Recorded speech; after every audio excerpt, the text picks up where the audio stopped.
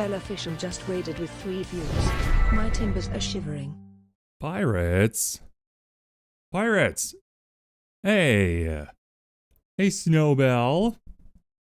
Hey, Snobes! What's up? How's it going, everybody? Welcome in. Irashimasen, as they say in Canada. In Manitoba. Hi, Goat Leo says hi. Okay. Oh!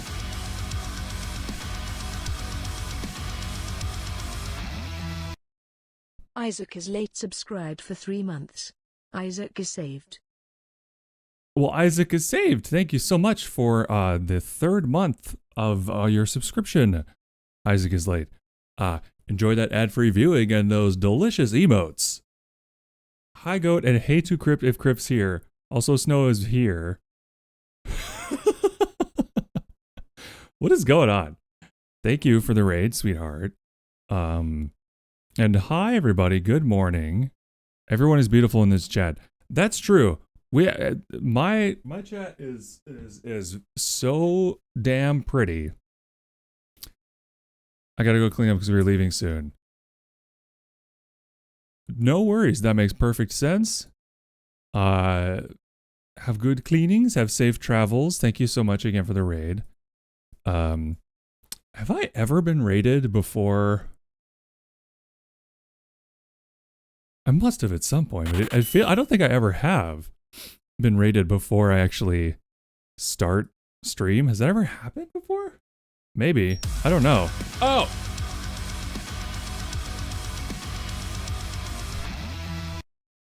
James 24 subscribed for 5 months. Isaac is saved. Kai. Thank you, Kai. Thank you for your 5th month of subscription. That's so fucking awesome. And I guess we're on a hype train. Good morning. Happy Tuesday, everyone. What's up, Overlord Steel? That's a good point. Let me catch up on check-ins here. So S and Ariru snagging first. Excuse me. Oh no! I'm getting too much money. I'm getting too much money. Just cheered 100 bits. Getting too much money. Getting too much money. Thank you for the biddies, Ari. Fucking sweetheart. Thank you. I didn't even get to second. Who got second? Travis got second. Dr. Verm with third. And let's talk about some prayers for the goat. We got Eselriro with 153. Travis T with 60. That's 9 away from a really fun number. Dr. Verm with 38. Not too bad. Izumi catching up to their namesake with 16 times. You made it through the ads. Zeusofrus. We've got some Crib Nouveau. Unprecedented 191 times. Notch. A respectable and lucky 7 times. Isaac is late with 38. And we're caught up. Thanks, everybody. Welcome on in. Oh, hey, well, keep your eye on the roads out there. It's slow and go, bump and grind on the high 5 in sunny California.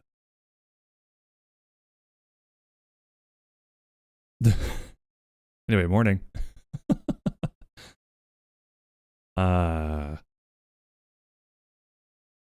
7 days away from a really cringe number. It's true. It's snowing here again. Well, then you must not be in sunny California. I assume.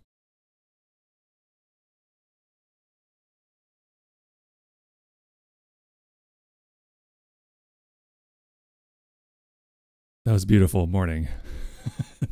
Thank you. Thank you and good morning. I have not done like any vocal warm-ups, and I should. I really should. Oh. Oh.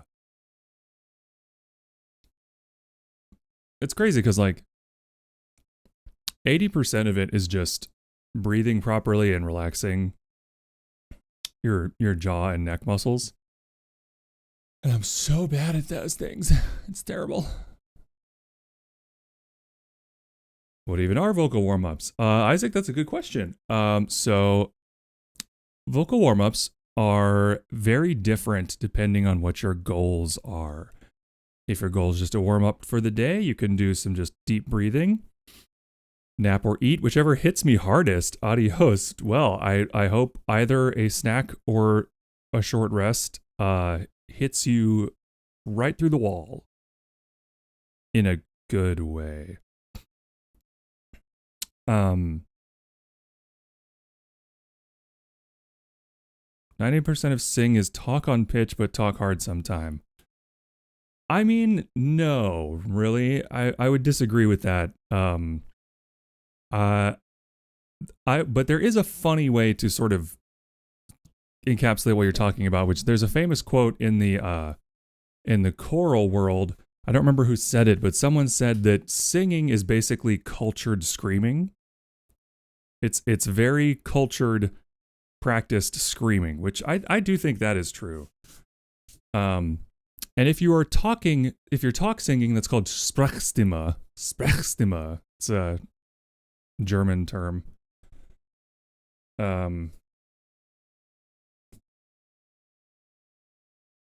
it's a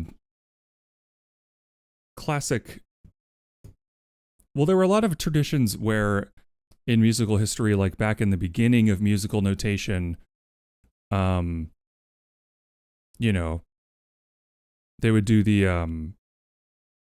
this is boring. No one cares about this. It depends on what style of teacher for sure. Some people say it's crying on pitch. Crying on pitch. Now that's a new one. I've never heard someone describe singing as crying.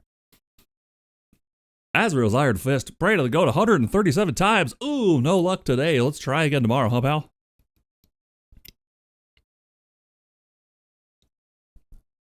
Don't forget to join that Goat Boat crew on Discord. But yeah, vocal warm-ups.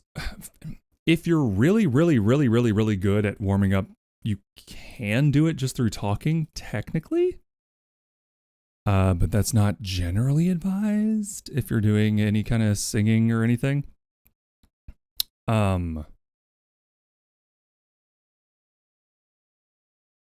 What I generally do is just like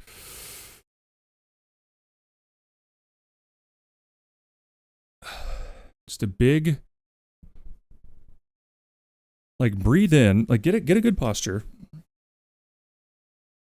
And good does not mean straight up. I'm not talking about stand up straight military style or sit up straight military style. Just get into a comfortable seated position. Take as deep a breath as you can and then hold it. And then keep trying to breathe in. Like,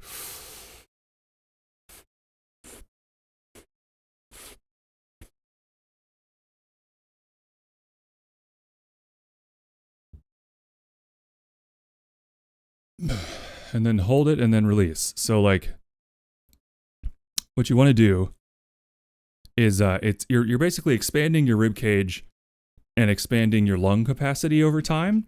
It's a kind of lung stretch. Like you shouldn't feel any pain. If you're feeling pain, breathe out. You've sucked in too much air.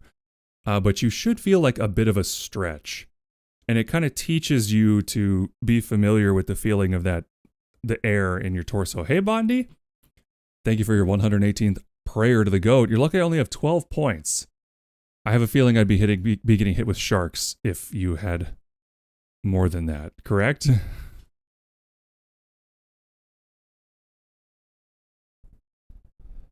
And oh, like that. Crips, hey, Sugar Mama Crips has got you covered, so don't worry about it. But yeah, oh Shadow, you are in a mood today. Get over there. Get. You can be anywhere in the room but the computer tower, and that's the only place you want to be. There's the troublemaker right there. Oh no, I'm covering him. What if I...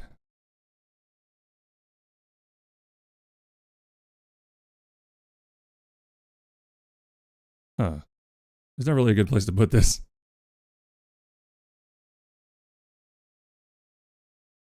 That'll work. He was purring so hard when I was down earlier, rubbing his face on me. He's a sweetheart. He's just in kind of a jump around and kick stuff mode. Let me move the camera.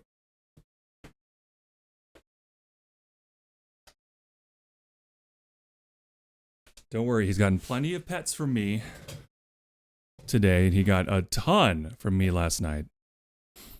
I personally, I just don't have the patience. I should do it, but I don't have the patience to do proper, like, scales and warm-ups, like just the do, re, mi, fa, sol, la, ti, do, ti, la, sol, fa, mi, re, do. I should just do a bunch of those up and down my range. I probably will, but I should. I should already be doing that. And then I also just have a selection of songs that I know are good for my voice and like won't. Because I have this tendency to mimic the vocal style of whatever I'm listening to. Because I'm fucking autistic. And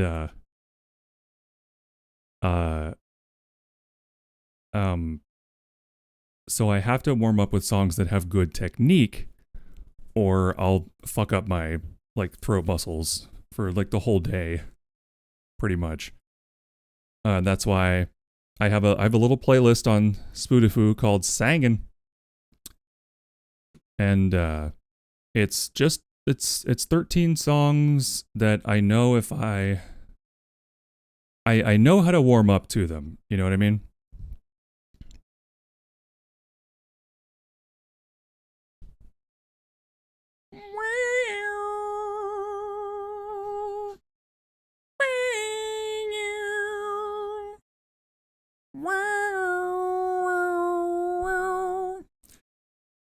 There are easier ways to fuck up those throat muscles all day. Heyo!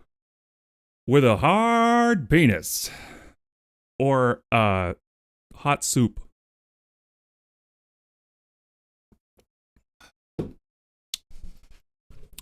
Or a hot cup of coffee. Nothing better than starting off your day with a nice cup of joe, huh? Too bad I can't, or it'll dry out my sinuses and I won't be able to talk. Because I'm dead and I've already been in hell. Yeah. I was still when you married. Huh? Yeah, that's still when you married. Crypt's reminding me of the Faustian compact I signed, along with our marriage certificate. Oi! Bondi is on a 115 stream streak and posted to quite a lewd animated emote that is definitely AI generated. Oh no, it's Ghosties. Ghosty bought an AI generated animated emote. Yikes. That's no good. Look. I can tell by the V on the hips. See that? How it's 100%. That's so AI generated. Boo. Boo. Tell Ghosty McToes. Everybody tell Ghosty to stop using that one. I'm sorry if they paid for it because they got scammed.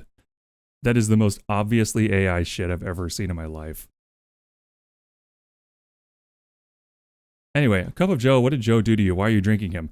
Have you ever read that SCP about the coffee machine in the break room? Because you're making me think of it right now. It's the punchline of the article. It's a short article. Yes, you have. Okay, so you got it. Yeah, they'll tell everybody else. The punchline of the article is essentially that the coffee machine gives you a cup of literally any liquid you ask for, and I believe the cup like magically can contain whatever the liquid is, but if you pour it out, it takes on its normal properties and like can do damage. So somebody said, I would like a hot cup of Joe. And then what came out of the machine was like blood, bile, urine, and like a little bit of muscle tissue or something. And so one of the employees named Joe was screaming. Yeah, started screaming and had to be taken to the infirmary because he lost 12 ounces of his body.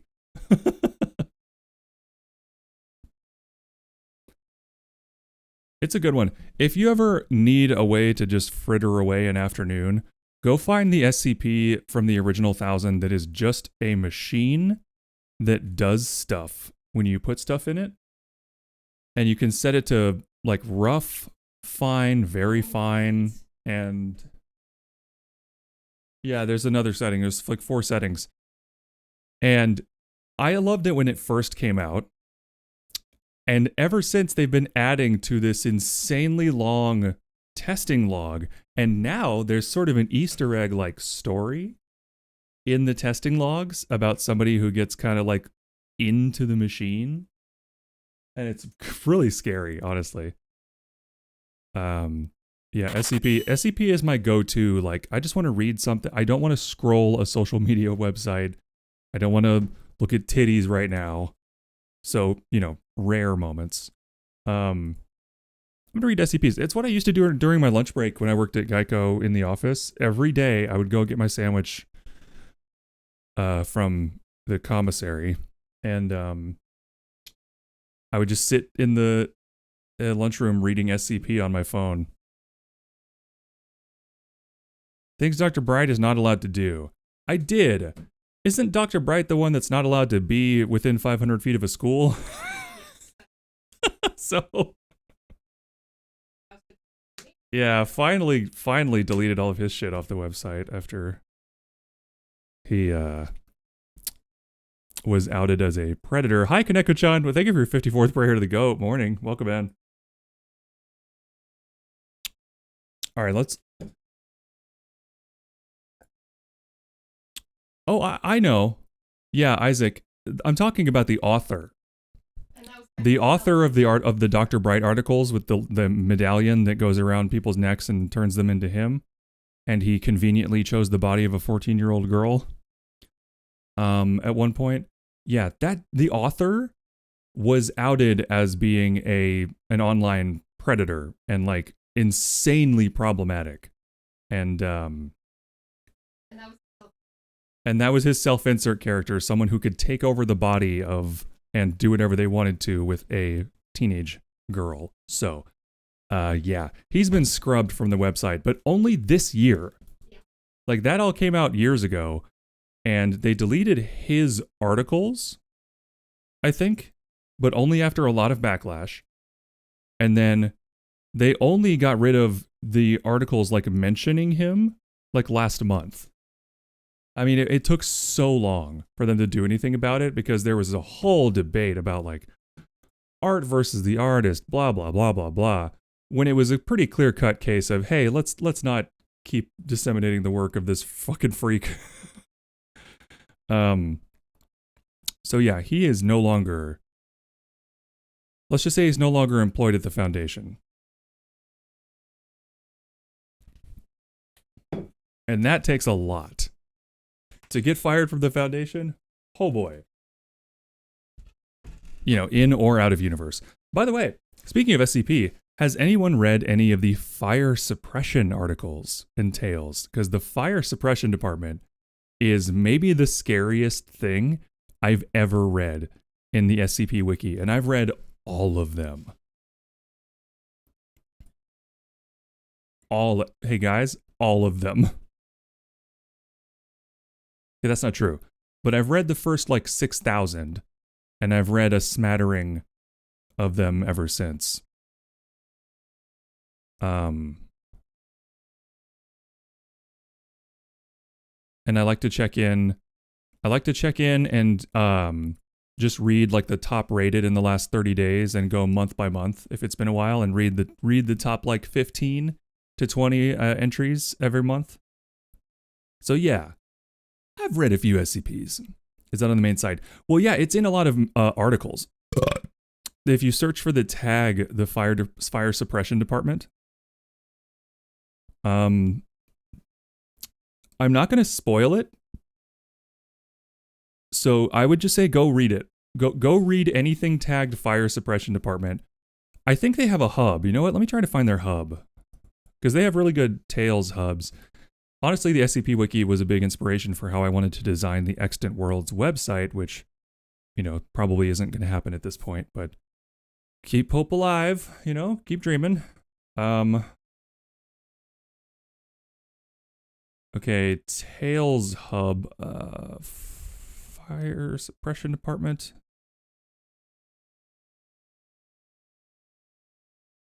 You know what, I'll do the tag search. Fire Suppression Department, there it is.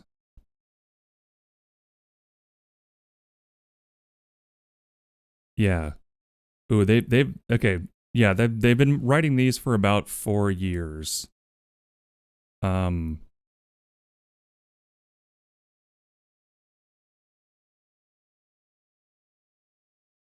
it is. I'm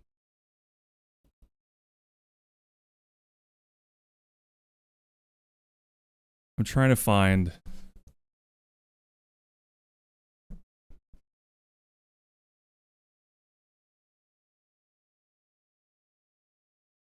Yeah, here we go. Here we go. 6630. Start with this one. Start with 6630. Read that article. Then go to the Fire Suppression Department Hub. Trust me, you will thank me later. Start with 6630 and go from there. Updated my journal. Hey, Paul Puquin. Thank you for your 3-stream streak. I believe that is 3 in a row since you followed, so that's very flattering. It is. Welcome in. I will do, thank you. Listen, I've read, like I said, a ton of SCP. Hi, Esu. Articles, and my favorite ones are the ones that are either very short and very good or like medium length. I don't really care for the ones that are 400 million pages long. Unless it's, oh, thank you for the head pats. Unless it's broken up into decent chunks and chapters. Like When Day Breaks, there's a lot of stuff with that that's really good. I really liked the alphabet phobias, like thing, not phobias, but the alphabet game they did. E for Eternity is one of the best things I've ever read, and it's not that long. There's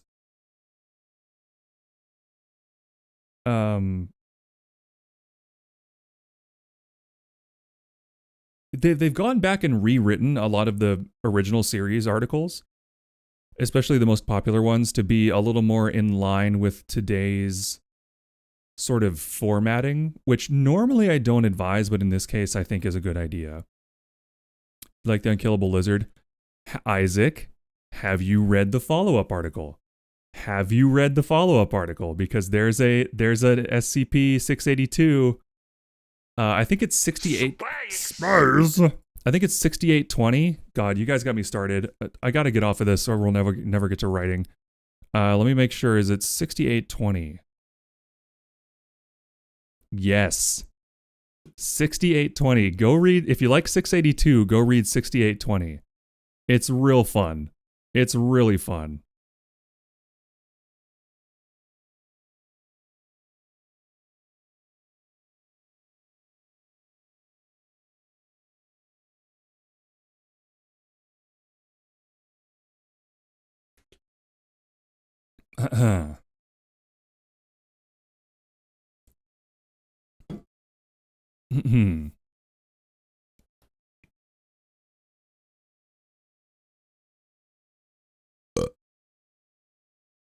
Okay.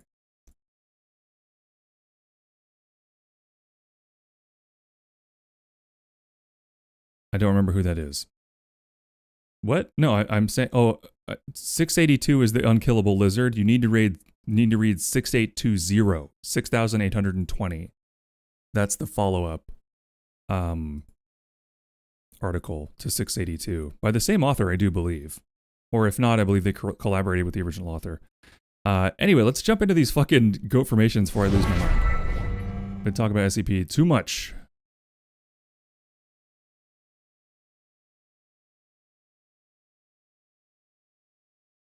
All right. Have some coffee table jazz and do some daily goat formations. Will be your good friend. Talking Goat.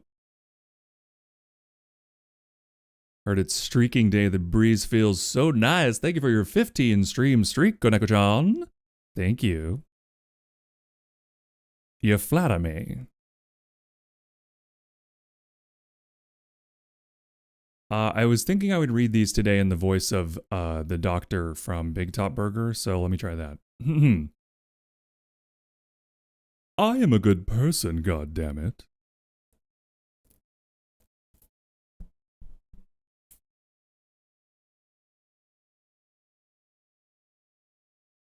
I deserve to feel good about myself. Egg.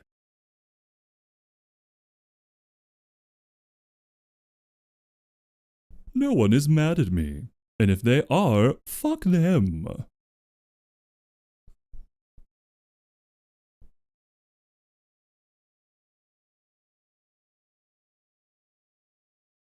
I will not allow capitalism to define my worth as my net worth.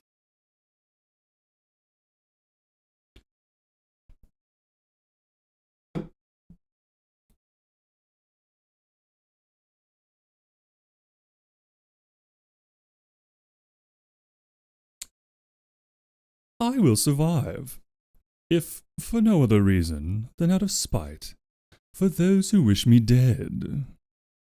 That didn't sound like him, hold on. Then out of spite, for those who wish me dead. Hey, Crypt throwing out some freaking presents and gifts. You know what? I probably have a bajillion presents I could give out.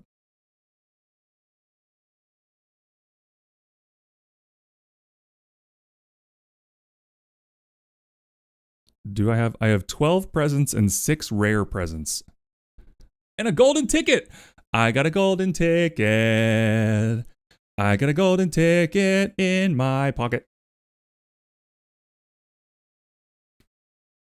I literally have gotten nothing but common rewards for like 8 days straight. What in the tit-shitting fuck? Anyway, moving on. I am a beautiful person and worthy of love and support.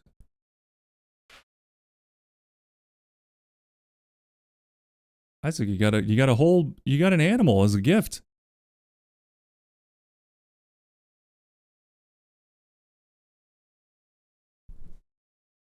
Given time to prepare, I am unstoppable, like Batman.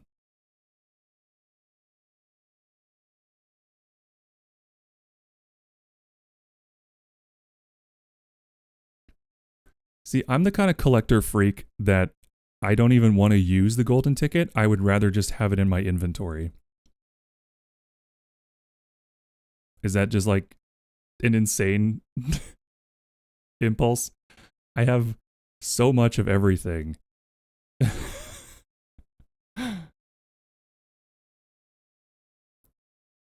I am an artist. My voice is unique and worth sharing.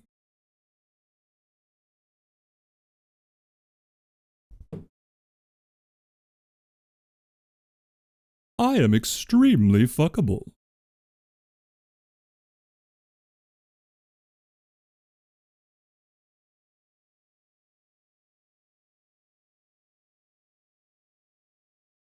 And finally, I like who I am. And to my haters, eat shit and die.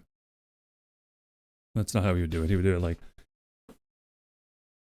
And to my haters, eat shit and die. Yeah, closer. Anyway, thank you. Alright, let's get into the motherfucking writing scene. I should probably get these programs going before I switch over at some point, but I'm never going to do that. I'm just never going to do that, am I?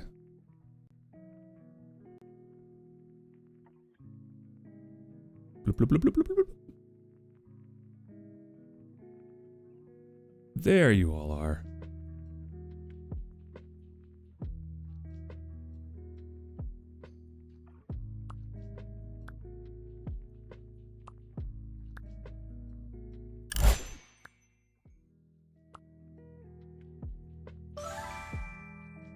There we go.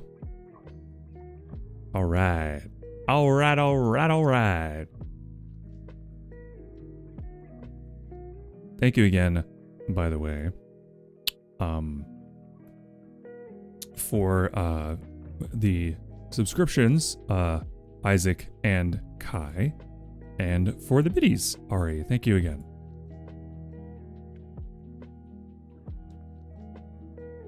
I'm reminded of one of my old comic ideas. It was basically My Little Pony SCP. That is certainly two acronyms that can be next to each other. That is true. That is absolutely true. That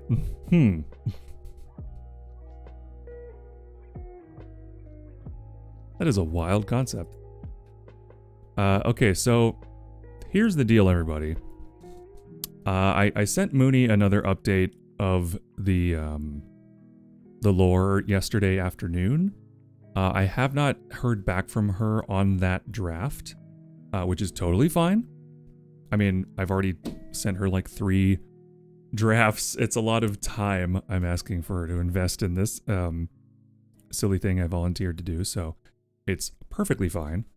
I also sent it to Crypt for a quick editorial pass because she's a fucking pro. So that is sort of on hold until I get feedback from those 2 people on Mooney's lore. Now, I guess I have to change the word of the day.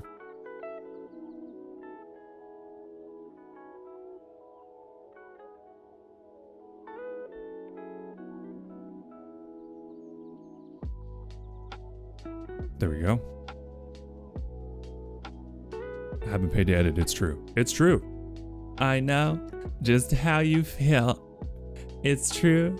I know just how you feel.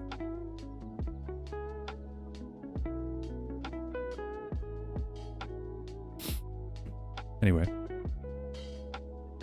So while that is on hold, I thought, hey, you know what? Why don't we get back to Extant Worlds and try to work through some of this fucking lore that has been hanging over my head for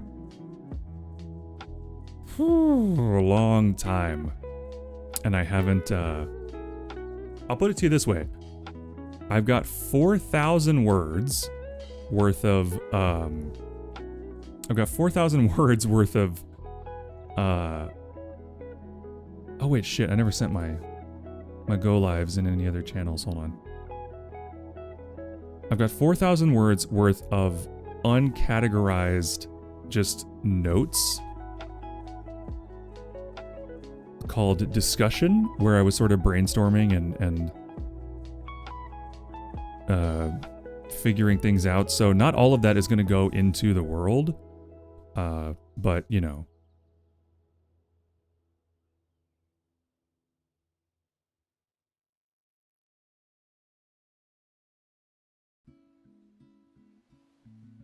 I don't normally do my full Discord blast these days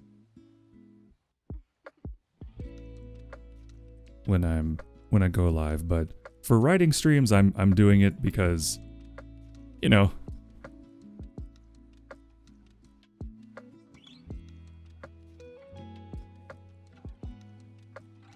I don't think that there's no. Okay, it's good enough. Yeah. Yeah.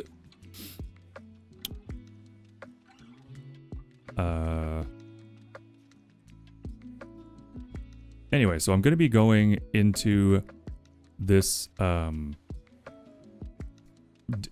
dragging my way through this 4,000, word. Great, how are we doing today? Kiddas, you're just in time. I'm going to be... I was just explaining that I'm going to be getting into... basically digging through a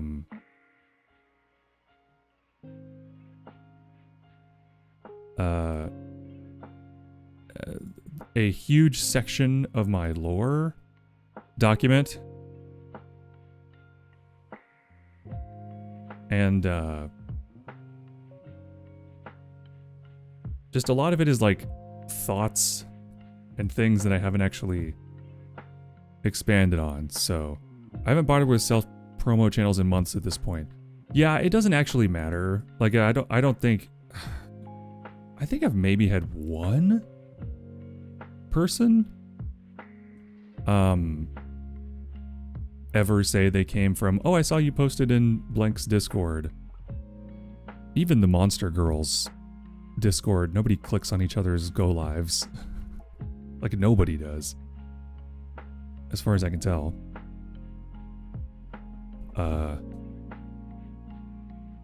Autumn and UF Folly. Oh, okay.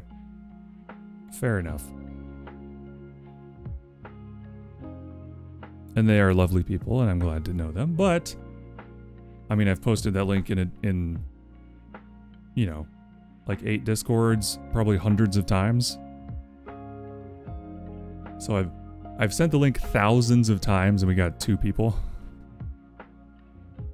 It's just not an efficient use of time is all I'm saying. So I just don't bother.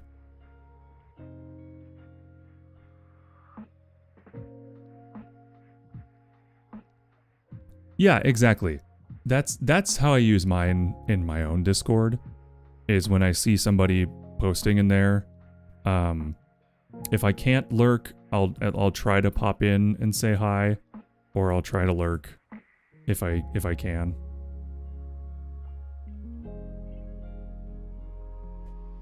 Speaking of lurk, I should set up my lurks.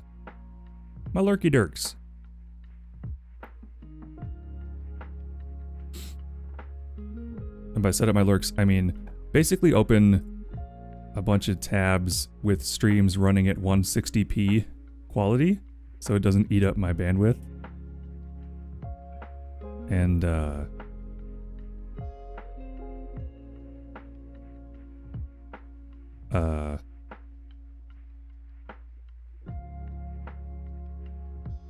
throwing down those delicious lurks.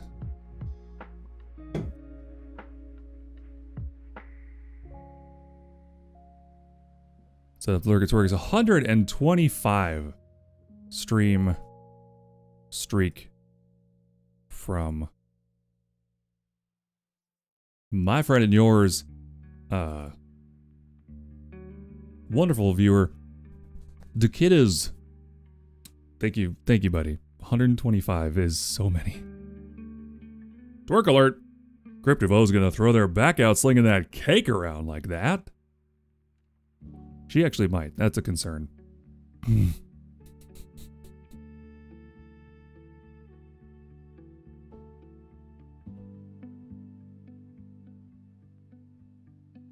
Aw, there's Slapdick with the lurk back. Love that.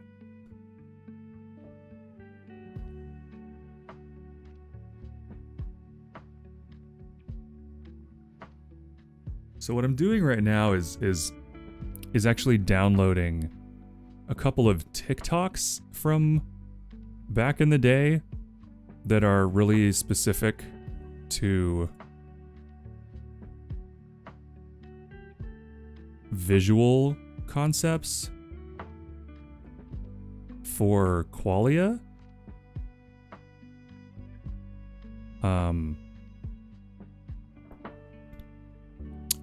An unknown or whatever.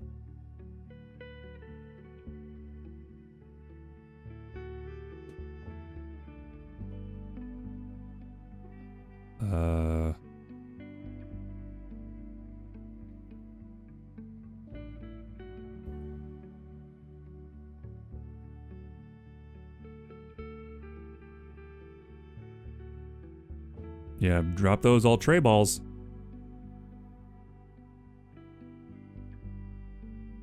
But yeah, there's this one cosplayer that did a really fun, like,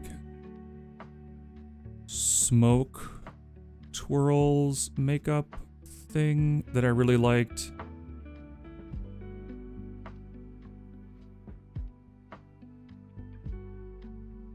Oh, she's revisited it a few times, okay. I think that's their OC. But I am unsure. Yeah, there they are. Interesting. I've always been so jealous of people who can embody any kind of an anime aesthetic using makeup or, you know, whatever, because I don't have the face for that. I never did.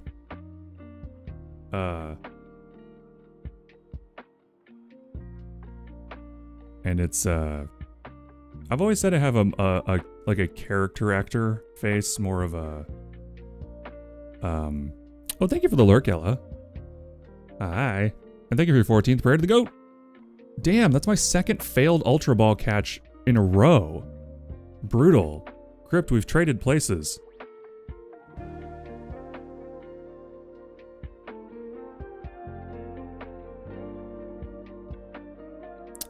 Alright, let me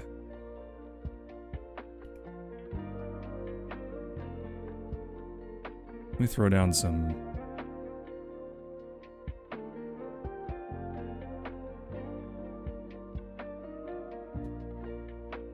Unfat Nerdwick also lurked. Thank you.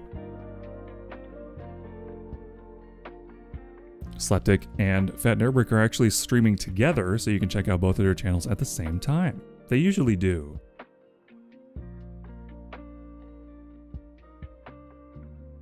So, make sure you are checking out the homies. Ugh. Excuse me. My reflux has been going buck wild, and I don't know why.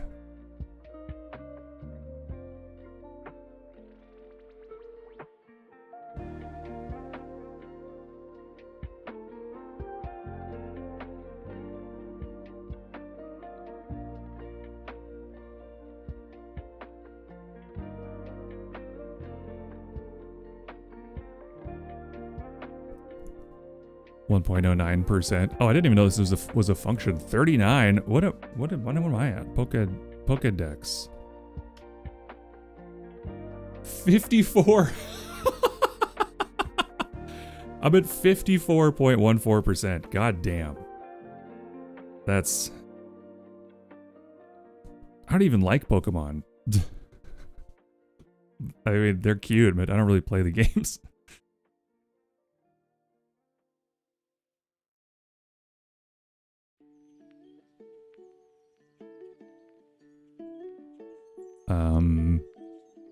Yeah, is Ella streaming? I didn't see her as being live. Because I can't lurk during DBD streams. It'll just fry my computer. I don't think they are live. No, she's taking tomorrow off. Right on.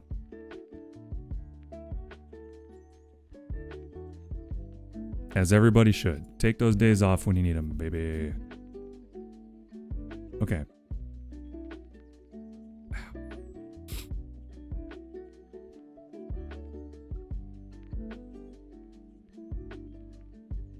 Keep trying to get back into Shield, but it's just missing something somehow.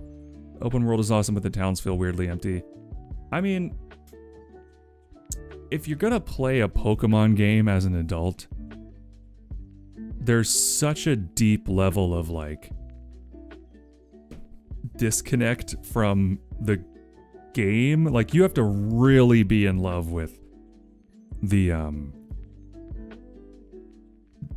loop itself of catching pocket monsters, or like the strategy, I guess, of the battle, or just the cuteness of everything.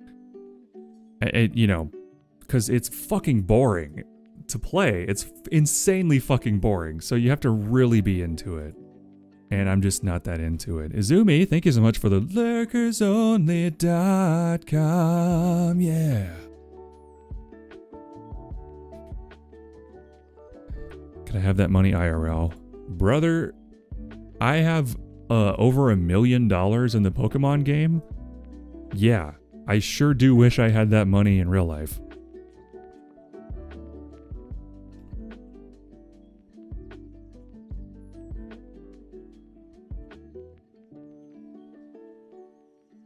Well, no, I'm saying it's boring the same way that, like, any RPG is boring. All RPGs are boring unless you are digging into the lore and, like, you know, feeling transported or enjoying the atmosphere. Like, I'm talking about the, like, moment to moment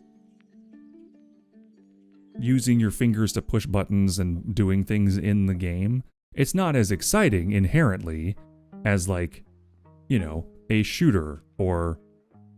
Yes, that's what I'm saying. So it's all boring unless you have that other layer of... No, that's not what I'm saying. It's boring unless you are tuned into that, like, meta level of enjoyment.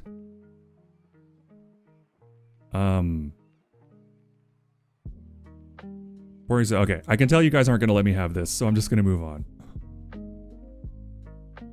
Anyway, I was just saying I have 1,070,000 Poké Dollars.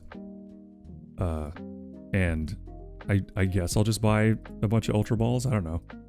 What do you even do with all that money?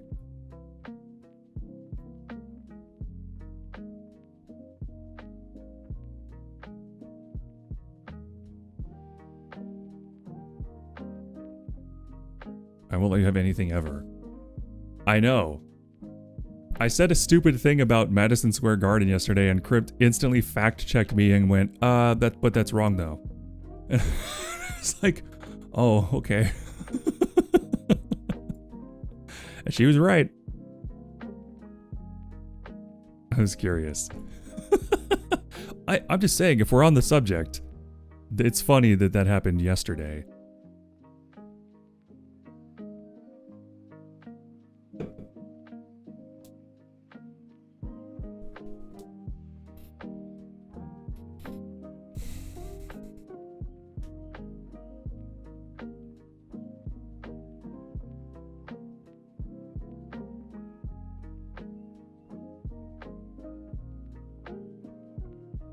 So I'm looking at this discussion document, and the first thing I'm seeing is, like,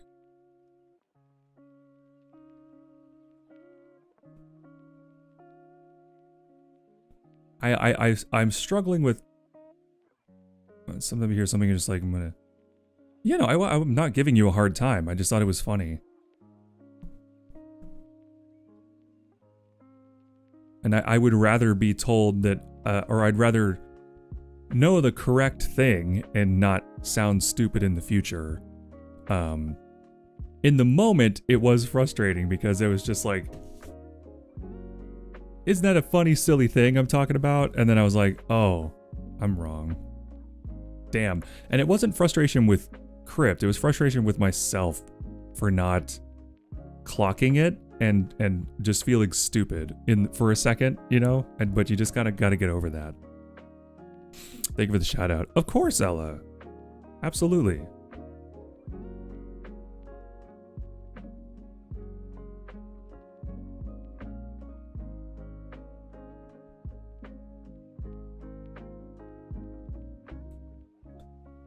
But what I'm seeing here is a blurb about, like, general knowledge level of people in the grid. So if you're not familiar with Extant Worlds, it is my setting. I don't like the word homebrew. I think it's condescending. I think it's condescending to say that anything that isn't official product is homebrew. I don't like that. If you are riffing on an existing book, like if you take Curse of Strahd like I did and make a whole different, like, setting out of it, that is homebrew. Or if you're making up new rules and stuff, but I feel like we need a new term for custom settings that you are making yourself, for, you know, stories or RPGs and that sort of thing. Like, I feel like we need a new term for that because homebrew pisses me off.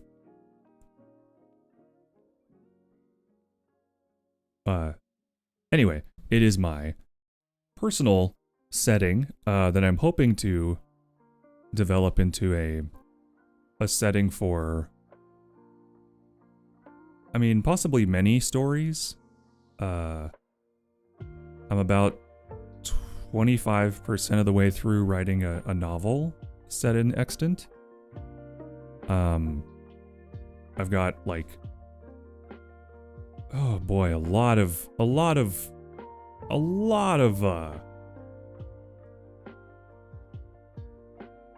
let's see.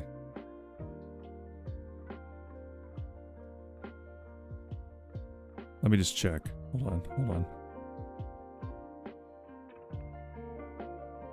This is one of the reasons I like,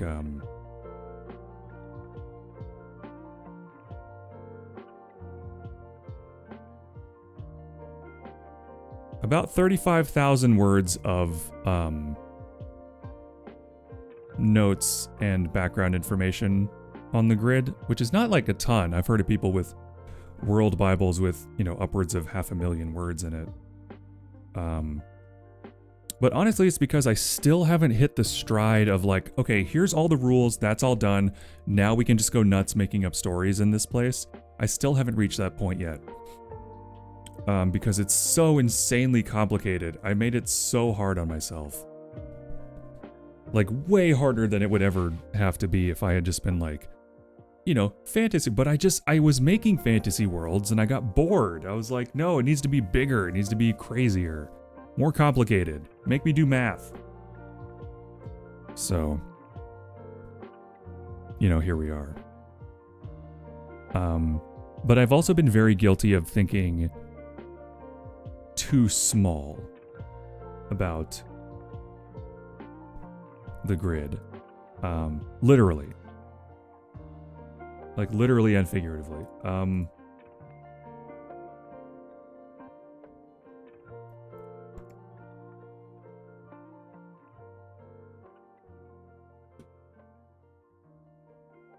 So, as a quick refresher, sci-fi fantasy and I'm dying. Mine is also sci-fi fantasy. Technically, it's not sci-fi, but it's got some of the trappings of sci-fi. To me, it's pure fantasy with like some sci-fi aesthetics. But you'll see what I mean. So the grid is a metal framework essentially of empty squares that is 100 million miles by 100 million miles by 100 million miles. It is itself a gigantic cube, and each edge is 100 million miles long. Okay. Which means, given that the rails, the actual metal bits, are 1 mile wide, long and deep, not counting the sort of, you know, crux sections where they're connected, there are 7 quintillion and 540 quadrillion spaces within the grid. So it's basically outer space. Except it's not. It's much more claustrophobic than that.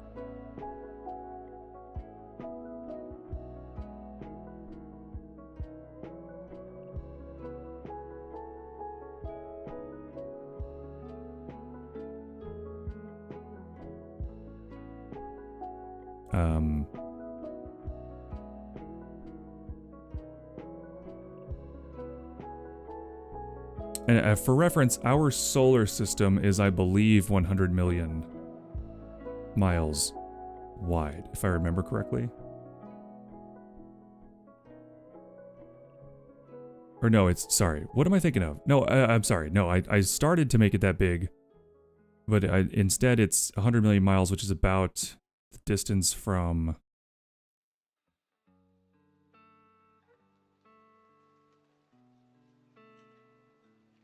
Earth to the sun. Yeah. because Earth's distance to the sun is about 93 million miles. So it's just over 1 AU. Or astronomical unit.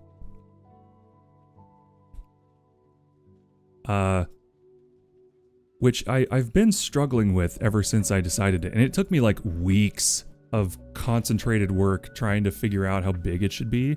And I was losing my Crypt can tell you I was losing my fucking mind just muttering to myself about how big it is and all that stuff. Like I was losing it.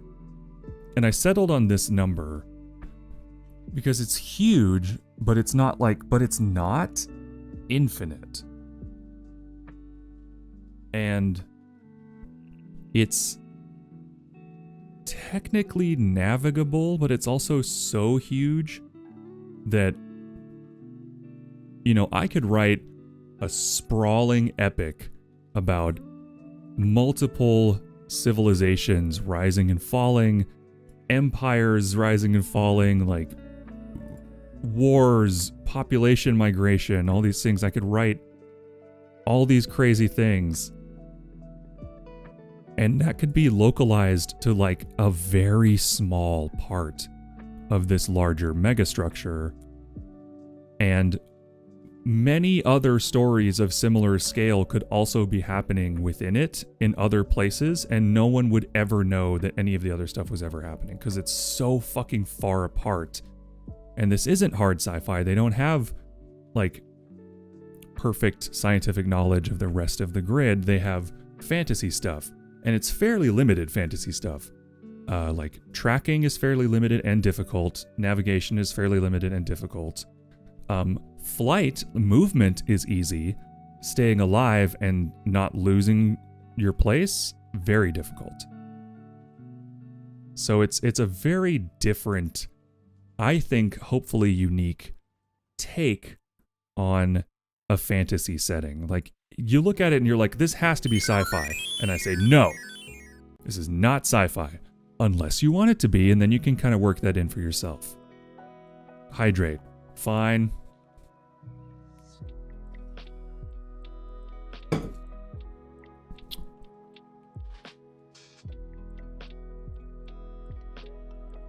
What is the environment outside the grid? Where's the grid located? To that I say spoilers. Spoilers, my friend. That is classified. I know what it is. I know what's outside of it. In fact, I knew the moment I created it exactly what was outside of it. And I know exactly why it was created. I know exactly who created it, how, and for what purpose, and why it is designed the way it is, and why everything functions the way that it does inside there. I know all that stuff. The reason I'm keeping it secret is because I don't think it's necessary for people to know that to work within the setting. It's kind of a secret. I have to go to the bathroom, actually. I'm going to be right back, everybody. Sorry.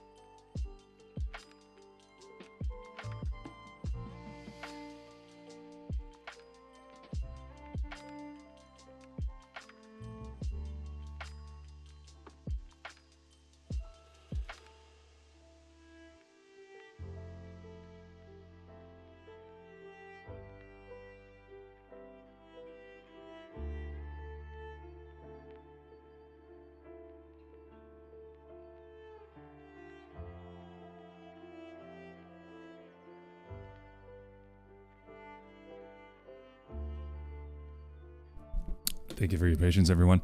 Are you enjoying the stream avatars? I can make them bigger.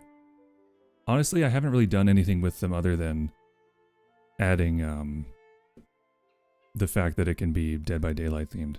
Ooh, on a another 3-stream streak. I believe also exactly 3 days since you followed. Yeah, wow. That's very flattering. I was gonna say, everybody, including all the lurkers,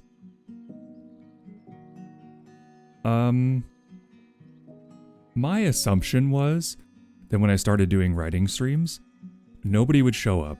I would go back down to having like 2 to 4 people hanging out maximum at any given time. And I was willing to accept that because it's so important to me that I use this time in a way that is satisfying and feels like I'm growing as a person. And the fact that you all are here and being so supportive is, it means a lot. It means a tremendous amount. I am chuffed. Deeply, you chuffed me good. I feel well and truly chuffed by the fact that you're here. So, thank you.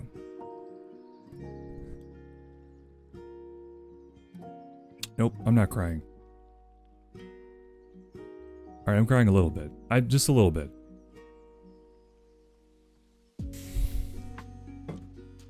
I'm crying a little bit.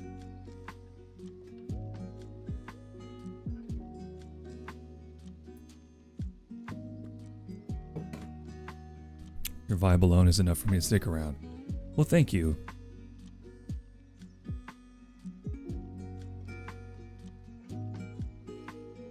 It's funny because most of my life, my vibe has been what pushes people away. So, I appreciate that. Is it raining inside? No, never. Emotions are cringe. Who would ever do that? Anyway, I just wanted to say thank you. Okay. Anyway, back to the grid. Let's get into this. So, I almost wonder if I should adjust the size of the grid again. Part of me has wondered if I should just make it like mysteriously infinite. Like maybe if there are edges to it, no one's ever been there. You know, here for the goat, X and World subs a bit for me. That's fair. And, you know, I kind of want it to be like SCP, where if you want to write a story in Extant where the grid is infinite, or at least as far as these people know in the story is infinite and there is no way out, you should be able to do that, and it should be canon, you know what I mean? For your story, and I'm fine with that. That was the idea, was like, here's a palette so big you can literally do anything with it. It has every color in it. And if you choose to not use certain colors and make it just your own thing, I want you to do that. The idea is to inspire ideas and feel free to do crazy stuff in this crazy setting. Thank you, Shadow Uzu, by the way, for your 4th prayer to the goat. And enjoy your breakfast and modding. Debug with bacon.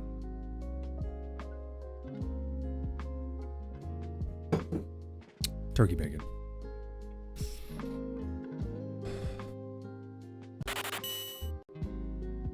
Aware NPC1, thank you for your 181st prayer to the goat. Thank you, thank you, thank you.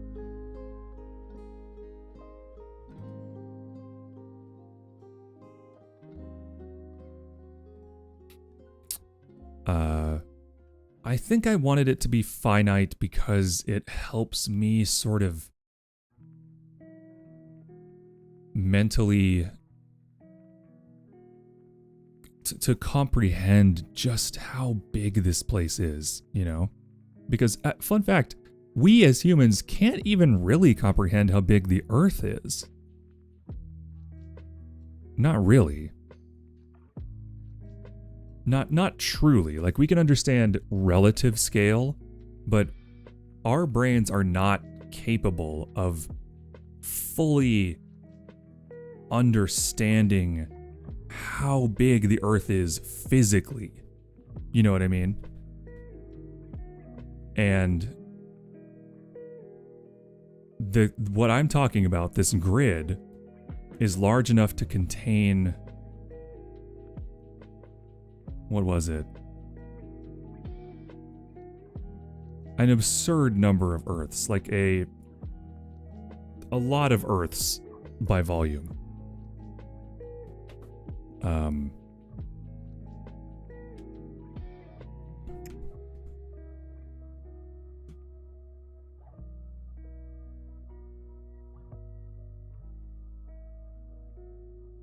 I wrote it down.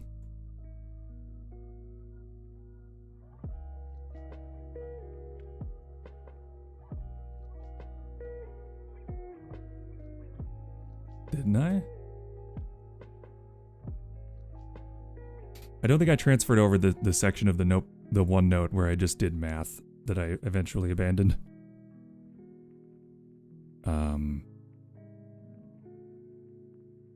You know, it's funny, because I'm such a...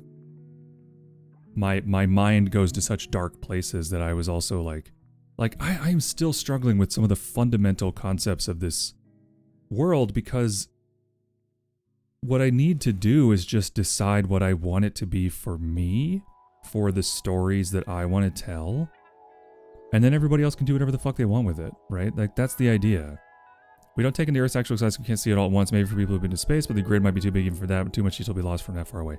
Yeah, in fact, if you would like a relative description of the size of it, I did do the math. It took me an entire day of writing, but I did do the math on the visual distance in the grid. So you know how you're standing on Earth, there's a visual distance to the horizon where you can see a certain number of miles until you can't see anymore because of the curvature of the Earth. Well, because of the way our eyeballs work and the way the grid works, even though the spaces are 50 miles wide, deep, and tall, there would be a visual horizon. So basically, if you are standing where your eyeballs are exactly perfectly 25 miles from each side, top, bottom, you know, all around you, if you're in the exact middle of a grid space, you can see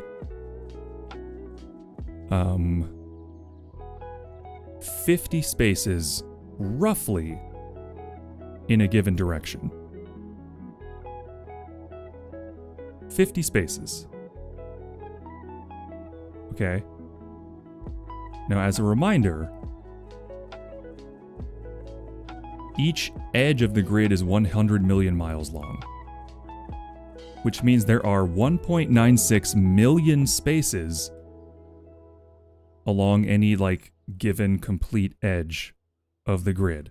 So, if you are standing where you can see as far as you can possibly see, you were looking at 50 out of almost 2 million spaces that could be in a given direction if you're on the far edge and you're looking, you know, into the grid.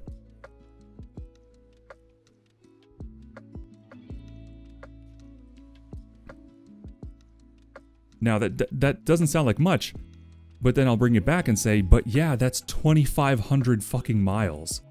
That's so far to be able to see. That's so much farther than we can see on Earth, unless you're in a fucking airplane. You know? But it has a similar distance. So here's the formula. This is the formula I came up with. X is the point on the... I described it this way. where x is the point on the x-axis at which the sloped line intersects it, because it's basically derived from the Pythagorean theorem and the slope of a line, okay? Like y equals mx plus b. So this is x equals b divided by m over 10. So x is the point on the x-axis at which it slopes, at which the sloped line intersects it. B is the starting height, and m is the slope.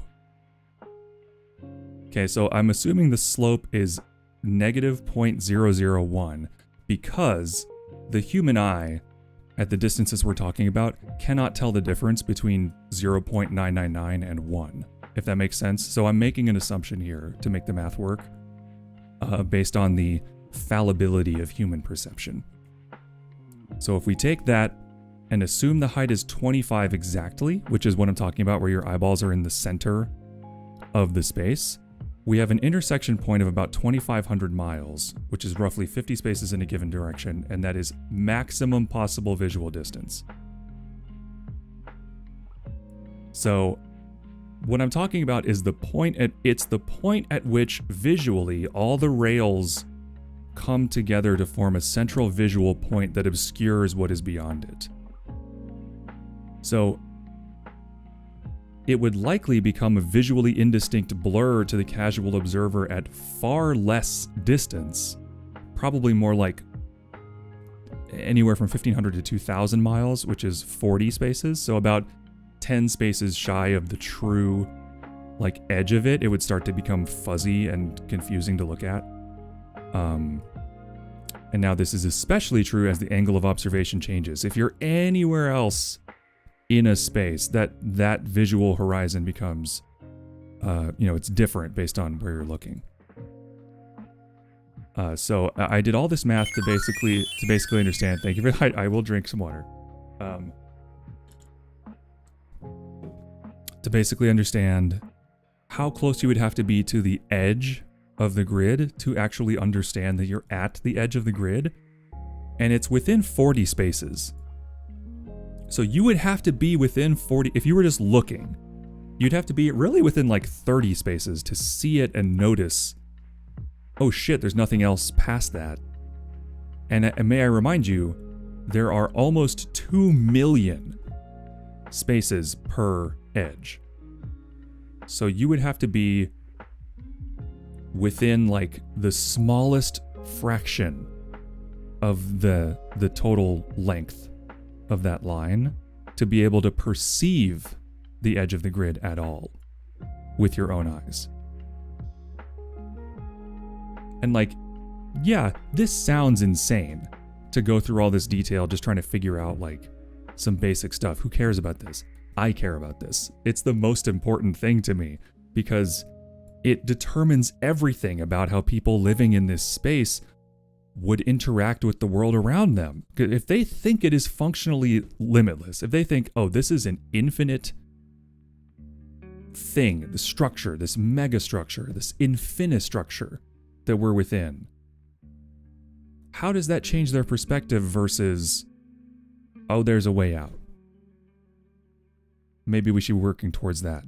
It's a complete sea change in philosophy of your place in reality. And besides, I haven't told you guys the best part yet, which if you don't know, there are... Yes, drink the liquids, Uncle. I will. At your command, Bondi, I will drink liquids. There are about 7.5 quadrillion cubes inside this grid that are windows into other universes that contain worlds themselves. So these people wouldn't be like desperately searching for the edge because there are world cubes they come from in the grid that they need to stay close to survive generally. And also, are windows to just straight up outer space in most cases. So if you needed to leave that badly, you could just go. You could go, and if you have a spacefaring vessel, magically powered or otherwise, you could just go into a world cube and fuck off. Like it's not a trap. They can just leave. But there's so much there, so much potential, so much to gain by exploring the grid. You know, realistically, unless the world cubes are specifically not contained in the outer edge, then someone in the grid is likely to happen on the edge. That's true. Someone. But would that someone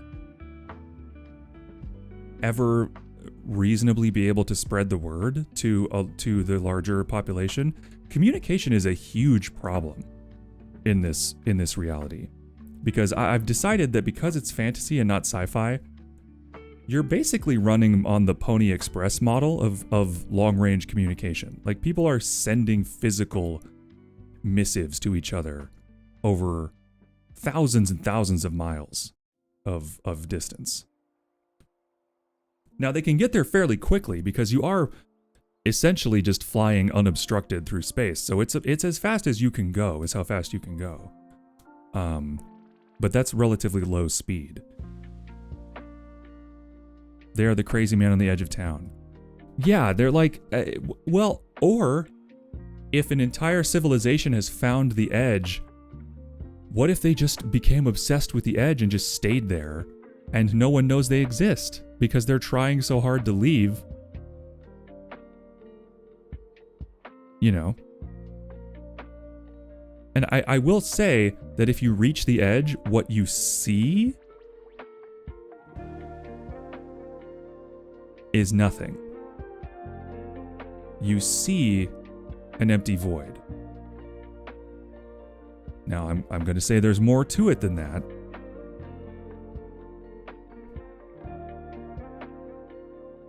Because of course there is. But that's what you would see, you know. So, want to make food, sir. Juice for Arya, praying to the goat 5 times. How you doing, sweetheart? Welcome on in. Welcome back.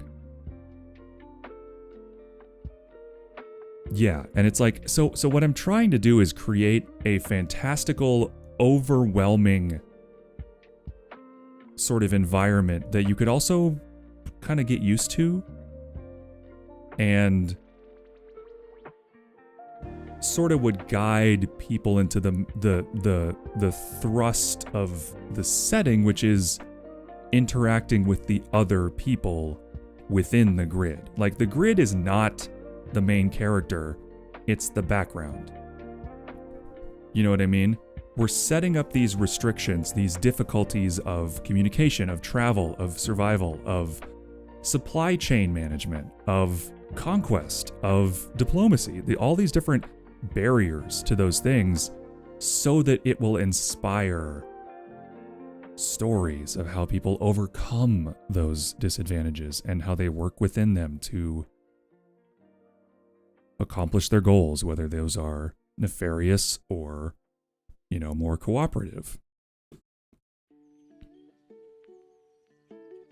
And I've got this whole timeline of the Zarathan Empire's expansion into the grid, their absorption of several different cube worlds into their sort of, you know, infrastructure, their Roman Empire-esque aggressive expansion, and how they have come up against very difficult enemies to deal with in the Paragons, who are like deifically infused mortal beings, and they are on their own warpath of conquest, and they've, you know, tussled in the past, and it has not gone well for either side, because the most difficult aspect of war is supply chain management. It always has been. The reason warfare evolved early on was because people figured that out. They were like, oh fuck, if we can keep our soldiers fed and moving and supplied, we're going to win more battles than we lose, full stop. Even if your strategies are not like the best, even if your soldiers aren't the best, if they are fed, clothed, and armed properly and where they should be when they need to be there, you've got a massive edge. World War I was truly when world governments went like, okay, logistics is everything, because they had to keep supplying shells to the front. It wasn't just about people and horses, which, by the way, they were still using horses a lot in World War I, like so much. Even in World War II to a lesser extent, but like they had cavalry charges during World War I. Can you imagine? Fucking Napoleon's cuirassiers from the French army still wearing blue uniforms, riding horses, and getting fucking obliterated by shells. It was crazy.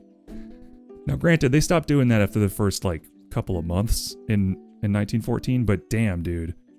One of the weirdest conflicts in human history.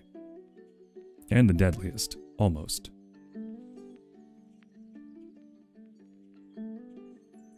Certainly the deadliest, if you are looking at, like, gains and losses of territory and, like, winning and losing battles, I believe it is the deadliest sort of per square inch. Like, World War II was much swingier. There was much more going on in terms of distance and taking and retaking and losing territory. World War I was like, we are here for the next 18 fucking months. Trenches are useful, but also quickly outclassed by...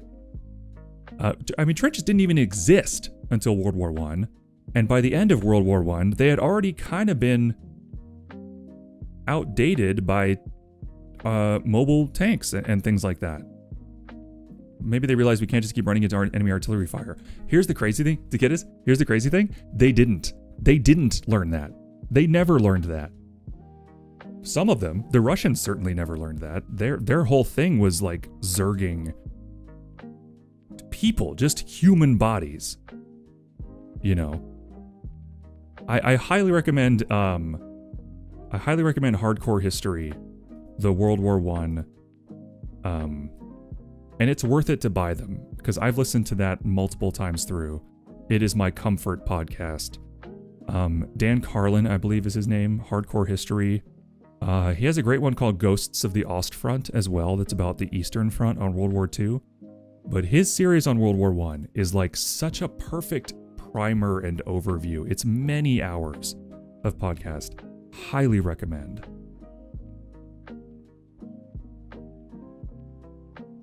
Highly recommend. Hardcore History on World War I. Anyway, I didn't mean to go on a... Here, hold on. Rant. Okay. Rich people don't learn. Well, that was exactly the problem. And there were... Oh, thank you for the burp. There were multiple instances, especially in the French generalship and the British generalship, where they would have to do these like sweeps where they fired all of the dandy boys who just thought of it all as a silly game and had no combat experience and like were essentially nobles who had been elevated to positions of power in times of peace. Yes, Dan Carlin, yes. I'm honestly thirsty to go listen to it again, so I'm probably going to restart it today. Like, just his explanation of the assassination of Archduke Franz Ferdinand and, like, how eerily similar it was to JFK's assassination and how very nearly it just didn't happen at all in so many ways, and sort of the different perspectives you can have on the perpetrators. Because in Sarajevo, the guy who actually killed Franz Ferdinand is a hero. He was a freedom fighter, not a terrorist. But to the rest of the world, he's a fucking terrorist who sparked a war.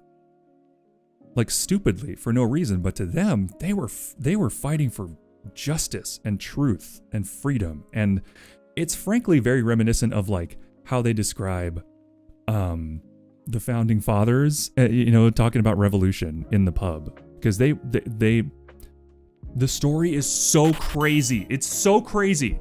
Because the conspirators who enacted the assassination of Archduke Franz Ferdinand met in a coffee shop. One of them was sent a newspaper clipping explaining that the Archduke was going to be on tour in their city with no further instructions. Someone just sent them the notice and said, hey, just so you freedom fighters know, he's going to be here. And we don't know who sent that to them. It is a mystery, as far as I know. There are theories, I'm assuming with some evidence here and there. But as far as I know, we don't know who sent them that missive with the newspaper clipping and wanted them to maybe take a shot. Is that not the crazy? Like, what?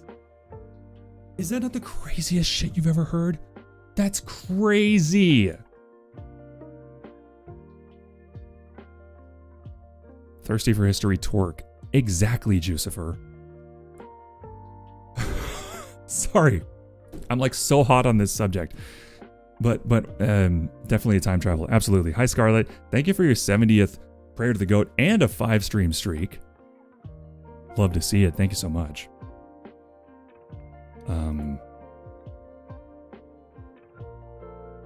Anyway, I'm on this rant because I want to explain, like, what I think is interesting in history is liminal spaces. And I want to explain, because I know that's a buzzword, but the liminal space, the boundary, the threshold, the crossing, the intersection of different cultures at different points in their own development, historically, militarily, technologically, culturally. And what happens when you throw all of those cultures all at once into a fucking land war where new technologies are going to be coming out monthly that change the face of battle and warfare forever. The French didn't even have artillery, and the Germans rolled up to what was the first city they took?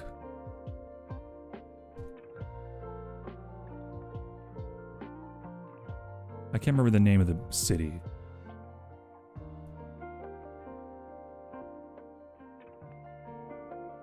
No, I don't. I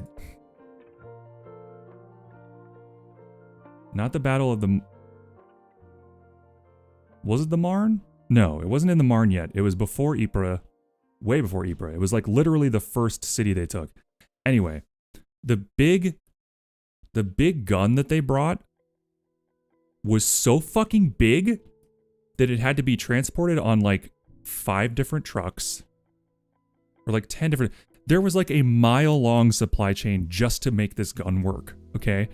The shells were so fucking big that they had to pour concrete to put the gun on. They had to slab out concrete, right? So they had to dig out a space, slab out concrete, let it dry, assemble this gun on top of it because it was so heavy, and then to operate it, they had to have the operators be like a fucking mile away with electric cord to detonate it and cotton over their eyes, ears, and mouths, like with their mouths open, because the shockwave from the blast would scramble their fucking brains and make them deaf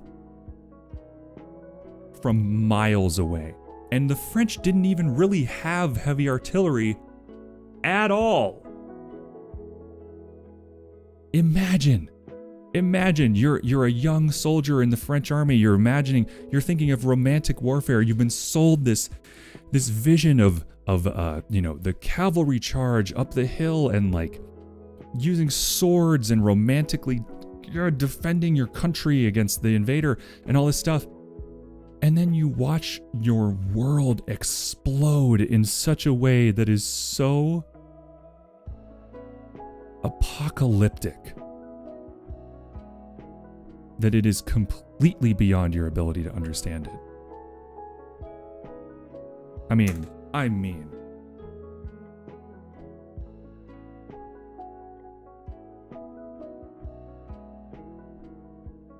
I'm speechless. Like, it blows my fucking mind. No pun intended.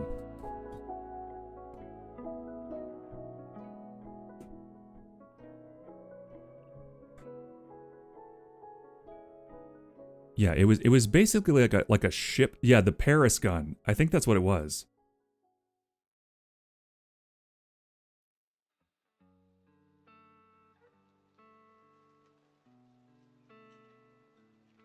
Yes. The distance was so long to the targets that they had to use the Coriolis effect, aka the rotation of the Earth, in their trajectory calculations.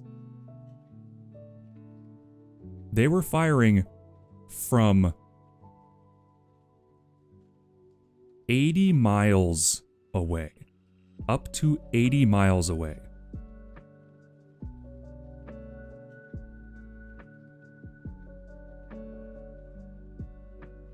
I mean,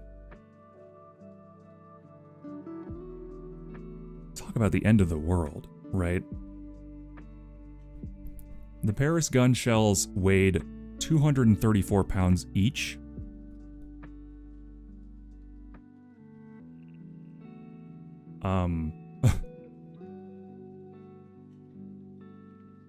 They had to make 7 barrels for it because the explosions were so insane within the machine itself that it wore down the barrels like really quickly.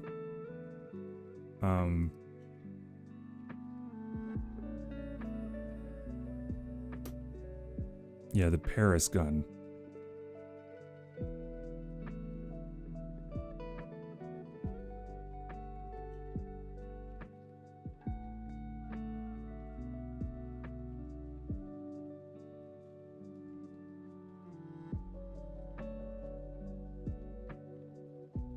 Insane. Anyway, I didn't mean to get stuck on this. This is what happens when I write, though. I get like into topics and I lose my brain for a long time. My point is that it's the intersection of cultures and civilizations at vastly different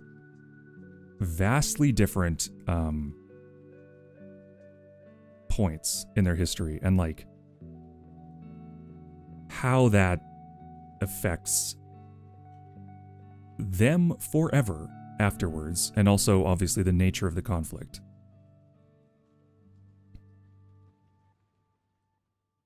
An unnecessarily big weapon, it's faster to set up and use. Well, yeah, it was more of a propaganda weapon than anything, you know. It was more of a demoralization tool than it was an actual weapon, if that makes sense.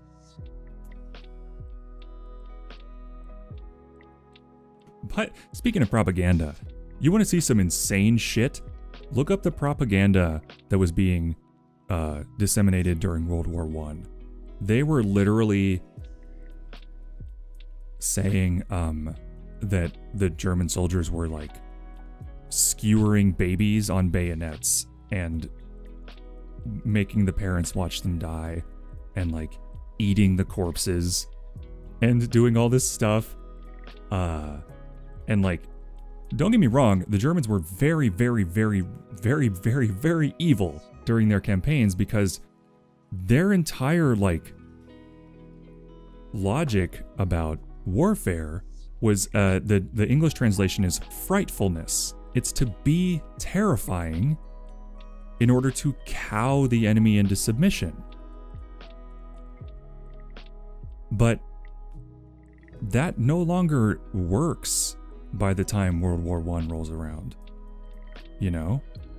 It just doesn't work. Like, being shitty to civilians doesn't further your war aims anymore. It's just crazy. But yeah, that policy of frightfulness was why they had skulls on all their shit and looked so evil, was because, yeah, we're trying to scare you.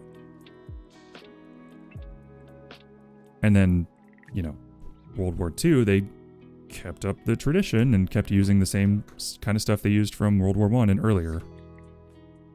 And it was like, I don't know. I am not an expert on this by any means. I've just listened to a podcast a few times. This is the stuff I know. If I am wrong, please correct me. Okay? Please, I beg you. If I'm wrong, let me know.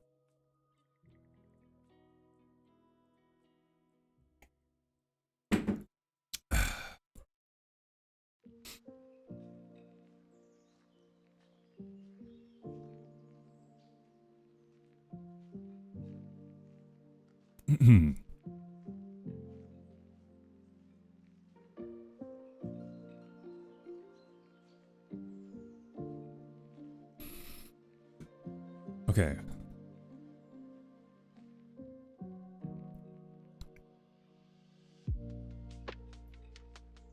Panzer chocolate, permanent. Yeah, it was a lot of crazy stuff. Anyway, so I guess the reason I'm going into all that stuff is because that is what extant is to me. Extant is like the extreme differential in culture, physiology, magic, technology, all these things, philosophy that come from literally cultures from different worlds interacting at a large scale much more easily and quickly than would be possible with travel in space. Because you got to think about it, about 0.1% of the grid is cubes. Now that's 1 out of every 1,000. And that sounds like a lot until you realize that's 1 out of every 10 by 10 by 10 space in the grid has a world cube in it.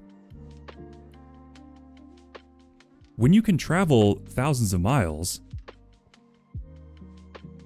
if you just full send and are trying to get somewhere else without needing to go back, you can get pretty far.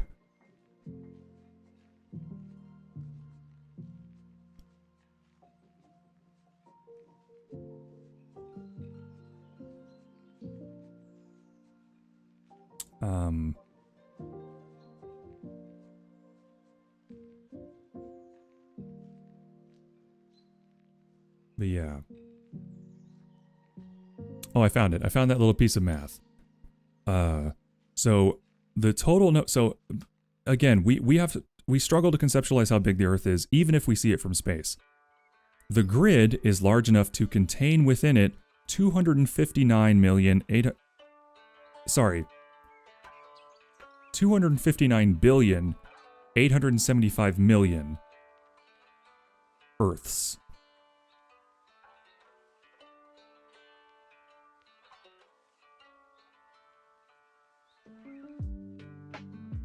So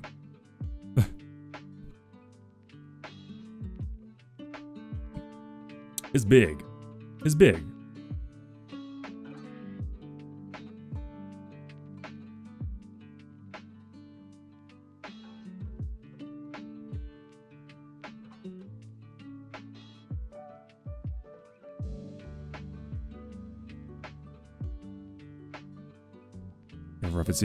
Recipe for Panzer Taco just can't legally make it.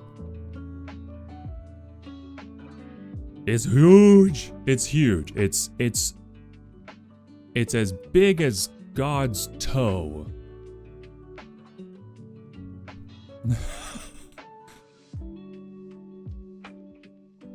The recipe for Panzer, yeah, illegal chocolate, exactly. I mean, any chocolate's illegal if you put drugs in it.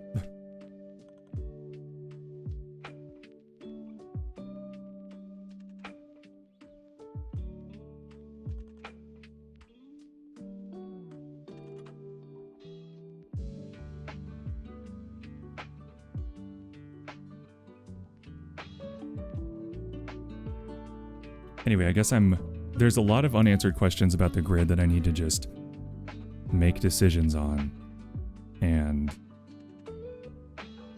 it's difficult to do that because I want it to be everything, but it can't be everything. It needs to be the one thing that I want to write stories in, and then I can present it as a like I said, a palette for people to write their own stories in and change however they want, and that there would be no quote-unquote canon other than the official my sort of interpretation, you know.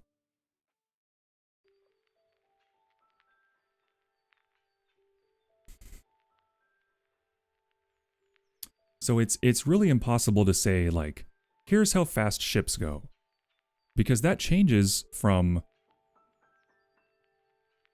culture. It changes from civilization to civilization. It changes from department to department within those civilizations. It changes between militaries. It changes between, you know, magic level and understanding and availability of resources and stuff. It changes constantly.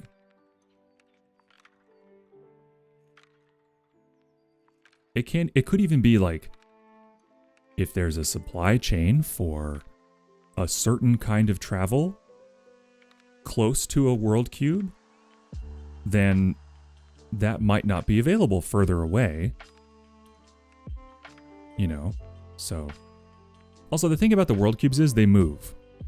I don't know if I was clear about that, because not everybody's fully caught up on Extant here.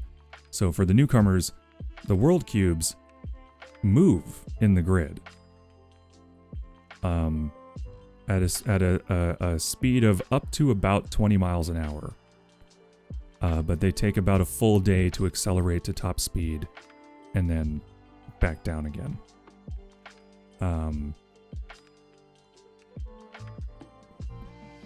Now, here's my math, right?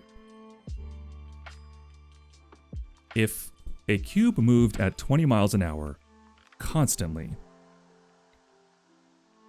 Wait, how fast for maximum speed? I'm getting into it. This is what I have right now. Okay, this could change. If they move at 20 miles an hour constantly, move like those weird slide puzzles. Exactly, yes. They move perfectly through the grid with not a nary an inch of space between the cubes and the rails. So if you're in the way, you better fucking move. If a cube moved at 20 miles an hour constantly, you can move 175,200 miles in a year. That's 3,504 spaces.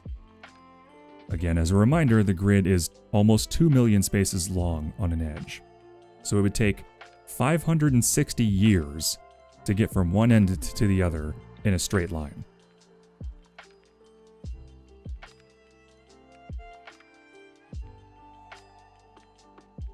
So, yeah. And again, even if they start at top speed, it takes an entire day to move 9 spaces. So they move very slowly. And they move very rarely. Sometimes they don't move for thousands of years. But when they do, it can be a civilization-destroying event. And the people in the grid have no control over when or where cubes move to. And they might move 2 spaces away. You know? Or just like go in a line for 10 spaces and that's it. They're actually a big part of the story so far in the little portion of the grid I'm talking about is that the Paragons, their home cube, like right as they were really ramping up into fighting the Zarothan Empire and taking their worlds and all that stuff, right as they were really getting into that, their cube fucked off in the other direction so far away that they haven't been heard of since. So it was like this big, epic war between these two epic, civilizations with fully blown empires, and their home base just left in the middle of the fucking war. So they had to just bug out. And that was it.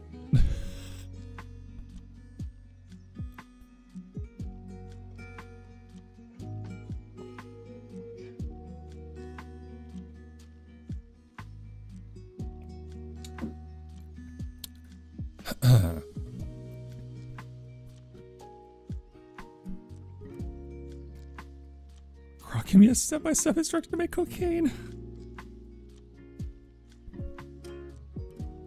Yeah, Grok, do that. You know, I need to stretch a little bit. I'm gonna take a stretch break.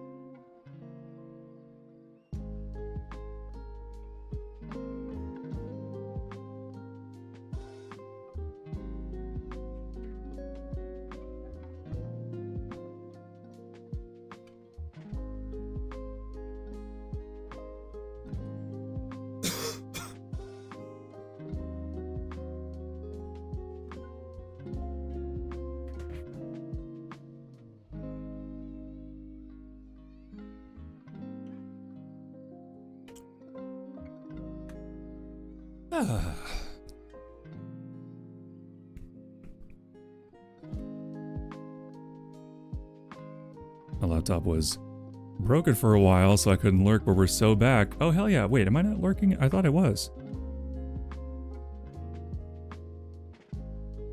Whoops.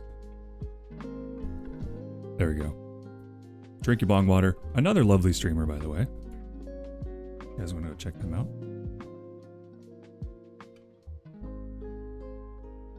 They're currently playing the Texas Chainsaw Massacre with some friends.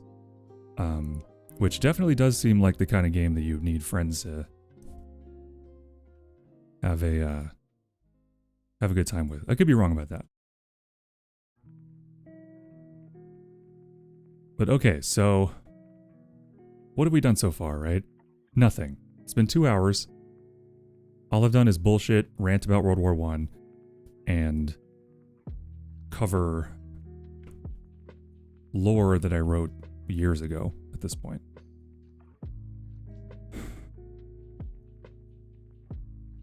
I guess what I'm trying to do is get all this stuff back in my head, you know?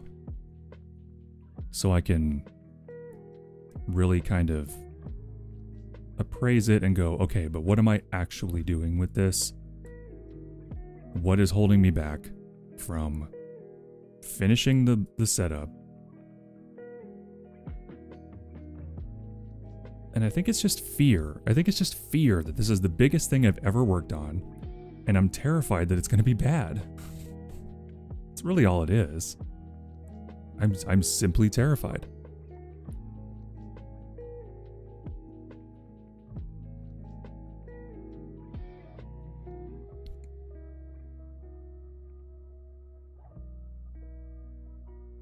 You got this. Well, I appreciate your confidence.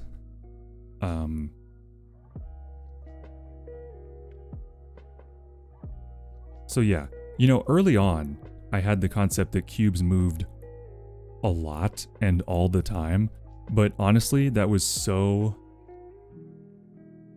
Sorry, I had that they moved quickly and a lot. But it was just so, it would be so impossible to have anything happen in the grid that I was just like, ah, fuck it. They don't move that often, but when they do, it's a big deal.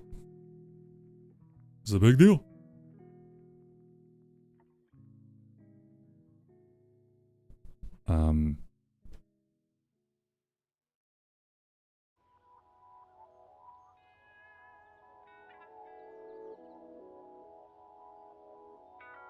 Twilight is a published work. A very popular one. Grip with the fun Coca-Cola facts. You'll love to see it. Okay, so let me tell you about cube movement, right? Let's talk numbers. Maximum speed, 20 miles an hour.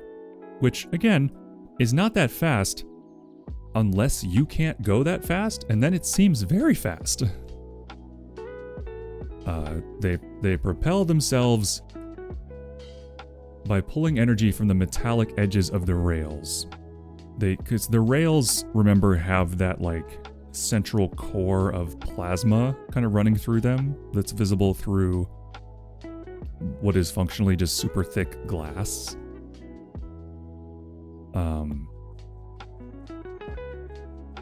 They use the energy to propel themselves using an unknown repulsive/attractive force and make no sound whatsoever. There is no sensory indication of their path or intended destination.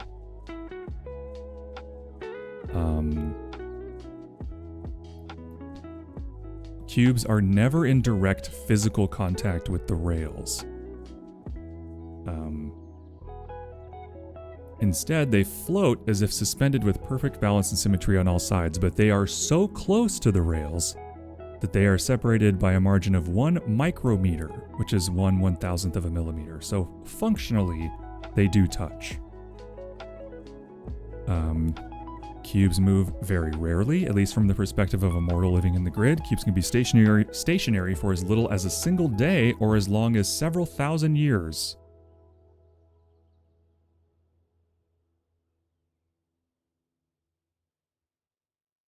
Comma, if they ever move at all. When cubes do move, they tend not to move terribly far in a single movement, usually between 1 and 15 spaces. No force has been observed that can slow or obstruct a cube. One would have to physically destroy or disable a rail segment or a group of rail segments to affect a moving cube, and it still wouldn't stop entirely. It would simply drift forward under its own momentum until reaching the next active rails. Also, cubes have never been observed to collide with one another. If one is put into another's path and they would collide, one or the other will slow and allow the other to pass. Which doesn't take that long, it only takes a few hours. But again, the spaces are 51 miles wide, essentially. So 20 miles an hour, that's about 2.5 hours to get through a space. Which again, doesn't mean, it doesn't seem that much, you know. Would you take $2 billion if it meant an unstoppable cube followed you for the rest of your life and will kill you if it reaches you? Yes! Because I would just give the $2 billion to Crypt and, you know, use a portion of it to try to outrun the cube for long enough to do some things I want to do, but otherwise, yeah, kill me. For sure. You know what you could do with $2 billion? You could honestly change the whole fucking world if you were smart about it. And Crypt is smart, so...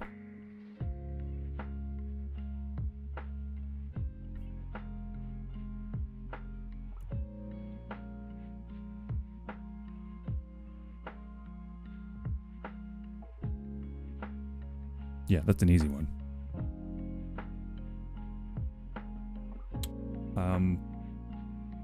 So that's cube movement, and I did kind of nail that down I think I am happy with it because I want it to be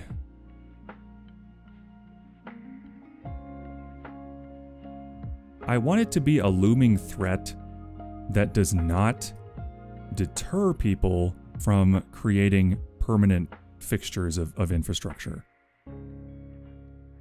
Right? They build stuff with the understanding that there's a chance this could all be destroyed or rendered unusable at some point in the future, but that could be many, many, many generations from now. Who knows, you know? It makes it rare enough that it becomes more of a plot device for writers than a consistent interaction, you know?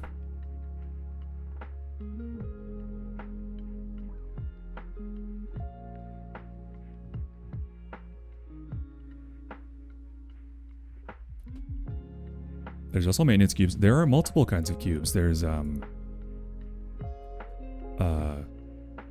maintenance cubes.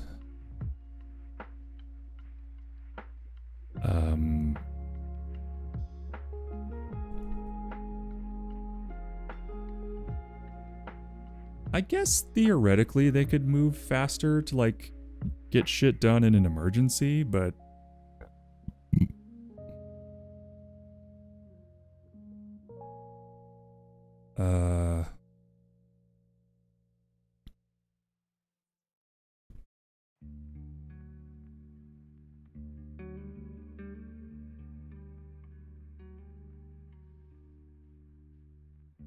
thank you for the burp. Storing the rarely, if you could even achieve it, would only be a temporary alteration. Well, I have a sort of point of interest noted down for somewhere else in the grid where, like, something terrible happened and a sphere of space in the grid that's, like, several spaces in diameter was sort of obliterated and all of the rails in that spherical space were destroyed. So there's, like, multiple maintenance cubes sort of stationed around it, constantly working at full capacity to try to repair the rails. But it's taking a very long time. Yeah. I have several possible explanations. The one I'm going with right now is like a group of scientists in a civilization, like in a world cube. They were working on teleportation within the grid, and something went wrong, and they basically obliterated everything around them in a certain radius by botching some kind of magical experiment with teleportation. That's what I have in my mind right now.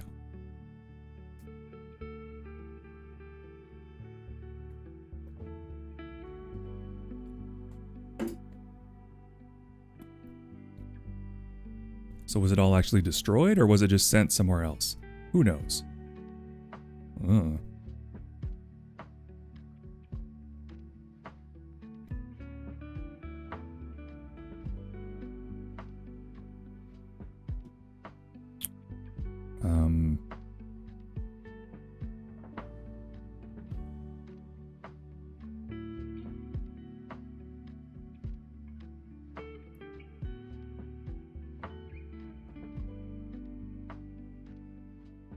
Yeah.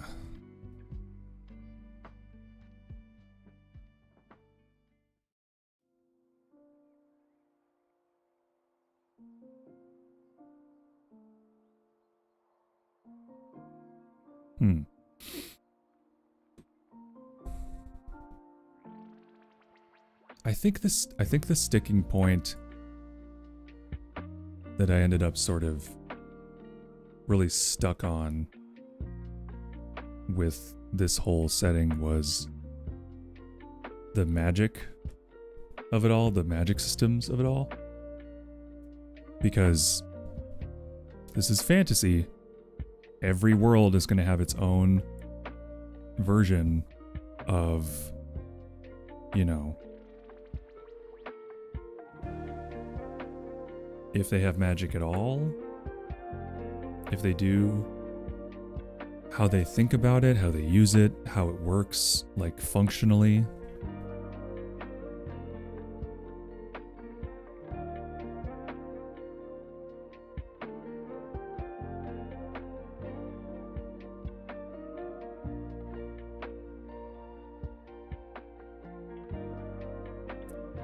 And the difficulty with a magic system, like,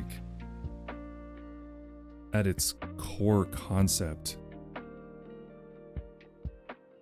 is that you're applying a system of logic to something that, like, its whole purpose is to kind of defy logic. Which is why I don't get horny about, like, Brandon Sanderson's magic systems and stuff, because it just feels so completely arbitrary. Which of course it is. How could it not be? You're making it up. That's what arbitrary is.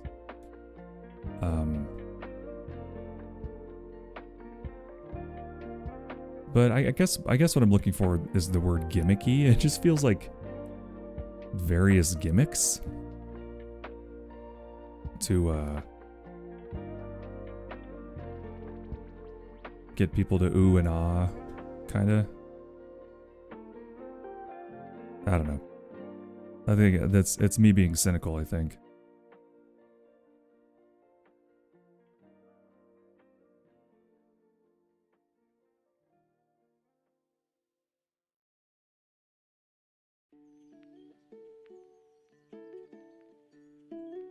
Oh, I did catch that Abra. Fun.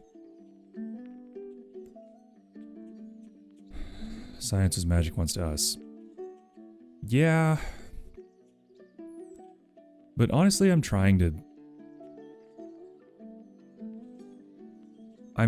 to lean much harder into the whimsy concept. Wait, ads again? Didn't I just run ads? Shit. I'm pretty sure I just ran ads.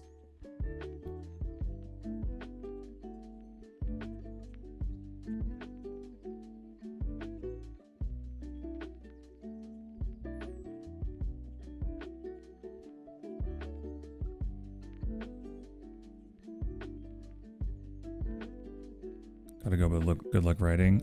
Thank you.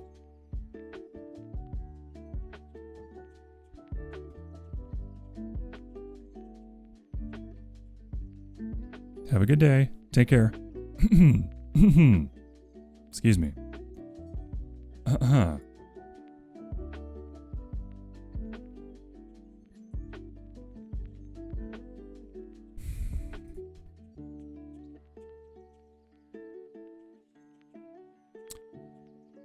But yeah, this is definitely where I, like, started getting stuck. I'm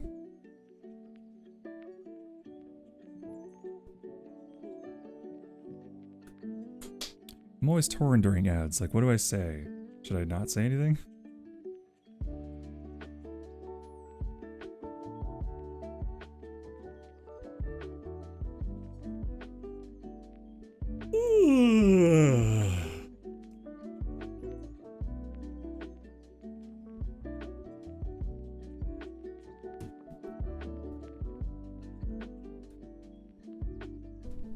Told the bigger Lord drop during a power and pay for the good stuff. Yeah, for sure, for sure. And what happened to that wizard? Ads start.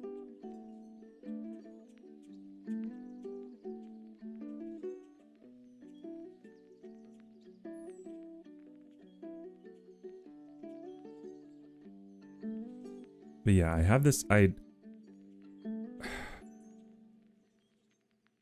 I want to get to a place where I've explained enough of how it works to make it functional without ever crossing the line into it being all completely explained.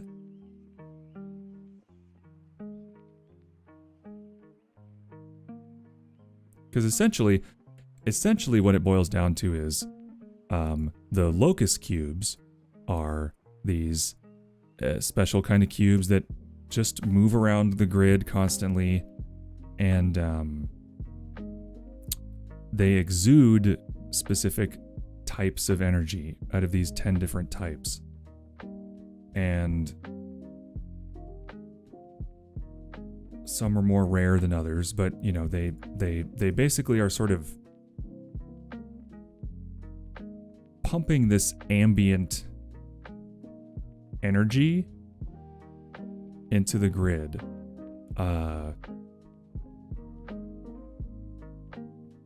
And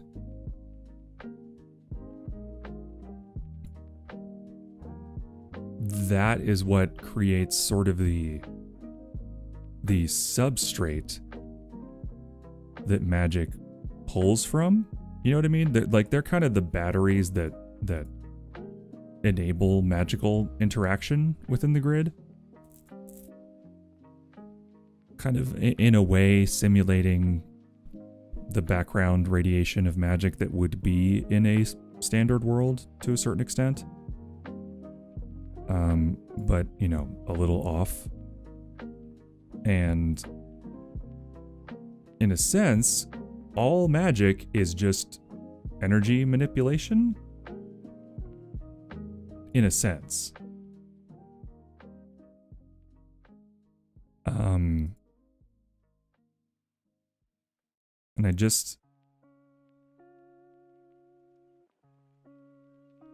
I'm torn because I had this really fun idea of prismaturgy and making it all about shapes and like divine ideal 3D shapes and designs and fractals and stuff.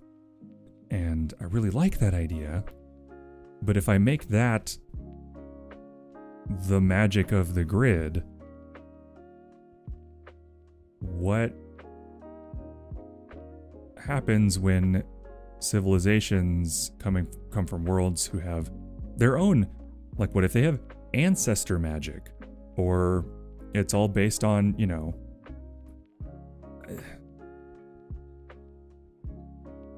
like the framework I have in my head is that the beliefs you have about how you're doing what you're doing kind of fuel the fact that you can do it in the way that you're trying to do it.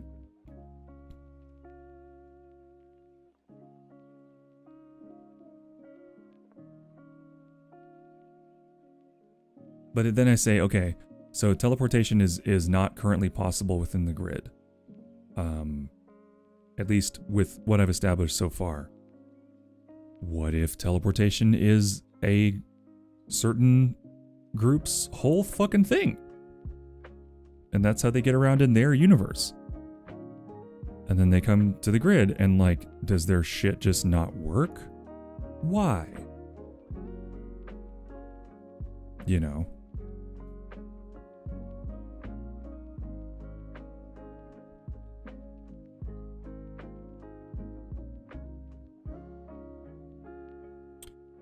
No, I think teleportation would kind of just ruin the whole thing. Like, I want it to be kind of a age of exploration kind of feel, where getting around is difficult but profitable if you do it right. You know.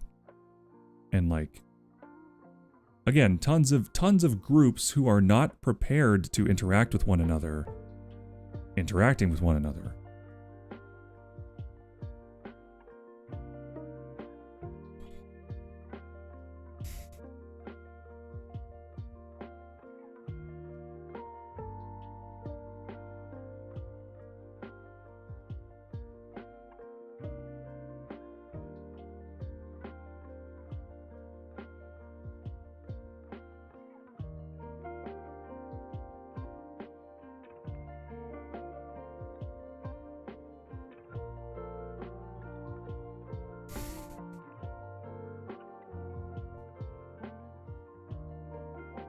So here's what I have right now, okay? just for the properties of grid space. So you have that the air is generally breathable within the grid for most sentient beings and animals. Of course, there are outliers who couldn't breathe normal air anyway, so they would have to have special suits or what have you. Ambient temperature generally hovers around 50 degrees Fahrenheit. Air composition, quality, and atmospheric pressure are generally uniform. There is no gravity. And, yeah. And then, as far as travel goes, what I have right now is that it is dangerous to navigate long distances without significant supplies. Trading is difficult if you don't know the local language and don't have any of the local currency or some kind of universally valuable cargo. Now, there is a universally valuable cargo in the form of ARC. The ARCHE. That stuff is kind of like... Okay, so once a world cube is opened up to the grid, it also is opened up to this background radiation, this locus energy that's being suffused throughout the whole place. And the way that that manifests itself within those worlds, which again are not contained by their cubes, they are just windows. The way that manifests is this material called arc starts to appear naturally, seemingly, within the world, and it's essentially a crystal. It's an incredibly soft, fragile crystal that like bursts into little shards so small it's basically dust. But they are like glass shards, so it's very, very, very dangerous. Like you can't, if you breathe it in, you're probably gonna drown in your own lung blood. And it's highly dense with magical energy, with kinetic, well, maybe not kinetic energy specifically, but with unaligned sort of magic. It's pure magic manifesting as these crystals within the worlds. Sort of like the materia from Final Fantasy VII, except this is not being refined by some sort of process. It's just happening. Now, the arc dust functions kind of like gunpowder, and it powers a lot of the engines that ships use.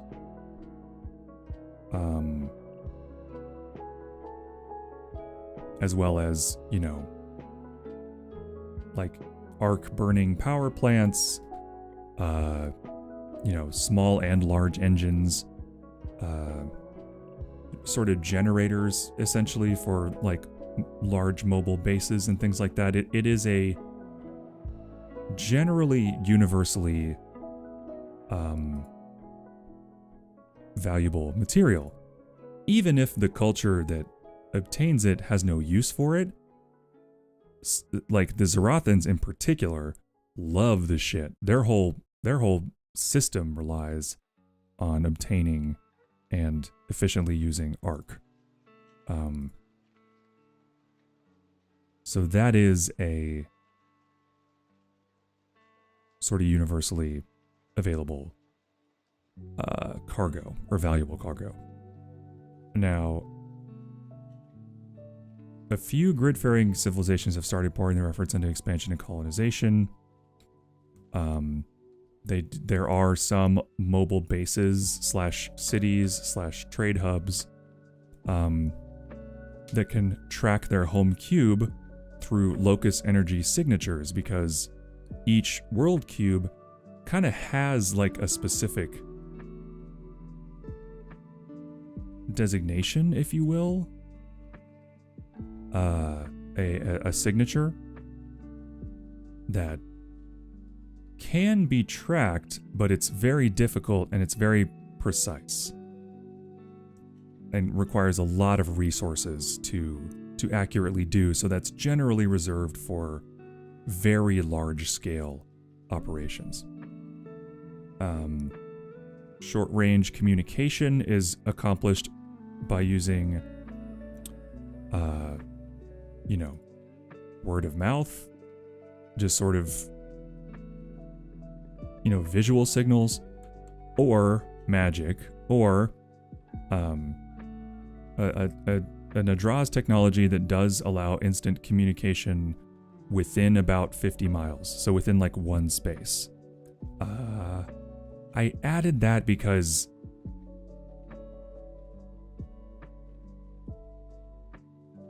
I don't know, it seemed like it would be useful from a storytelling perspective.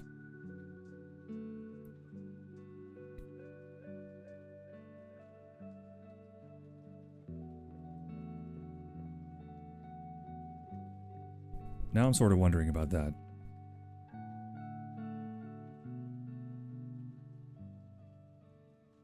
I mean, it's essentially just kind of like a shitty radio, right?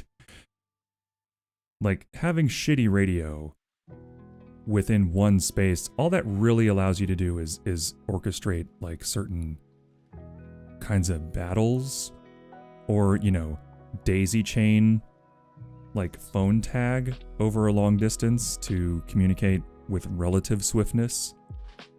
But that requires a lot of setup and, like, specific, you know what I mean? So, like, anything that is convenient requires so much work that it's almost just no longer convenient unless it is at a large scale. Origin of this technology? I mean, I just kind of threw it in there. I said the Nadraz invented it. And, you know, when I say technology, it's a magical technology. It's they use equipment so that anybody can use it.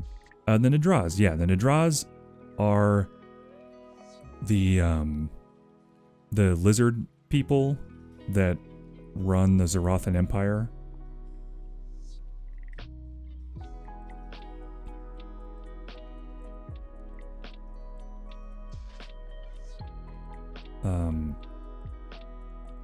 Because Nadraz is like the name for their kind of species, and the Zarothans. So Zarothan is a dragon, like a kind of almost deity level dragon who rules, in theory, the entire empire, but in reality, he is more of a figurehead, and the Nadraz are kind of the shadow council that actually run everything and make all the decisions in the grid. But I also have it that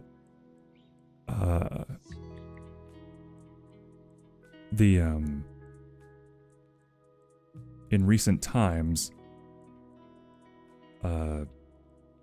he has been sort of consolidating power at the home base while the Nadraz have been out in the grid, kind of focusing their efforts elsewhere. So he's kind of trying to finagle some real power for himself by holding the homeworld hostage while they are busy dealing with the vagaries of empire, you know.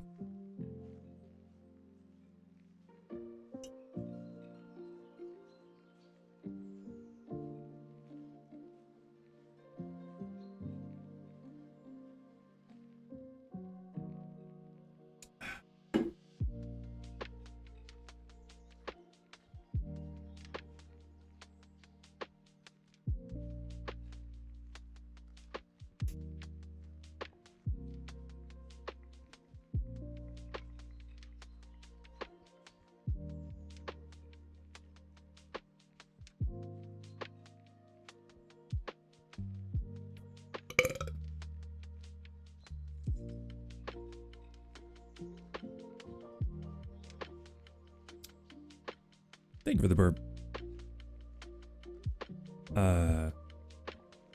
In fact, I was kind of cooking up an intra-faction civil war for the Nadras where they basically they overextend themselves and they separate too far from each other and get sort of, because they're immortal. The Nadras are immortal. They don't procreate. There's a limited number of them, but there's like thousands of them, but they can't make any more of them. But they do live forever. They're kind of energy vampires. So what I was cooking up was that they spend basically too much time out in the grid interacting with different people over like hundreds of years and essentially sort of become so alien to each other that their goals are so different that they just can't function as a monolith anymore, and they erupt into civil war. And like as soon as that happens, Zarathan jumps at the chance to cut off the homeworld from providing any of them any further materials or support. So they have to like kind of all, in theory, band together to take back their homeworld, but they can't because they're all already fighting each other and the schism is too deep. So it just becomes this big clusterfuck of, you know, warring ideas, essentially.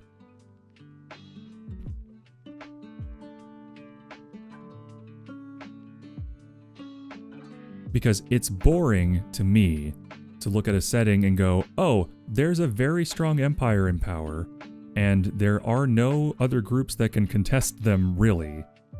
And, you know, the Star Wars thing where there's just the Empire and they control everything, and you have to have scrappy do-gooders kind of, you know. I like the idea of, as a setting, it seems much more fertile ground if like the Zarathans, they got all, you know, militaried up to deal with the Paragons, but then the Paragons, their cube fucked off, so no one knows where they are, and, you know, sort of the machinery of empire and war were already in place, so they used that to very aggressively expand their sphere of influence.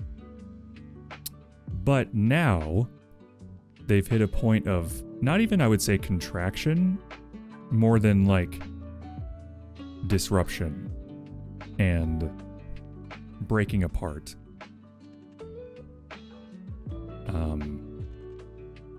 And like each faction of Nadras has their own goals. Maybe they have their own, like, after all this time, maybe they've sort of quietly splintered off into their own religions and systems of beliefs about what the grid is and their purpose in it. You know, kind of a Planescape kind of thing where they're faced with something so vast that their philosophies kind of determine their actions.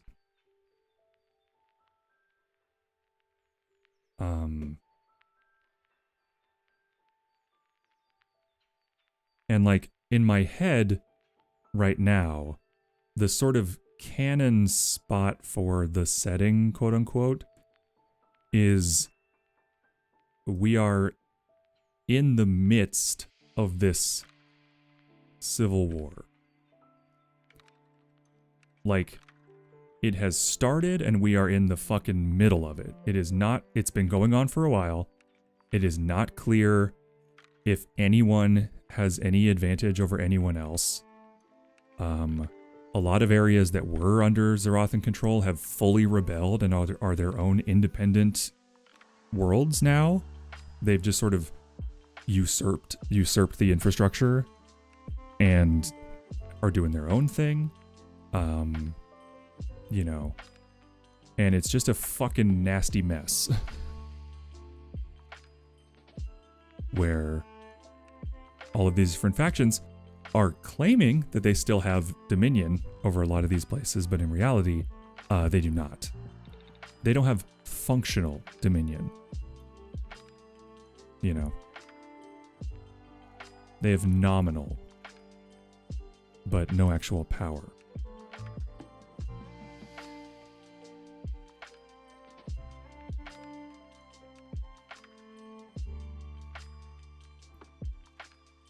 So, that's the idea right now.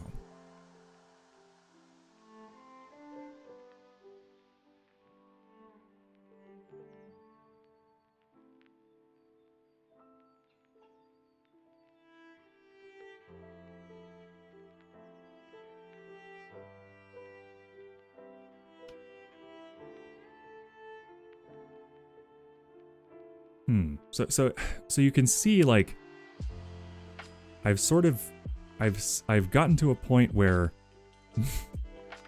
the opportunity to create within this space is so vast and so complicated that it's really intimidating. Especially when there are some aspects of the background setting that I have not nailed down yet.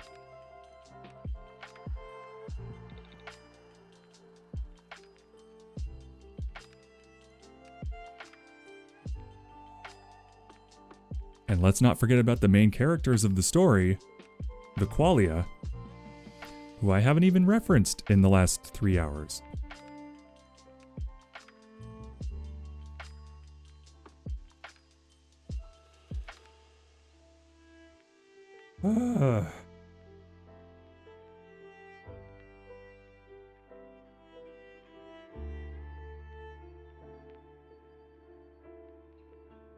Well, you know, it's funny because, like, I've decided, I think, in my heart of hearts, that in my canon of this world, this setting, all these worlds, all these things, I don't think anybody has guns. You know what I mean? If you don't already have a place to start. I do have a place to start. I have the story, the station novel. And that trying to tell that story is kind of what is propelling me to finish some of this world building and support it in a way that's meaningful.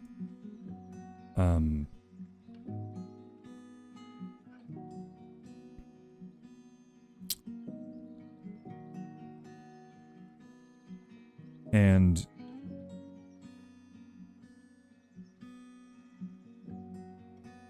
yeah, the thing that sent me spiraling was like, well, do they have some kind of guns? Like, if they have gunpowder, it's not a leap to create bullets, right? If they have an explosive, a vastly explosive, an intensely explosive powder that is difficult to work with and very dangerous, but can create predictably controlled explosions that they know how to use in engines of some kind, how do they not come up with guns? But I think I'm just gonna say, as a writer, as a human being, nah. Just nah. Yeah, Ark, yeah, exactly. Like, you know, and they probably have some form of gunpowder, chemical explosives from, you know, worlds, and like, explosives seem fine to me, but if you have magic, why have guns? It's not fun. It's lame, you know?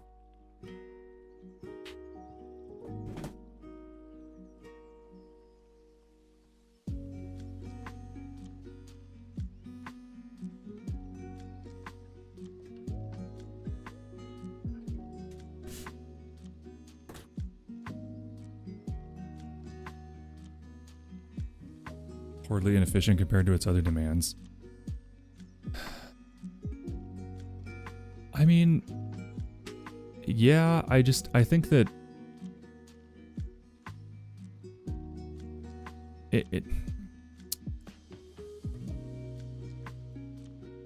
I think I just don't even want to bother justifying it, is my thing. I think I just, from a moral stance of my own convictions, there just aren't guns. There's like magical arrows and, you know, maybe crazy magical weapons that might function somewhat similarly to guns, but that's a lot easier to say, oh, well, there's this restriction, that restriction. Like you're saying, they're difficult to produce or fuel or use or whatever. What I don't want is a ubiquitous, easy to produce weapon that gives any stupid schlub the ability to kill anybody else with relative ease. You know what I mean?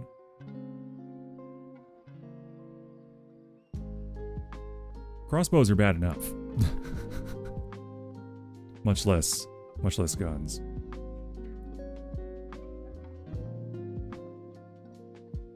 And that's what led me to the whole, like, my whole, like, complete breakdown about, well, then what about who's at what technology level? How do I decide that? Do I really have to go through and decide and justify a technology level for, like, 400 different fucking civilizations that I don't, like, I'm coming up with cultures is my Achilles heel. I'm so bad at it. You know? Because I haven't really studied culture. It's not interesting to me.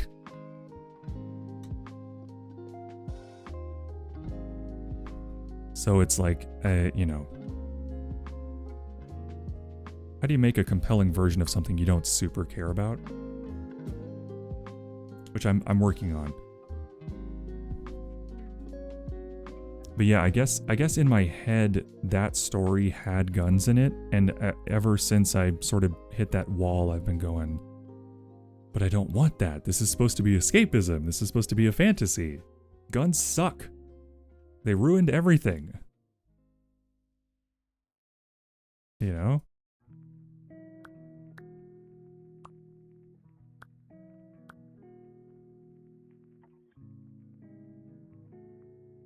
So I just don't want to do that.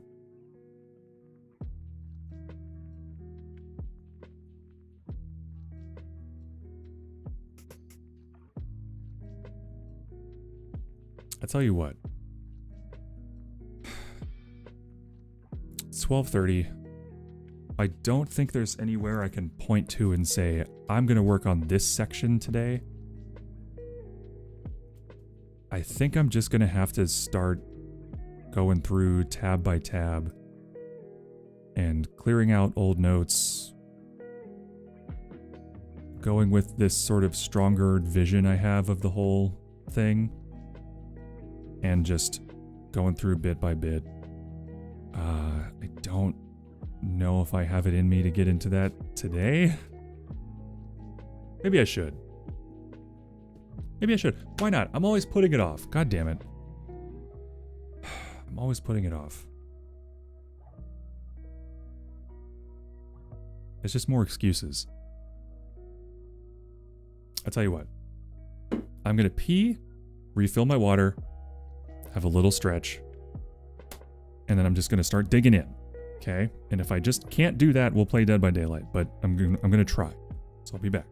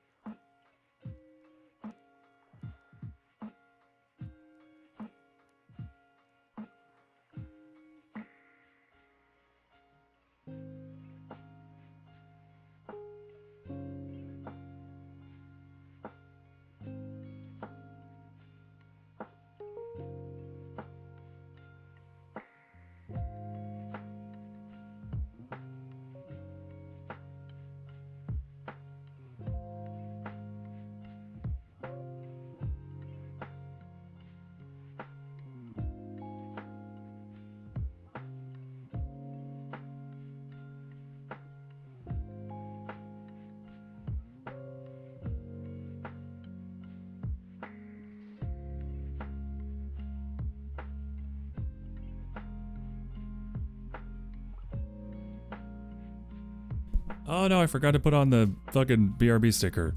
God damn it.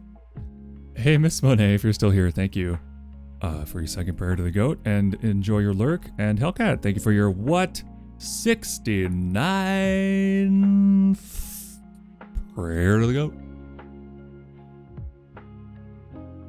Thank you, thank you, thank you.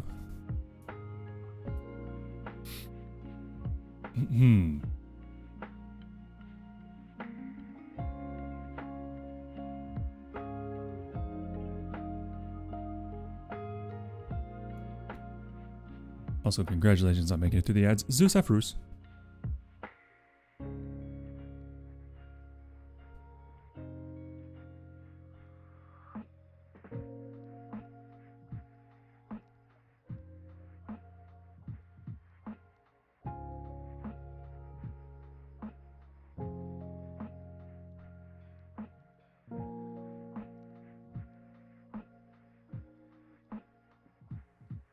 Okay, I'm doing it. I'm doing it.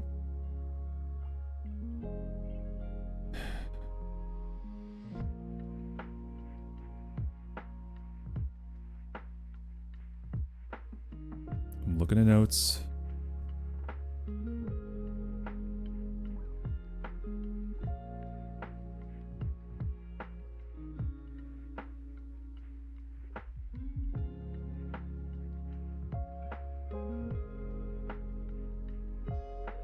And I'm gonna comb through these notes. This is so scary. It's so weirdly scary.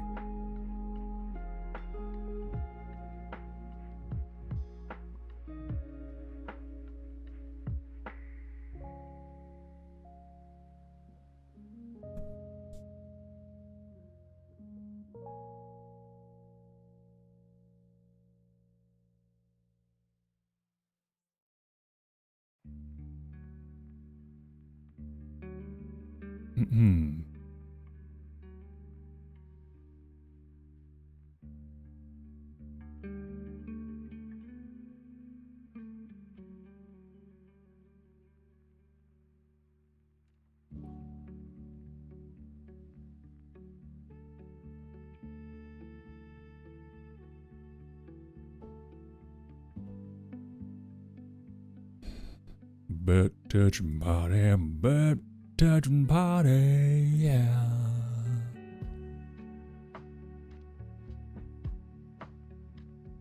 Okay, when a Telios dies on the grid, other Telios will go far and above moon. Of course, they return to the planet. Oh, this still says Telios. Oh my god. Wow. This is a very old version of... Okay, gotta update that.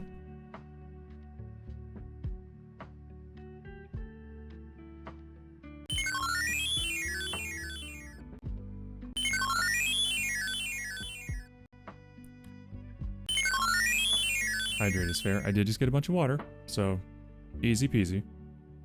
It's too hot still.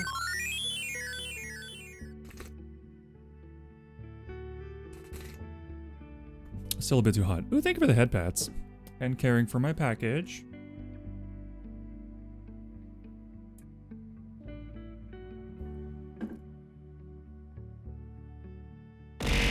Oi!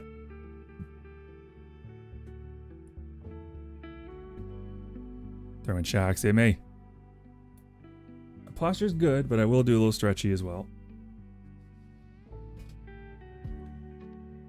Okay. Shock. Shock in the water.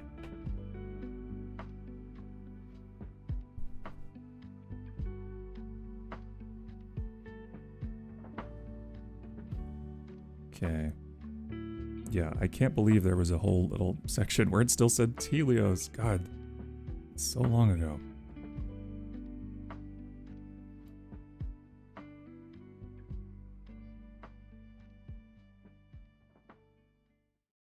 I think it was just that one little spot. Yeah.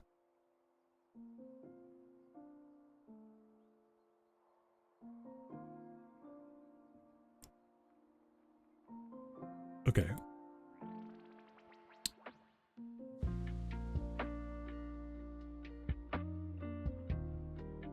Okay, I can say that.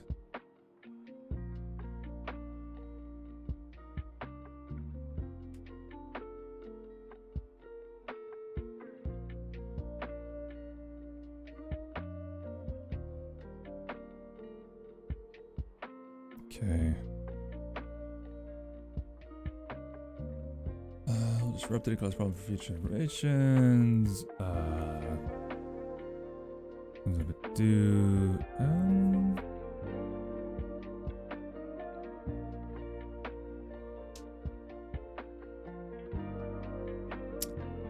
oh, this was before I nailed down that they know for a fact that they come from the planet and have a psychic connection to it.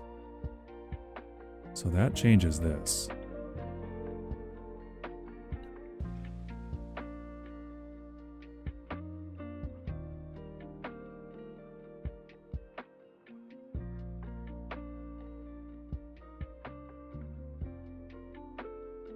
That changes this quite a bit. So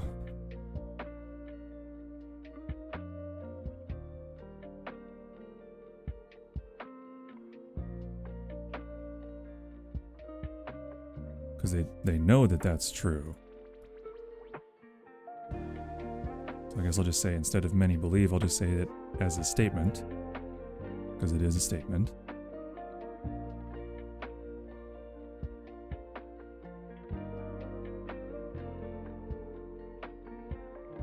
Why the fuck won't this add bullet points? The hell? Oh no, it makes them wonky.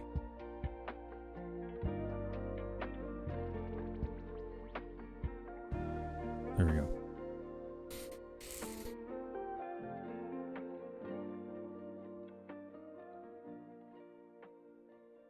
Qualia come from the planet very literally and exist only by the planet's will.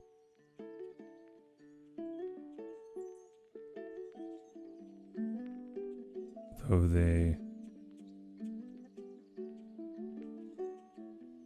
Yeah.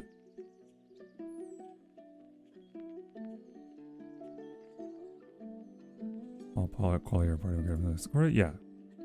Hey, it's on Kusanagi. Thank you for your 54th prayer to the goat. I'm doing something very scary.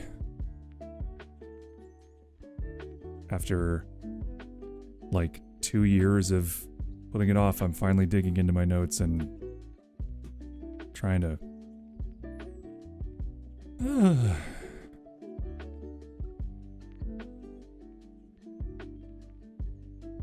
Yeah, but we're doing it. Okay.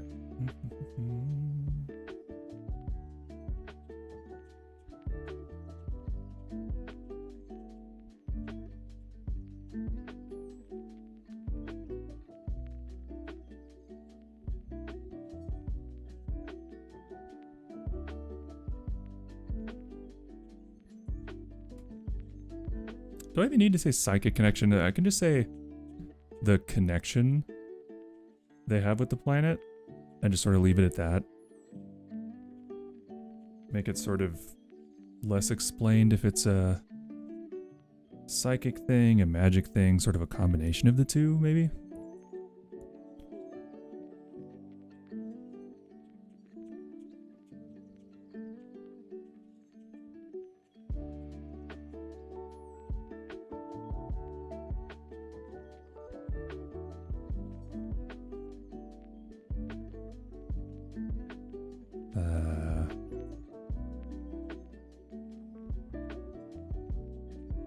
I almost feel like this should go in a different section.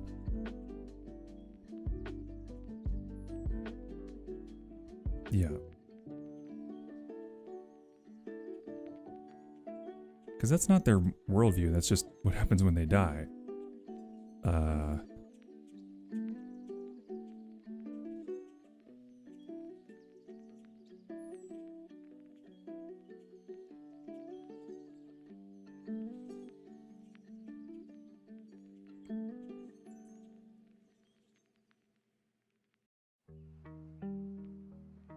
You know, I've sort of struggled with this concept, actually, because the qualia,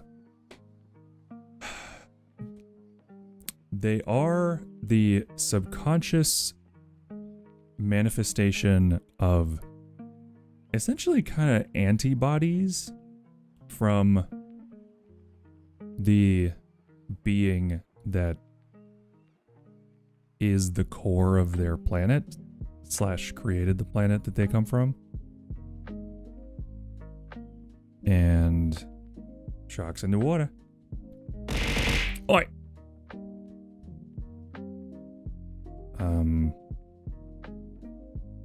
In their lore, the reason they exist at all is that the Zarathan Empire came to their world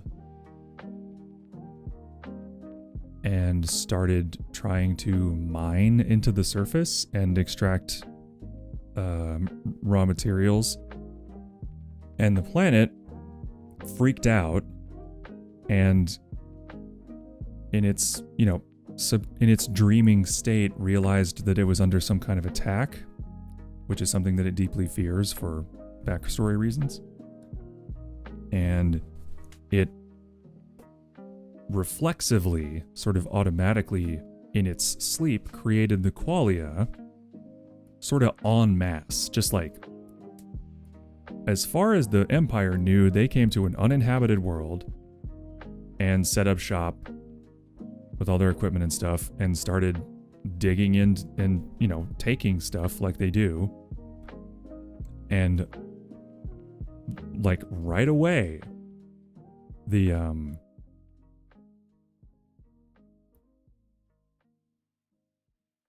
yeah, this is the old version of this. Where did I write the new version of this?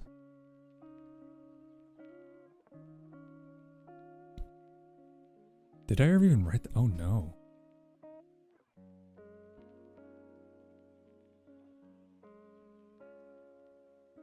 Oh no, did I ever write this down? Did I just like decide on this without ever... That's not possible. How did I do that without writing it down? Huh.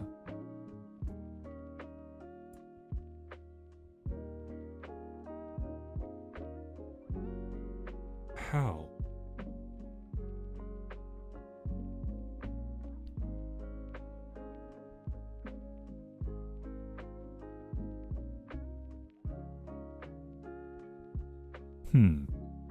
Because I have a version written of this where the Sillans Lar communion are actually the first ones to arrive, and the qualia already exist.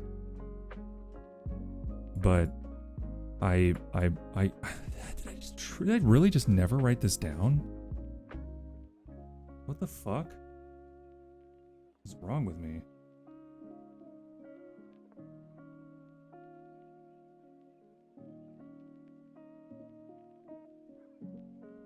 Huh. Did I really?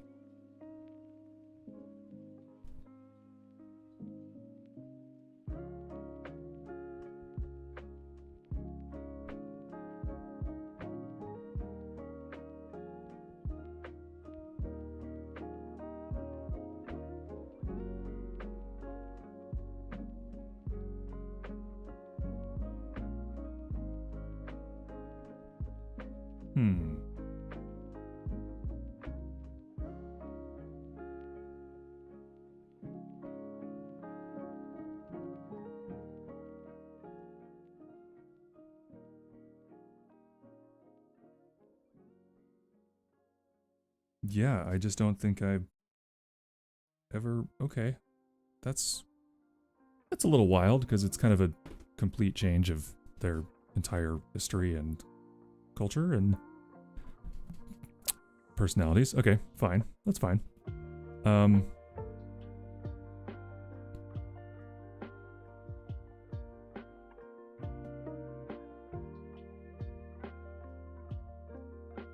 Yeah, that's fine. Okay, so... That's a bit of a sticky wicket, isn't it?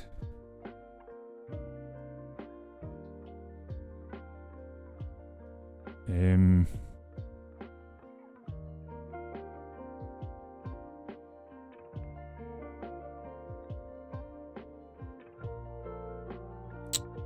think people hate when I play Trickster in DBD. I mean... Trickster is very popular right now because of Mina and the new map, so might just be sort of fatigue, you know, of going against the same killer over and over and over. And it's a decent killer that if you make your shots, I mean, you're gonna do all right.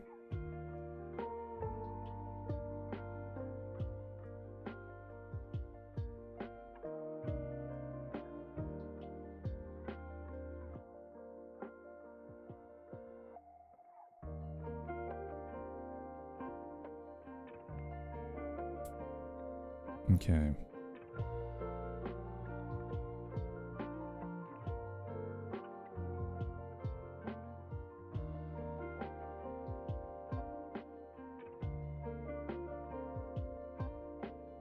That's a good question. Yeah, Jucifer is a good question. If you're playing Mina, they might stick around.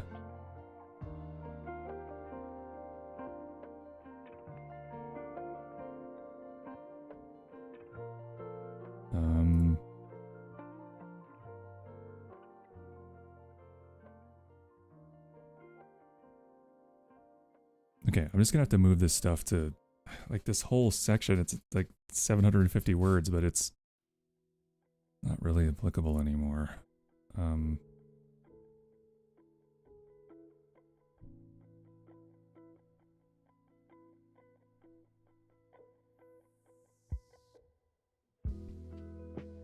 I swear to God, I wrote this down.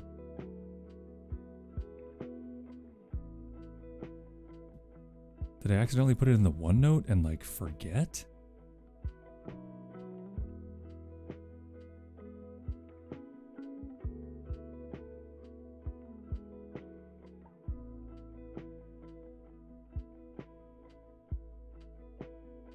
No, I don't think so.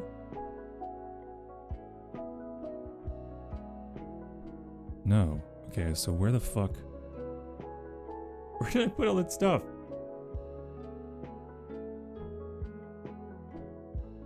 Maybe I just never wrote it down. That is wild.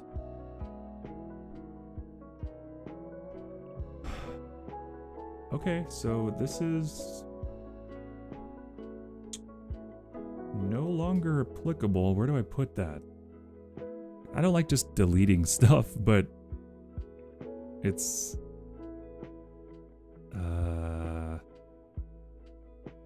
maybe I do need to toss it into the OneNote because I want the Scrivener version to be the definitive version, so I guess I need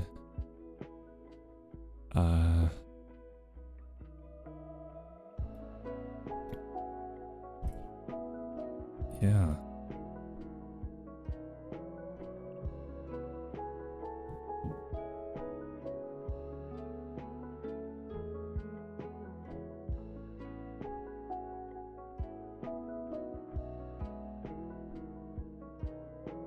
Okay, yeah, I got all that stuff. Okay.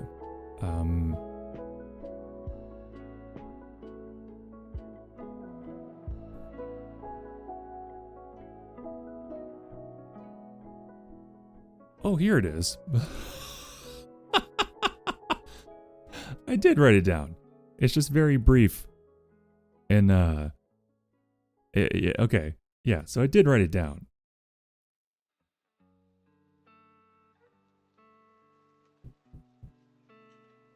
More though.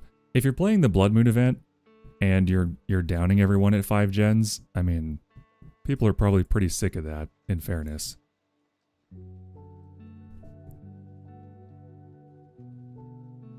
I'm gonna make a new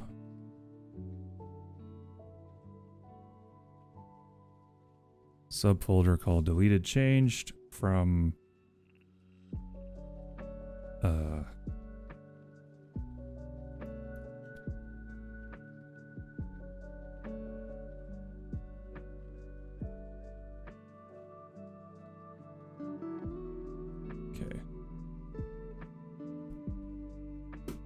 because this whole tab is just wrong now.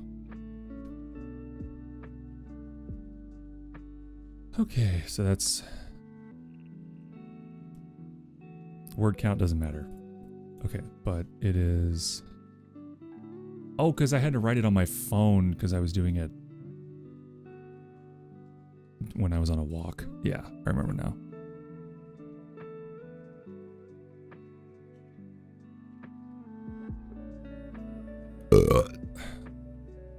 Excuse me.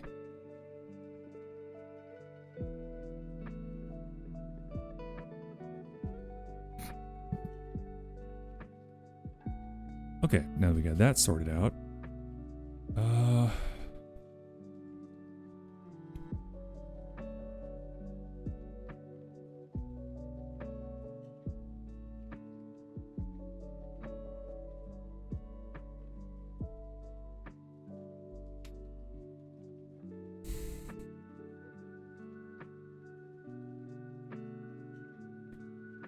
Okay, so we got there. Okay. I tell you what.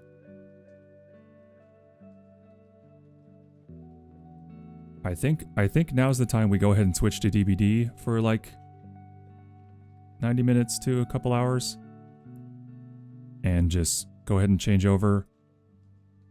I know it doesn't seem like I've done much today, but even just getting myself to look at the Scrivener file and reacquaint myself with some of this stuff and start digging in to these notes, however little, is it's a big step forward for me. So I'm gonna call that a success. Cut it off there. And let's have some silly funs. How about that? Shall we? Farm some freaking blood points during this event.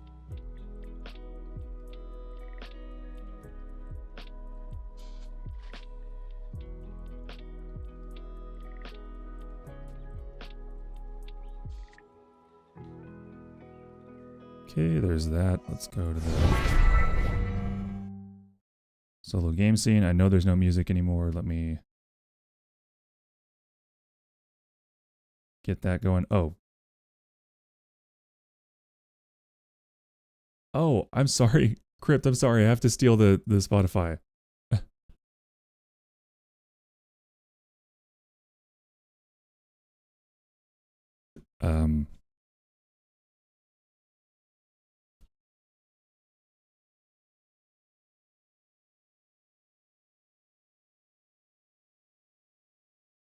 There we go.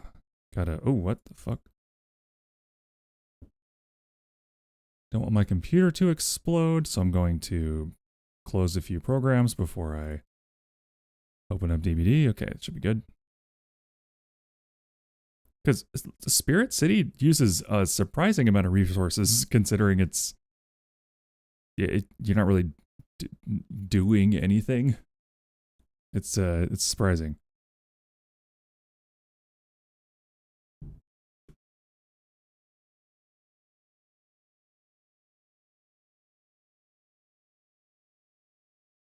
Took longer than I thought it would. No worries to get his. No, it did. I got a little bit done. I found some notes that I thought I had lost. I did a couple of little things with the Qualia lore. Basically switched over to something I had already decided in my head, but apparently never put in the Scrivener document. And honestly, for me, you know, as I was saying, that's a big step forward. So I'm calling it a win.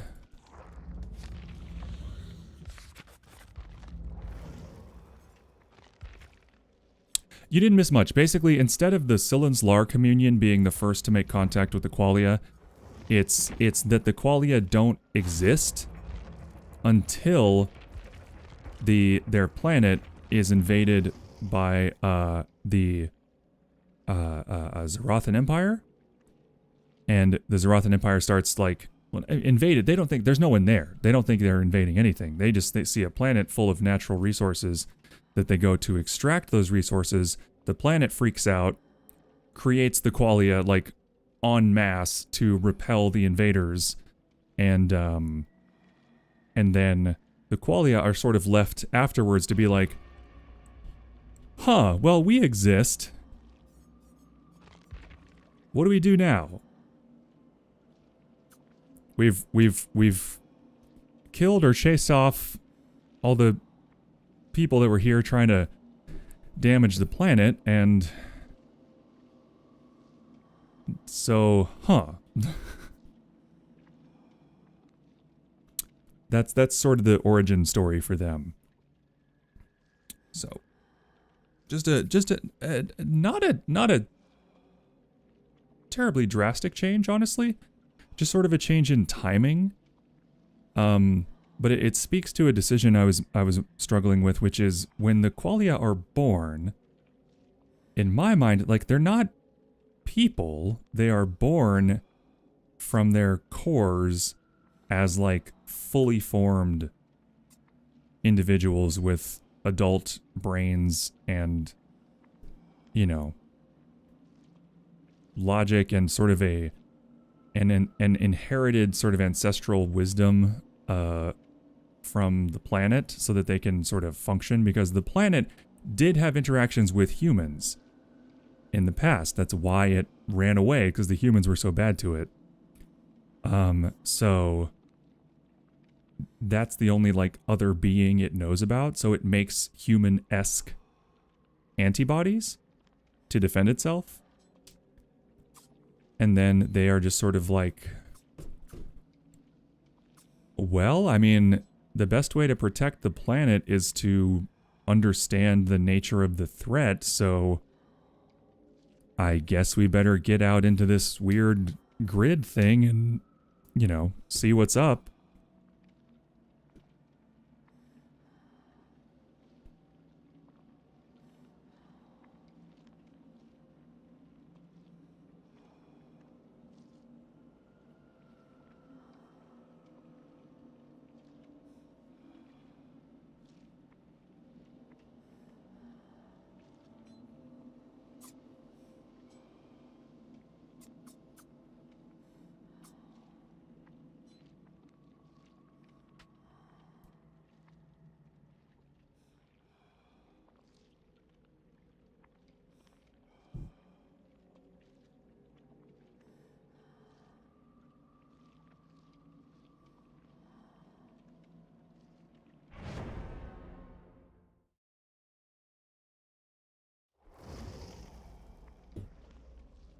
Exclamation round, things are tying together nicely.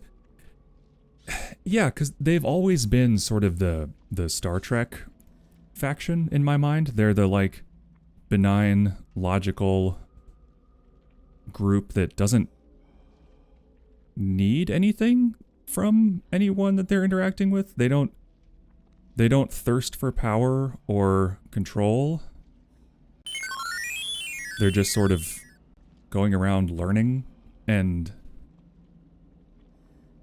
you know, gathering information and sort of, in my mind, eventually transferring to sort of a more immoral imperative where they see the suffering caused by these structures around them, these power structures of empire and stuff, and they want to help. But they can't take on the entire empire by themselves, so they're just sort of trying to find a way to help without joining the war, you know? Thank you for the hydrate. I shall.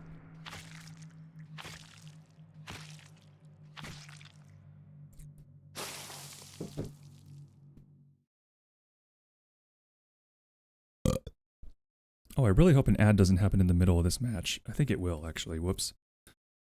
I'll run a 90-second ad just to get out of the way. Sorry, guys.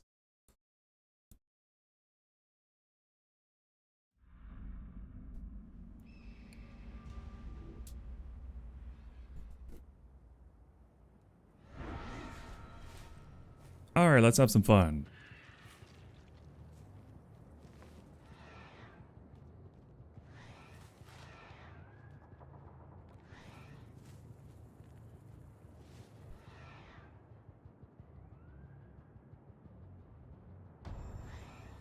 Gotcha.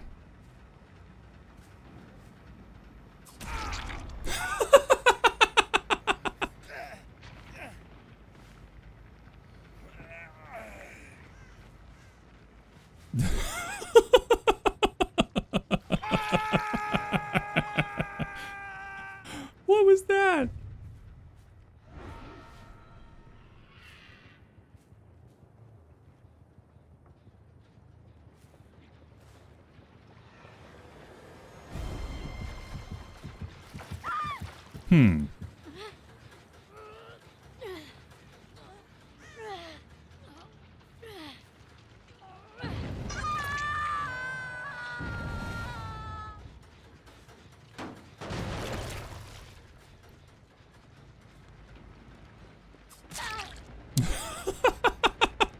What is up?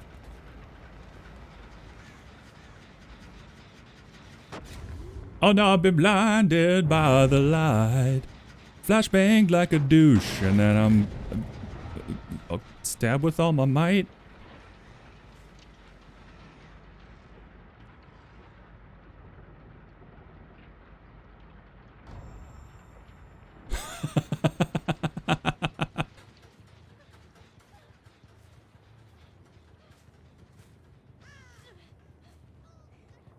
Hi, Rebecca.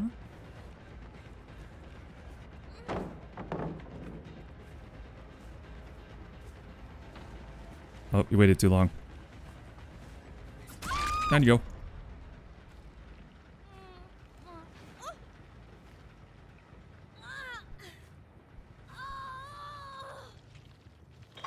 Yuri Goddess 9008. Oh no.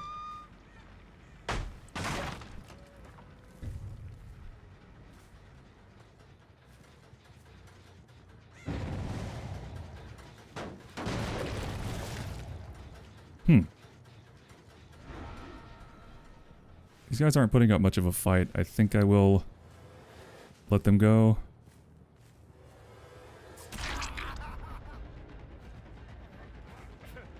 Maybe not this guy. He's not really doing anything.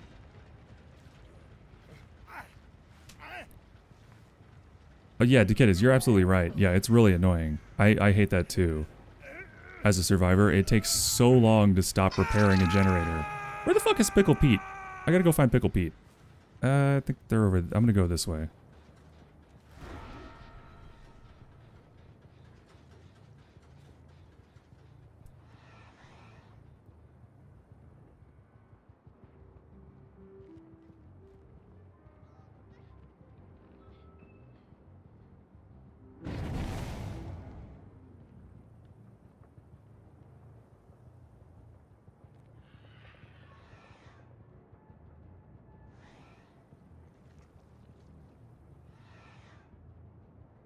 There's Pickle Pete.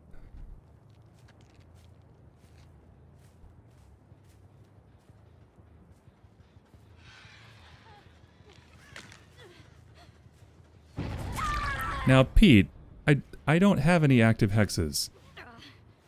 What are you doing?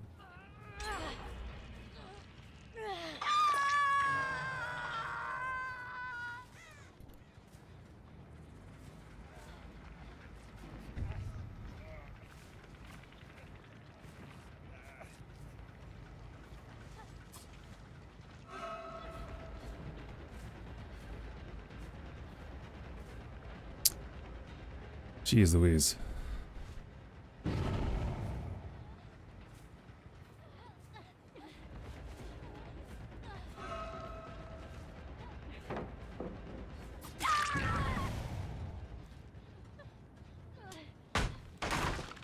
This is too easy, right, gang?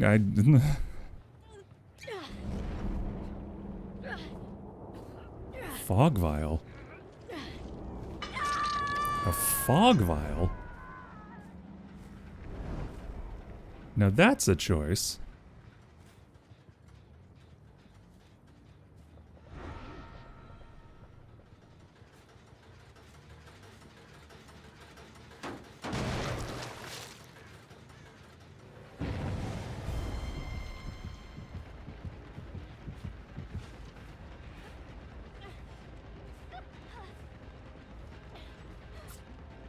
That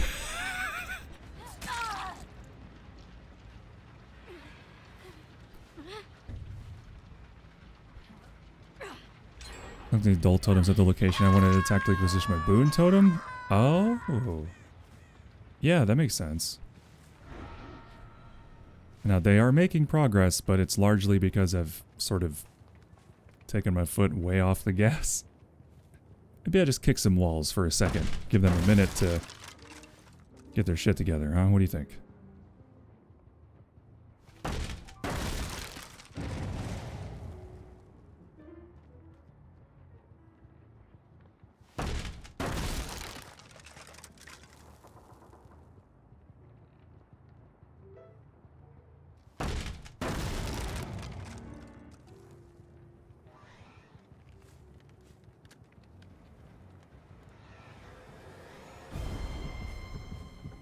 You're not Yuri Goddess.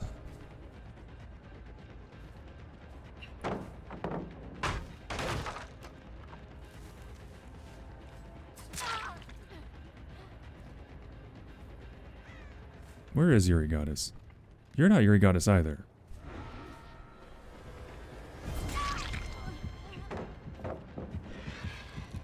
Where is Rebecca?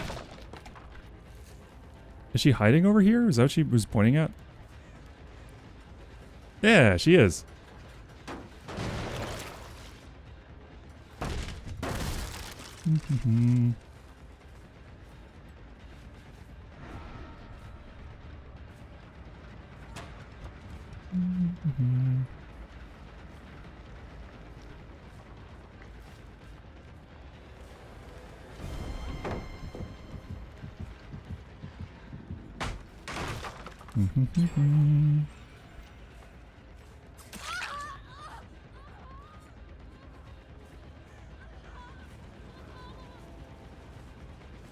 So you're definitely going to cleanse the totem. All 5 times. Oh yeah, fair enough.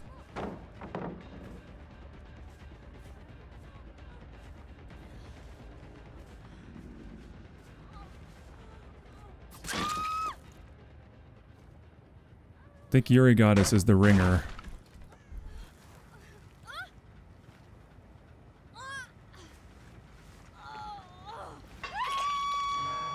Because it doesn't seem like... It seems like... So for... I guess what I'm trying to say is that these groups, like...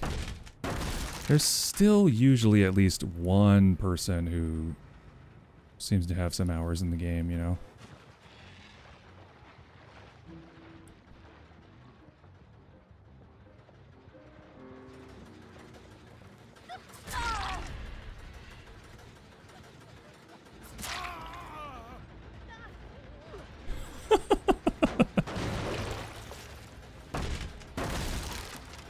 I was gonna keep breaking shit.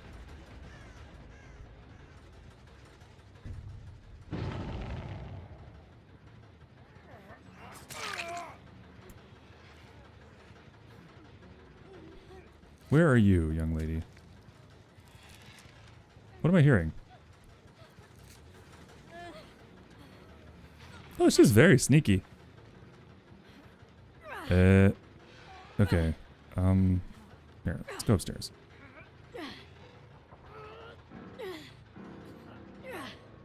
Oh, she has boil over. That's nice. I'm trying to get you somewhere, but you're all kicking around and shit. Go. Go do stuff.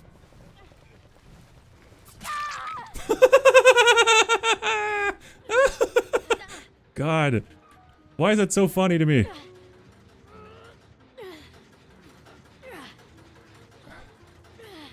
Where's the gas pump? Oh, it's over there.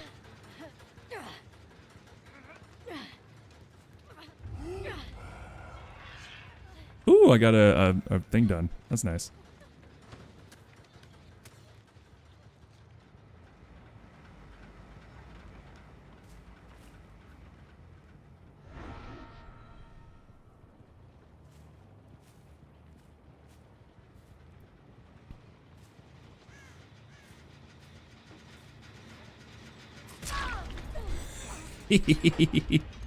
Now, Pickle Pete. I wanted to kick that generator. See what you've done?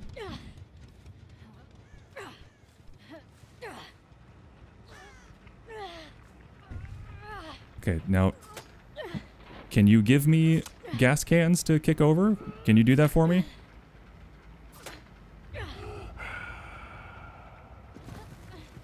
Yes, yes, yes, yes.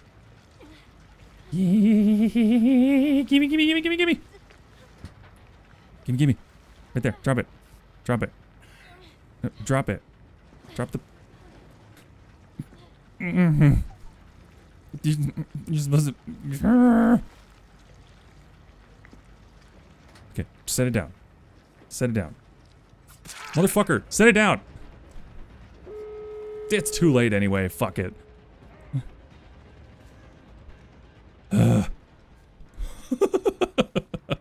These people. Oh god, I'm huge on the screen. I forgot.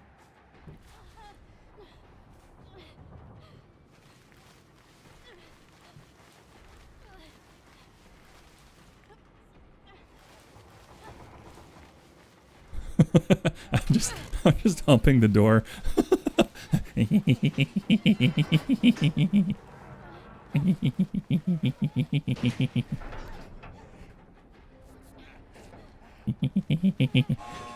Unfortunately, I'm hanging out with the two that are injured already, so I can't stab them. Or I guess I could.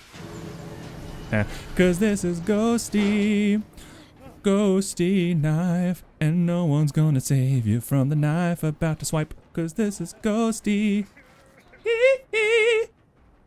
A ghosty knife.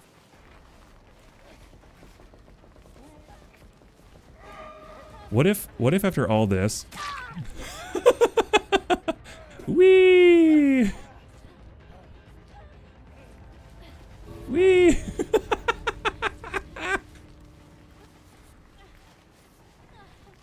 What if after all this I just had like a nasty endgame build and fucking killed him? Wouldn't that be horrible? Yeah, thank you. Thank you. What? I'm gonna...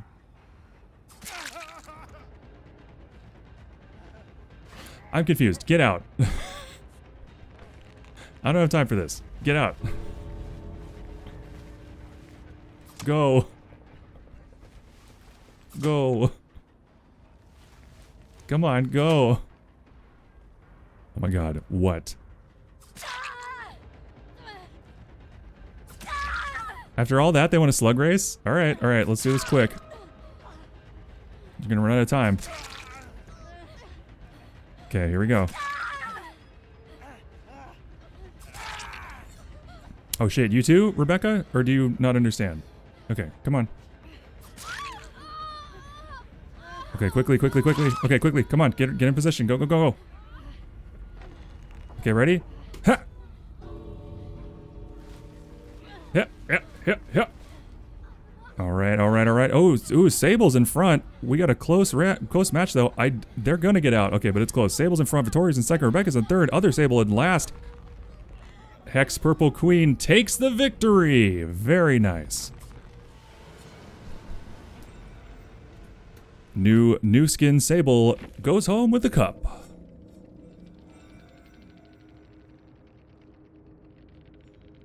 You love to see it.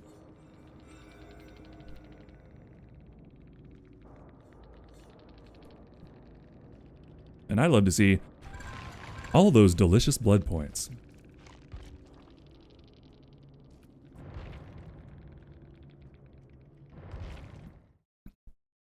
Here's an idea. Be friendly, get like 7 hooks, then at the end game get your last hook, except blood. Dikidus, that's happened to me. I was a survivor and somebody, it was a spring trap on Hawkins, I want to say. I'm pretty sure. And they, oh! Deepest, bluest, my head is like a... Oh, hey guys! What's up? Purple Queen _TTV just followed. My hat is like a shark's fin. It's the winner of the slug race, Hex Purple Queen TTV. And pals, what's up, y'all? Man-made terror. Pickle PT 9596 just followed. My hat is like a shark's fin. Okay, I have to say this every time, so just... Okay. My hat is like a shark's fin. Thanks so much for the follow, Hex Purple Queen _TTV. Super appreciate it. Welcome to the Go Boat Crew. And my hat is shaped like a shark's fin. Thank you so much for the follow, Pickle Pete. 9596, welcome on in. Glad you enjoyed the round. I'm glad you enjoyed your time at Ghostface's School of Small Engine Repair. We pride ourselves on excellence and high placement rate after graduation, so hope you did enjoy. I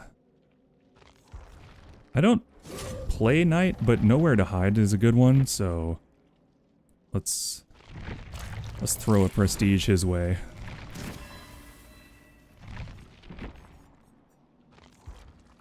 That was so fun. Oh, good. Good. I love playing Ghostface. I figured out at some point that you get basically the same amount of blood points or more if you just 8-hook, because what I do is I go in and I mercilessly 8-hook. Like I play as hard as I can to get 8 hooks, and then I fuck around.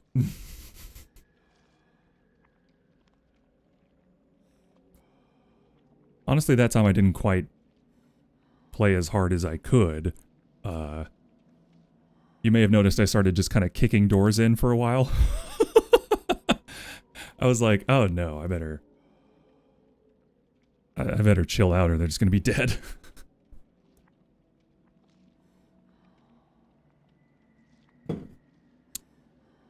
Yes, GG's. Good luck. Good luck in your future matches. I wish you all the best. Oh, y'all were the Sable team. Right. Yeah, that Vittorio was not helping. He just kind of stood there and got downed for no reason. It was weird, frankly. I thought about killing him, but, you know,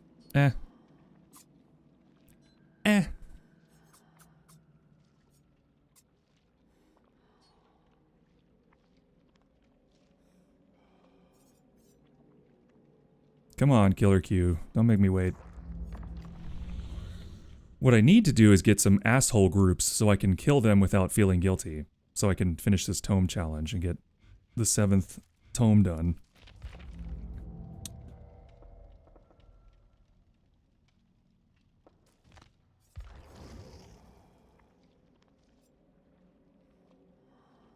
But how often do you get a full 4-person slug race, you know? Not that often in my experience.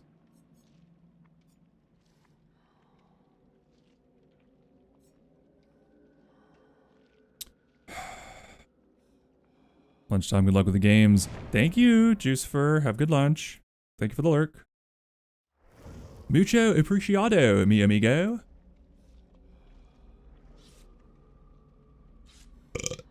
Excuse me. Also does look like Hex Purple Queen is streaming.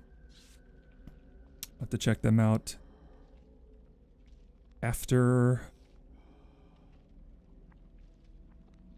What's the worst killer you have access to? The worst killer?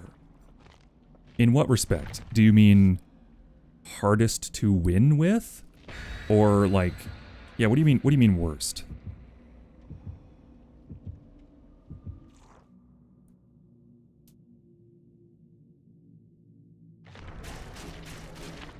And thank you for the burp, by the way.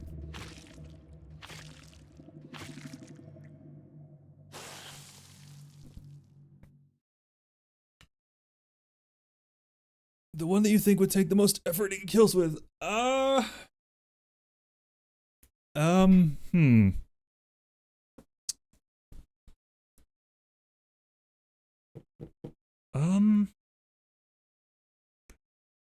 For me right now, probably Demogorgon, because I've only used him once. And I just don't really know how to use the portals strategically or how to dash with him. So probably Demogorgon, because he's the newest one.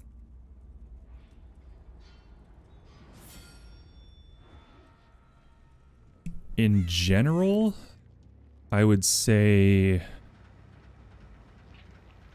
twins, maybe?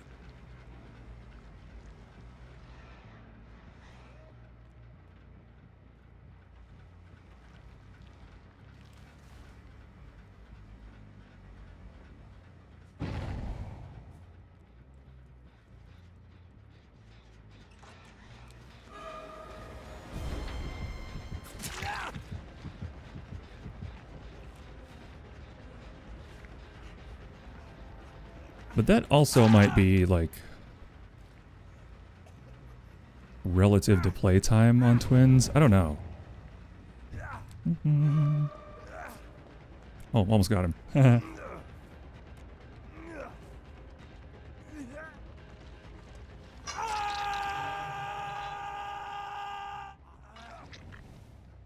What on earth? Did you think that was a good decision? Ooh, finesse didn't help you there, did it?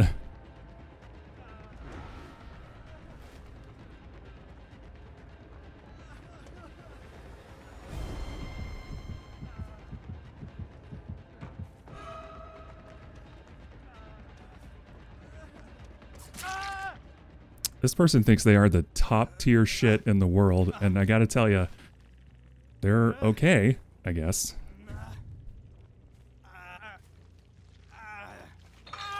They certainly have perks. That I will grant them. They have perks. I think I'm gonna kill him, actually.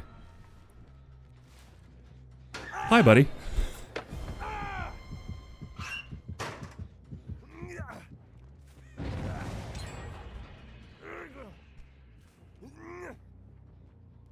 Put you way the fuck back here. There you go.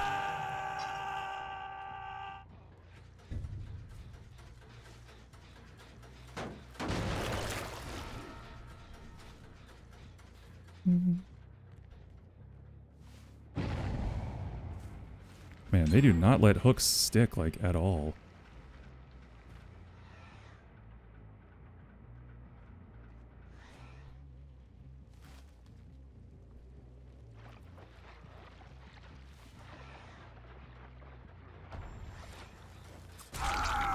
Teehee. That's sneaky, sneaky.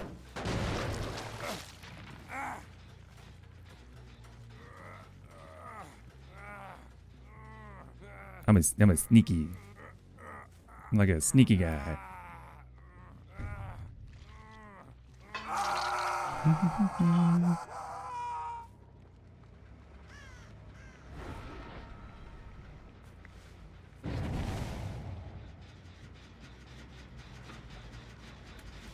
Yoink!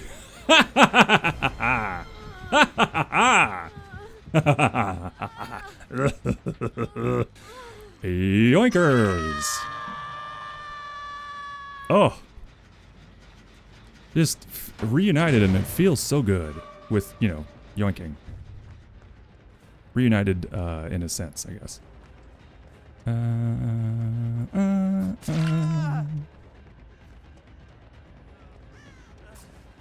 Ooh, almost. I could have played that just right and gotten him.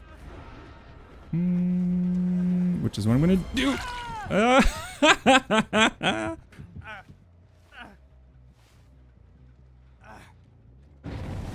Oh, Quentin, come on now.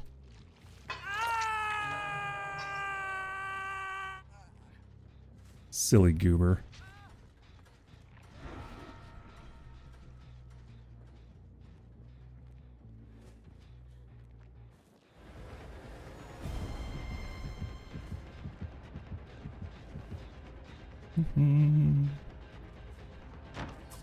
Oh, I almost got him. Damn, so close.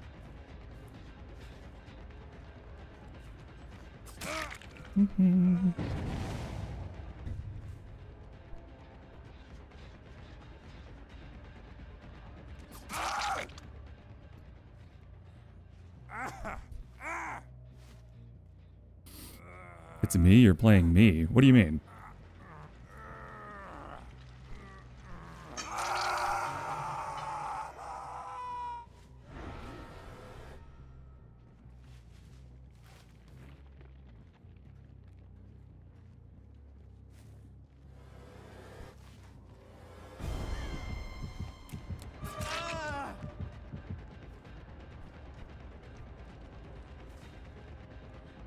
I gotta go. How's you? Oh, Ghost! Yes, absolutely.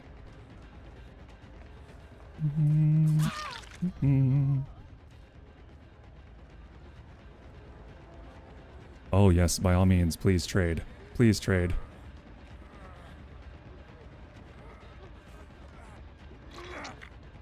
Ooh!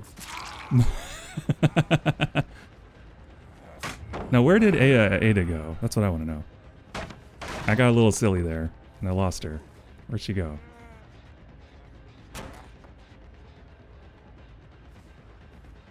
Where did she go?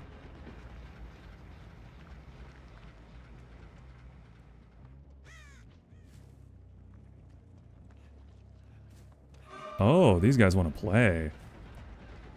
Okay, well, I'm not super interested in that. I would like to... Hi!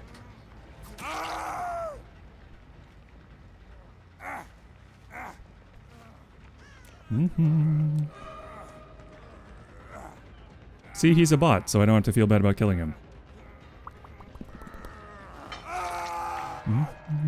Oh, I'm stuck. Oh, hi.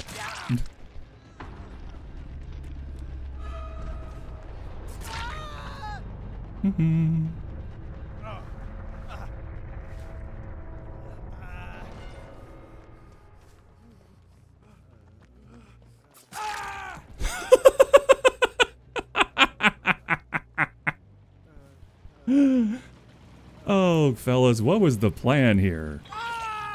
You know, I wonder.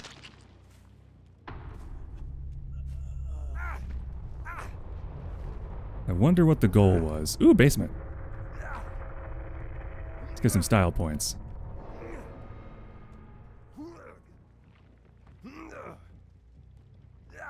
Bye-bye. Oh, there's Ada.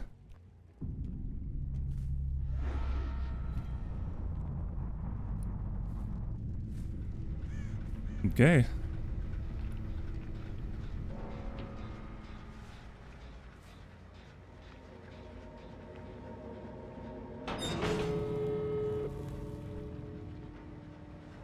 But the blood can disappears when you kick the hatch shut? That sucks.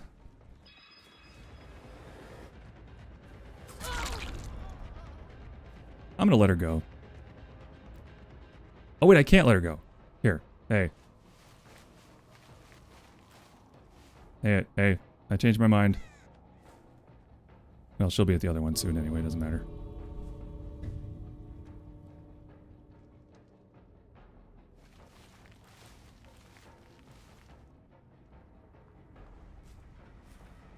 Has told me, honestly, I never looked at the emo close enough. Yeah, it's, unfortunately.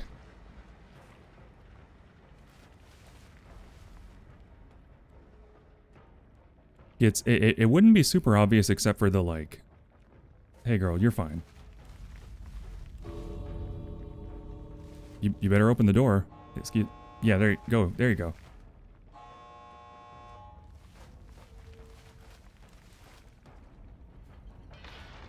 Bye-bye. It was the like lines at the hip area that really made me go, what's that?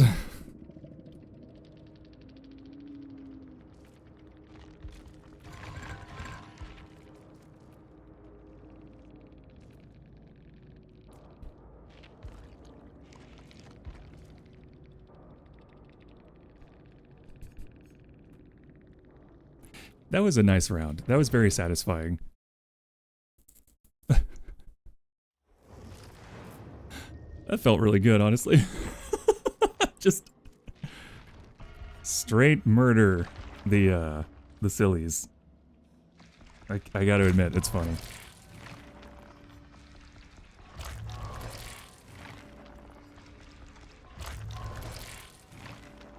Come on, you gotta give me some of the event stuff. There's still like... There we go. Like days left in this fucking thing. You did well. Thank you. Gotta skip to the next song here. In fact, let's just go with... No, not that one, actually. This one.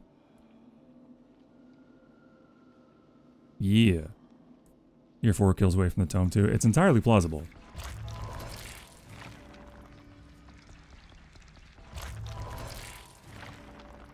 Now we're talking. Now we're talking.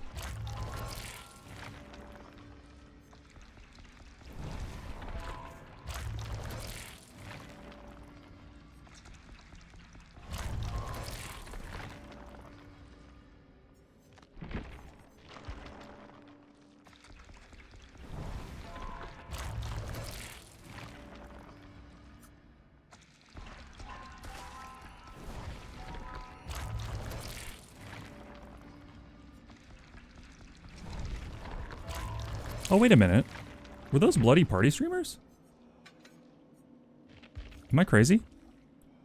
Oh, shit. Those aren't seasonal?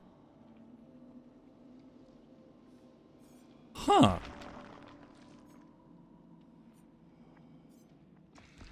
Oh, shit.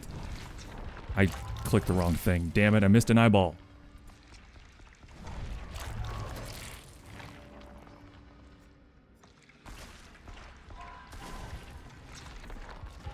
Yeah, I thought those were seasonal for some reason.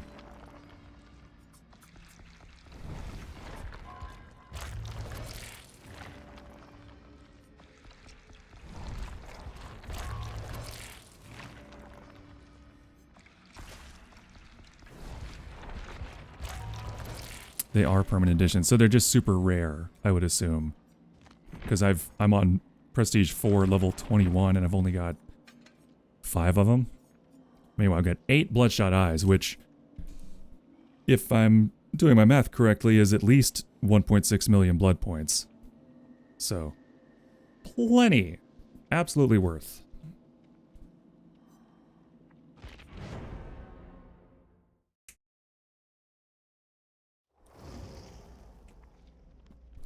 Uh-oh. I see 2 flashlights on a Steve and a Gerald. And their names are Marked and Dixie Normus. Let's see how they do.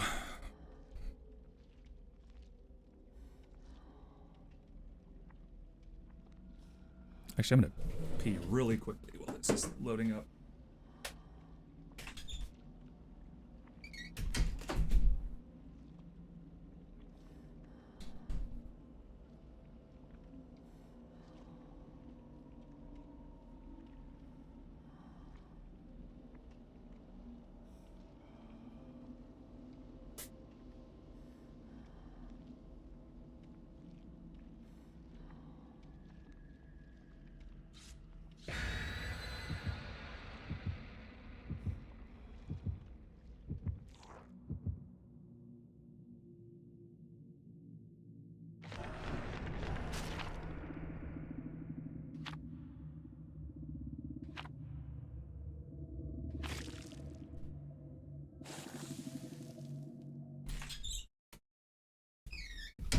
Ooh, made it.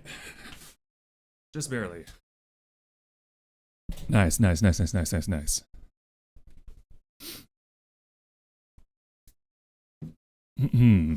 Oh, there, we're in.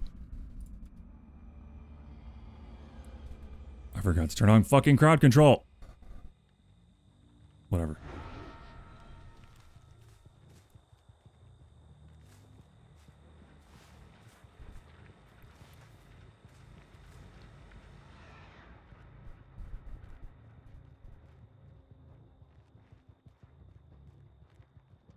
Hey, there you are. Oh, game. Don't do that.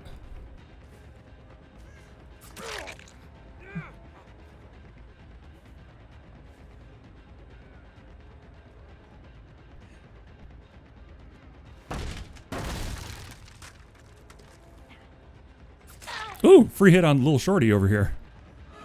Pretty ballsy to get up on my face like that.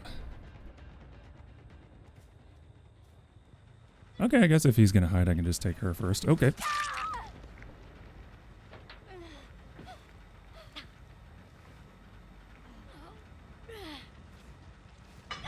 Bloop.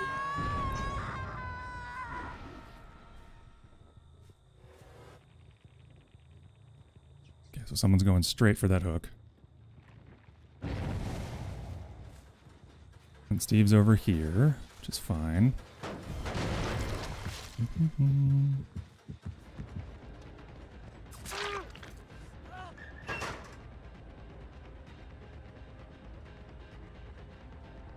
Are there...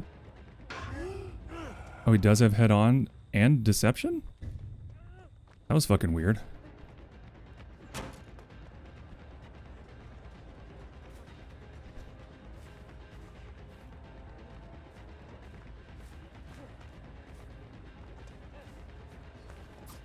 Down you go. Fuck off, Gerald.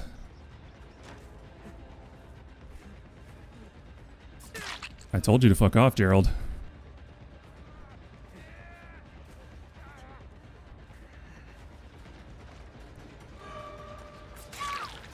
Everybody fuck off.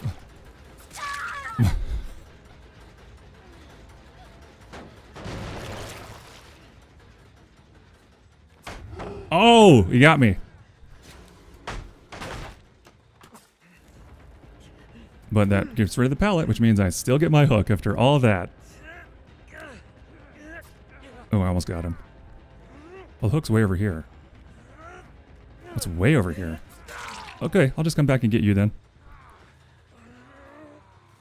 You know what? I'm gonna drop you. Oh, I almost did. Oh, I tried to drop him. Nope, you're too far. Now there's more of you on the other side. These people are shits. I'm just gonna tunnel and kill everybody that I can. Okay, fine.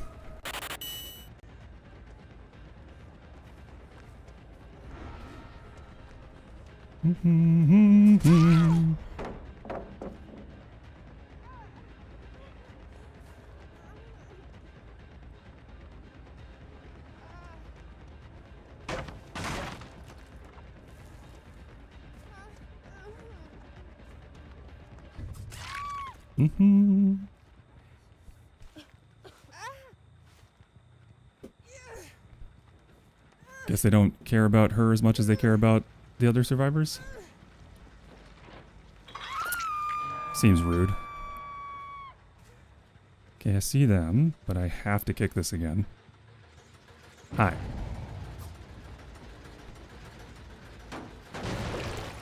Hey JC, what's up? Why are you in my way? People are weird.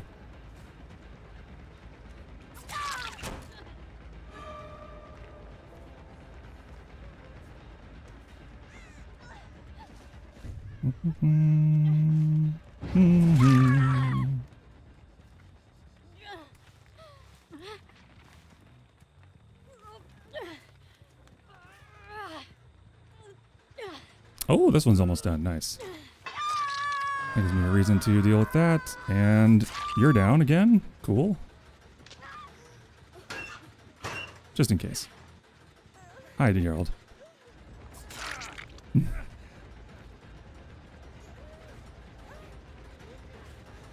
Oh! Down you go.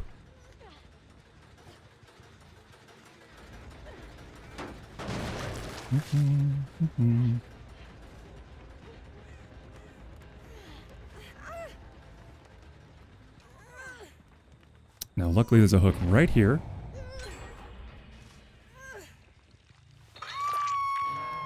Oh, they still got that one done. Oh, fair enough.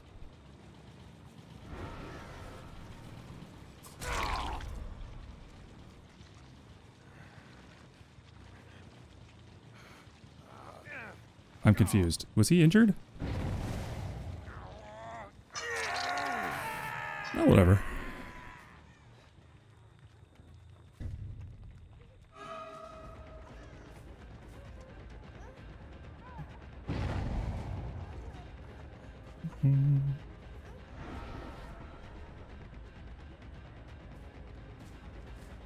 I see. Okay.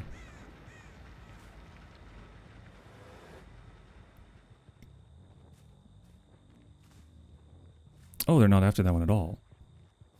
Oh. Okay. Oh, hi.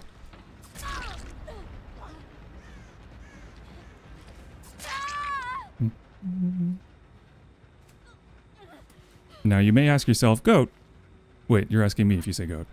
You may ask me, Goat, why are you being so mean? Because these people are not trustworthy. So down they go.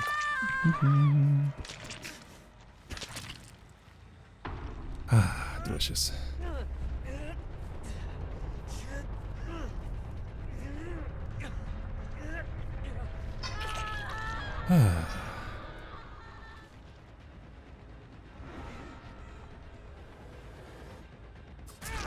Oh, Gerald, no, no, no. No, no, no. Yep, that's fine.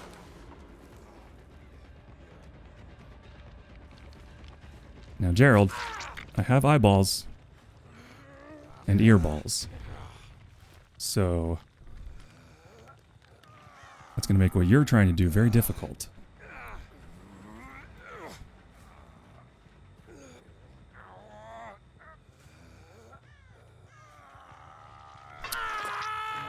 Yum, yum, yum, yum, yum. Screams.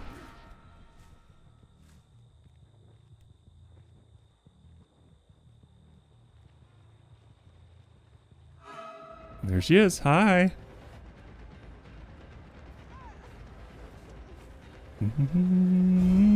Down. Oh, wow, really? Okay.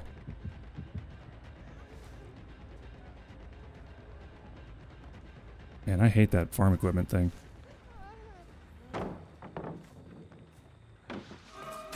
Down she goes. Good game, everybody.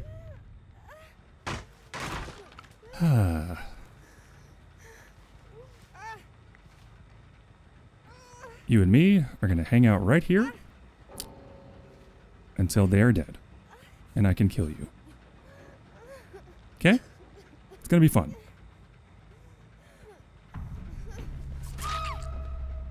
I said we're going to hang out right here.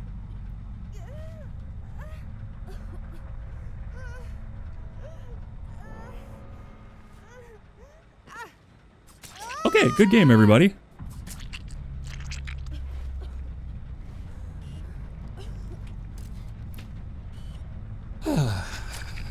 Hey, Madam Bone, welcome in. Ah, that was so fun. That felt so good and tasty. GG.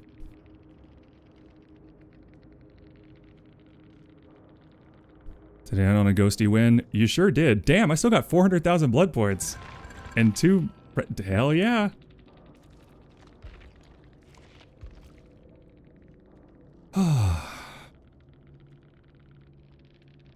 You know, I was saying at the start of the match, I was like, man, I hope we get like a strong group at some point who, you know, just try to embarrass me so I can kill them without feeling bad. And I got exactly what I wanted.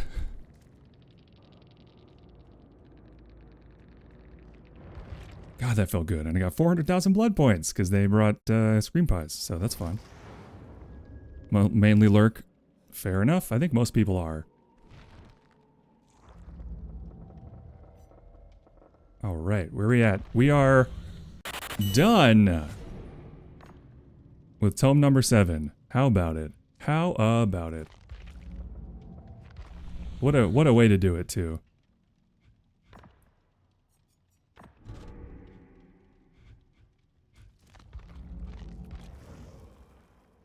And Merpy, Brain of the Goat. Damn, so close to triple digits. Hell yeah. Mare, I just went full evil on a bully squad. And I'm like, I can't stop grinning about it. I can't stop grinning because it was like the feeling of if I turn on the gas, yeah, I can kill you. Yeah, I'm gonna kill you.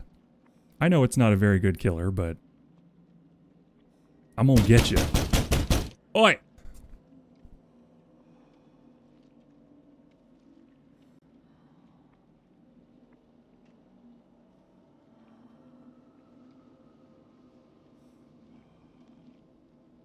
Oi.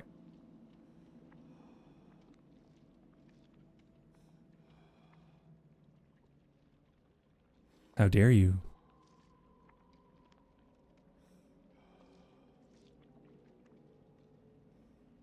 Oh, hey, crowd control. Yeah. I remembered to turn it on finally. Although I gotta say, I think I might... I don't know, the redeems on this are so cheap. I haven't had anybody... Because the point of crowd control is to make, you know, money. Like, it's fun, but you would hope eventually you get some coins out of it. I think not since Elden Ring has anyone actually, like, purchased crowd control coins on my channel. So I don't know how profitable it's being. How has games? Good. We had a very fun, silly game. And then a moderately fun, not so silly game. And then a super fun, very serious game. So, you know, we're doing it. We're doing the damn thing.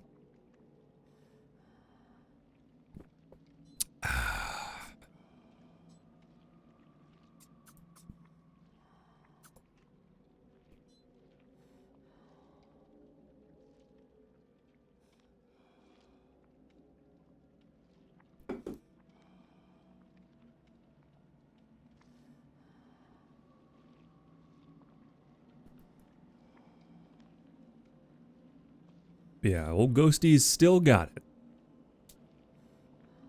I swear, brutal strength is so much better than people give it credit for, because when you're playing Ghostface or another killer that doesn't have any mobility, survivors are so, especially experienced survivors, are so used to certain things taking a certain amount of time, and that, like, little edge on going a little faster when you're breaking stuff results in a you know, ending the chase faster pretty often, even against really good survivors, because they're counting on it taking a certain amount of time. And it's also not the most obvious difference in the world, so even if they somehow clocked it, they probably wouldn't realize it's that. Just be like, oh, how'd they get me, you know? It's a very subtle one, but I love it. Because when you're playing a killer with no mobility, you just don't have a way to deal with pallets. It's a good way to deal with pallets, you know? And walls. And generators. And considering the amount of time I spend kicking generators, especially in this mode, it does add up. Just a little bit, Yeah, for sure. Absolutely.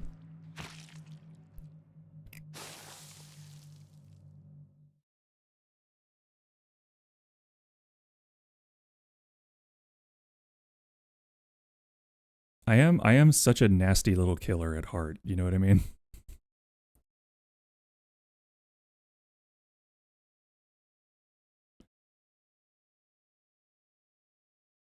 At the end of the day, that is what I like to do. Oh god, we're going.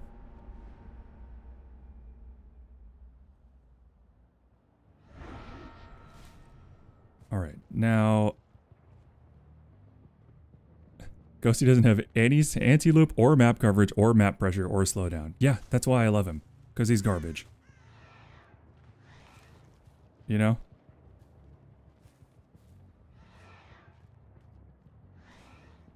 Oh, they're over there. Hi! I'm sneaky. Did you know that?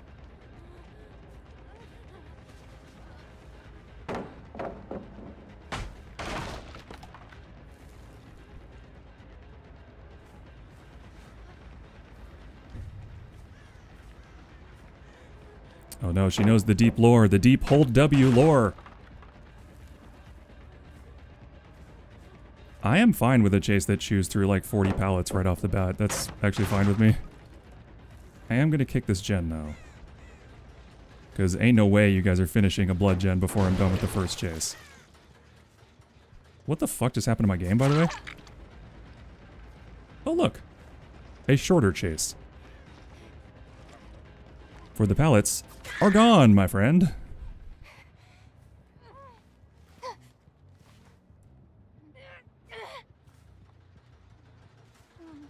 Ooh, I get to kick it again.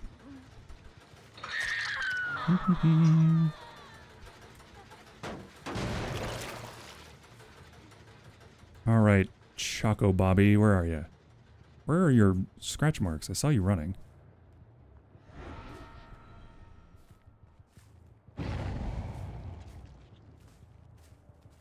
Oh, there's Ada.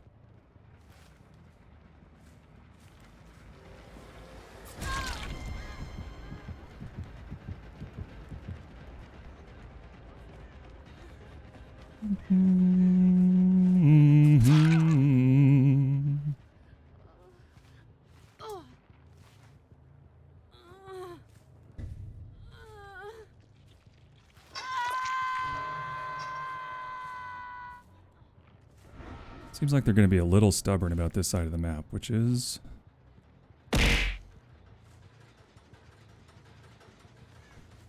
fine with me. Oi! Oi! Lady Helly. Oh, no one's worked on this one at all. So what have they been doing over here? They're working on this one? Yes.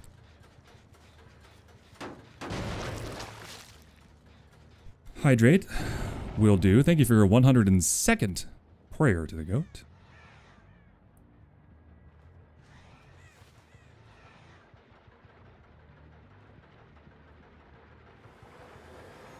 Oh, Choco baby.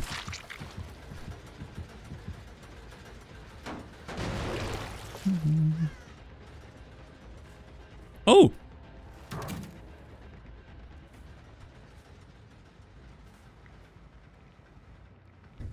I got to spill it.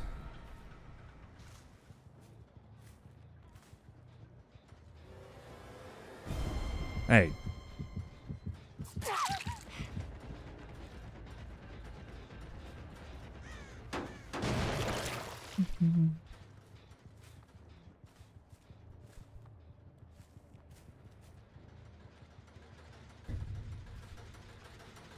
I saw you plant that blast mine. I saw you plant it. I saw you.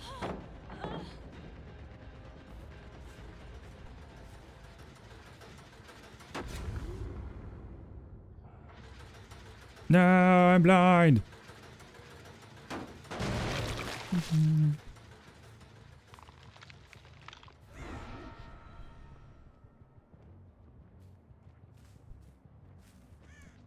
I'm blind in your eyes. Oh. I found you. Come on, friend.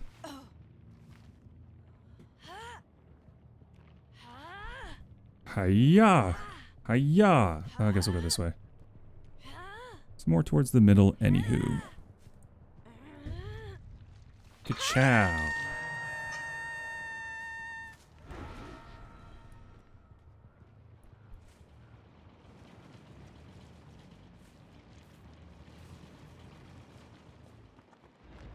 Mm-hmm.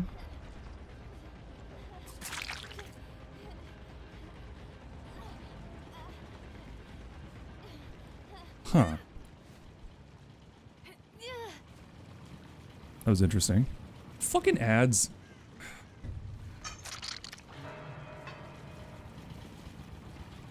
She's very quiet. Spookily quiet.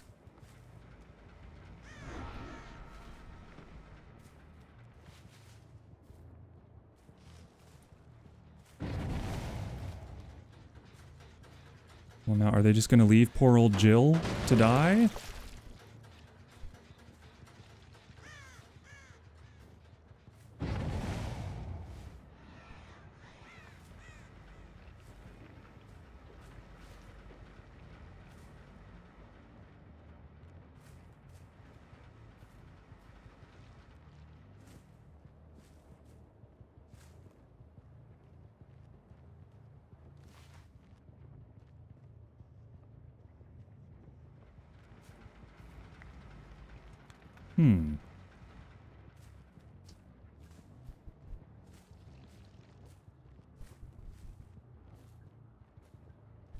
Oh, there's Ada.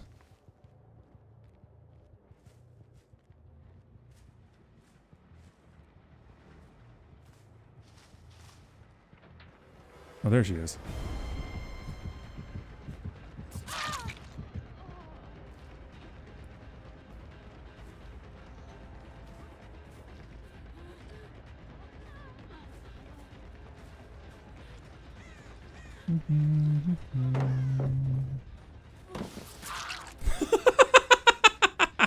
Now that was a pretty textbook mind game. That was, come on now. That was pretty solid.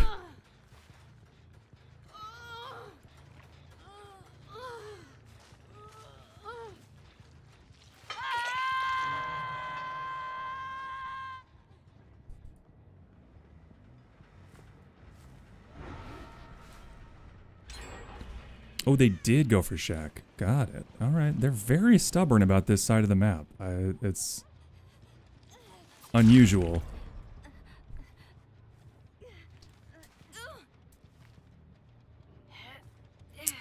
Now, I'm just gonna drop her up here. I could take her to the basement. I could, but, you know. I don't really feel like that's necessary right now. Ooh!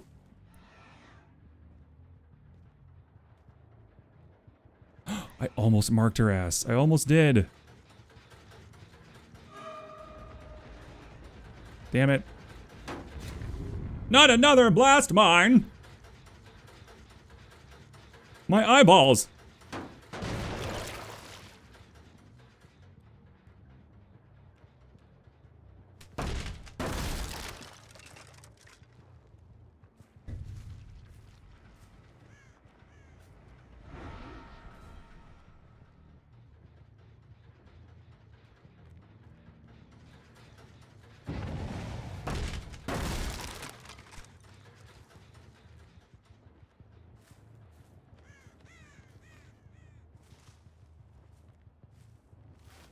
Are they on this one yet? No? Also, my leg is shaking so much that, I thought I was hearing survivors, like, injured noises, but it was just the chair squeaking. Hey.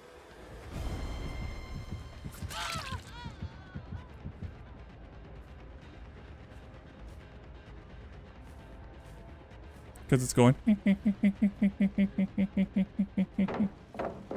Oh, she was on the other side. That's funny. Actually, I'm going to go this way. Because I don't really care about killing you.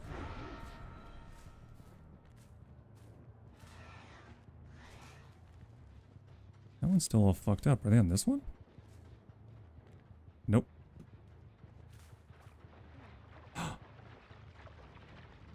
Hi. Hi. Yoinkers doinkers, my frankers. Is that Ghostface's catchphrase? Yoinkers doinkers, my frankers. Woo! Yoinkers doinkers. That's the dumbest shit I've ever said. Nancy. Nancy Wheeler. You're not even on Death Hook. How dare you bot out on me? Ooh, ooh, ooh, ooh, ooh. I'm almost at maximum event points. That's awesome.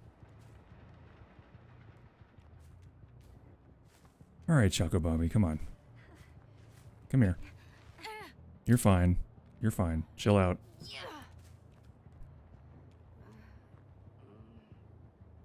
Okay, well, don't be sad.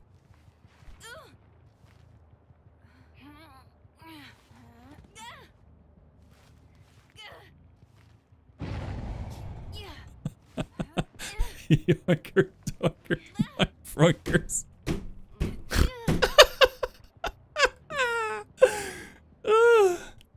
Is she really just not gonna... There you go. Like, fucking take your time. Come on. Where is Nancy? Bring me Nancy. There's Jill. Which is less fun. There's the bot. Die, Clanker!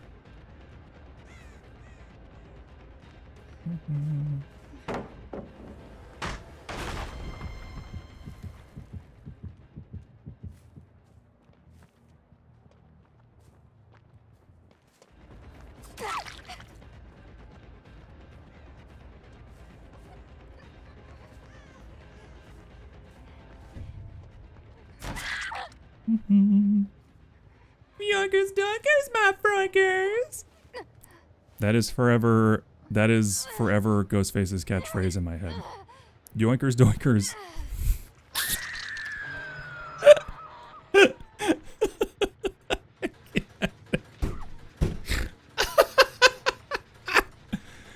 Yoinkers doinkers, my frankers.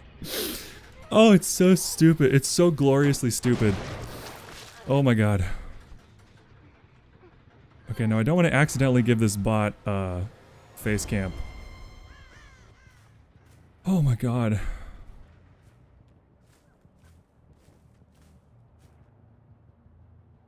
Oh. Yoinkers doinkers, my frankers, right? God damn it, don't leave the bot alone. The bot dies. That's mine to kill. You understand? You've offended me by unhooking my bot.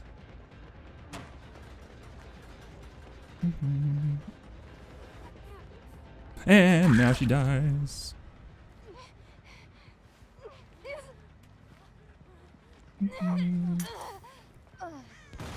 I don't think this Jill knows that this is a bot. Maybe?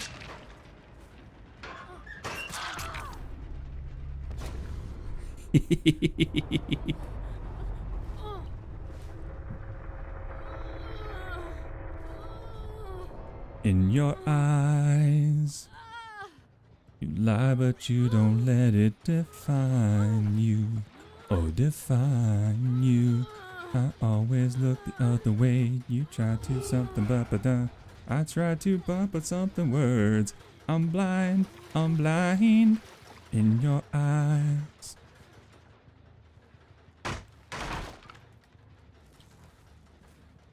In your eyes.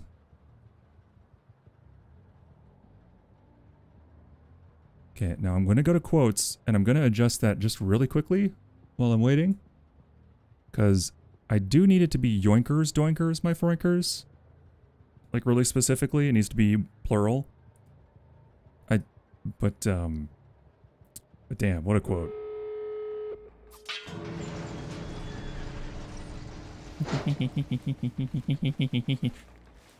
But the Jill doesn't trust me. The Jill doesn't trust me. Where's the love, Jill? Jill. Jill. Where's the love, Jill? Where's the love? Jill. Jill. Jill. I love you, Jill. I love you, Jill. I love you, Jill. Don't leave me. Space. She left me.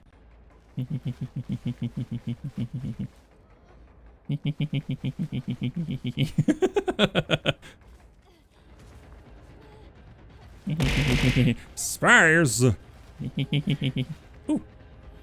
Thank you. Thank you. Thank you. Yum yum yum yum yum. Yum yum yum yum yum. Yum yum yum yum. Yum yum yum yum. Yum yum yum. Thank you for your offering. I have eaten it. 'Cause this is Ghosty. Ghosty knife. And no one's gonna save you from the knife about to strike. 'Cause this is Ghosty. Ghosty knife. You're fighting for your life inside a killer thriller tonight. Yeah. Get out.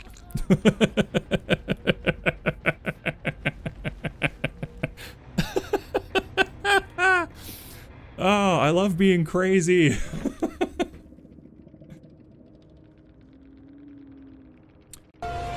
Oh,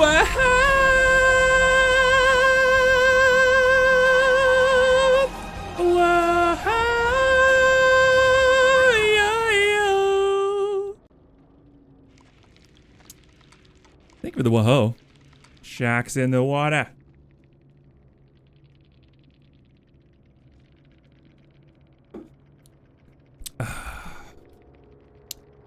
Oh, that was a baby Nancy too. They just bailed. They just bailed so quickly. Well, free murder. Free kill for me, not complaining.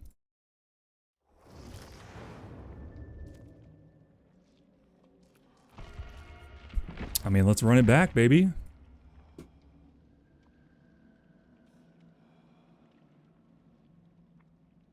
Keep making those sweet, sweet blood points. There's sharks in the bloody water. Oh god.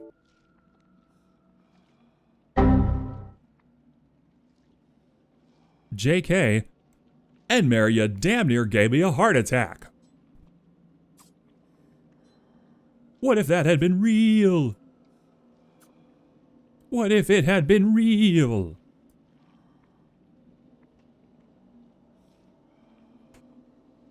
Ooh!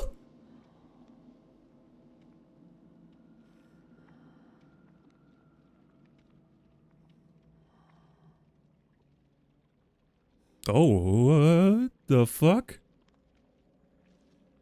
What is that one even called? What is that? Is that chomp? Chomp. Trial version. Oh, oh, chomp out. Okay. You know, they have more, like, lists of effects. There's team something? I can't remember what it's called. Team something. And psychedelic, oh, yeah, interactive, psychedelic, and retro. And it adds a bunch more, options for crowd control stuff. I mean, since we're only using it for sillies anyway, we might turn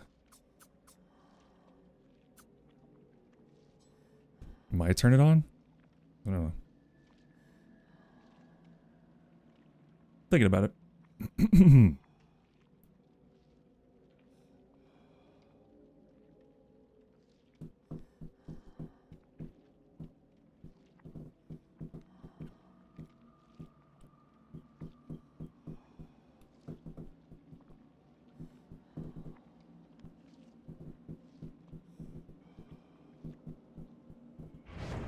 There we go.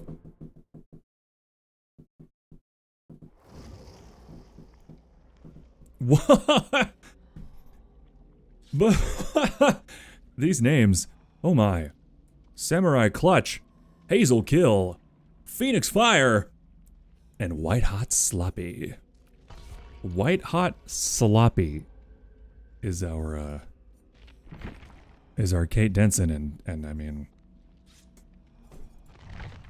I mean sure, dude. Burr? Shadow? Get a hairball? You okay, buddy?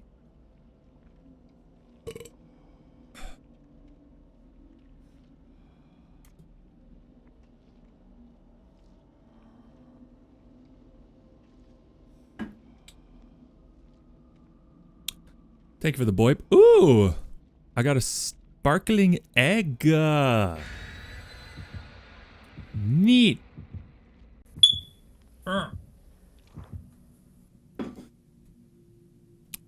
Damn it, and Mayor P, I was drinking water. I was drinking water. Sacrificial ward. Okay, okay.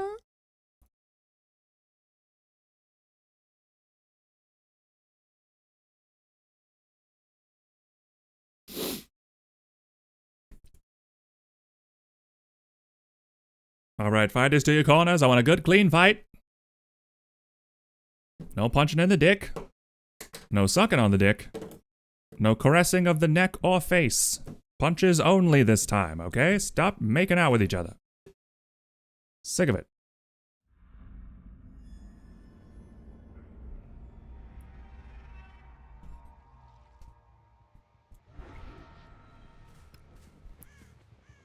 I haven't had this map in a while. Historically, I don't do very well on this map.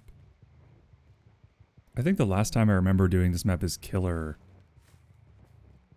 I was Nurse, and we had that weird bully squad that the match lasted forever, and I ended up getting like a full 4K when I definitely should not have.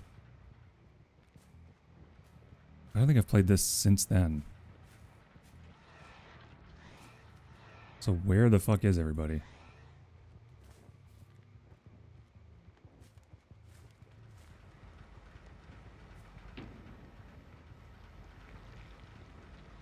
Oh, there they are.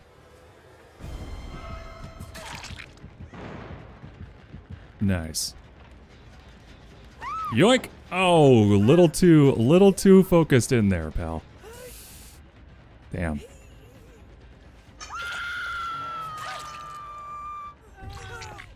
Now why? Now why would you do that? Okay, we're gonna teach everybody a lesson here. There you go. Now, do we understand why that's not a good idea? Hopefully we're all learning from this experience.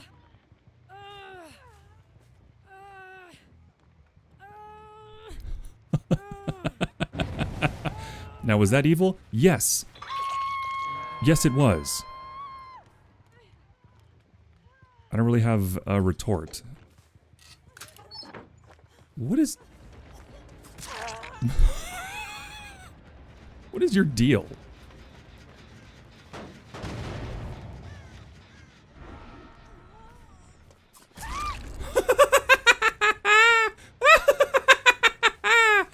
Okay, let's leave her alone. Oh, hey!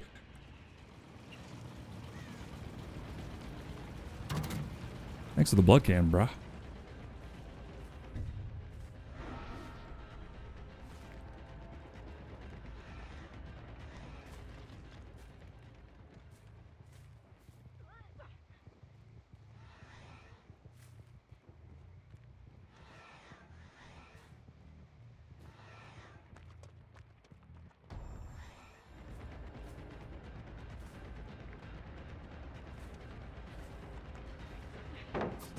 Now this is a true W holder if I've ever seen one.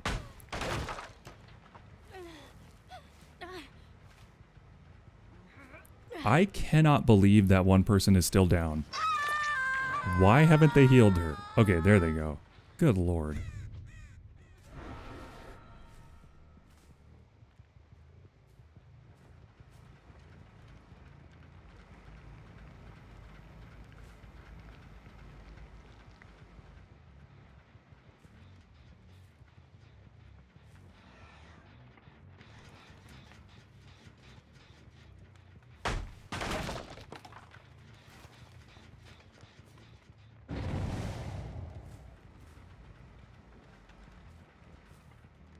Damn, it snuck right past me.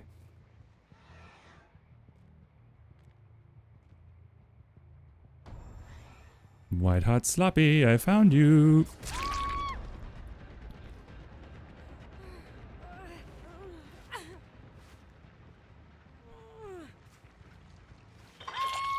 Now where's the Jill? Where is Samurai Clutch? Is she being super sneaky over there or what? She might, that's gotta be her. Was it not a kiss boxing match? No? Yeah. Now hold on. Where did she go? This lady is so sneaky. I love it. She's being so sneakums.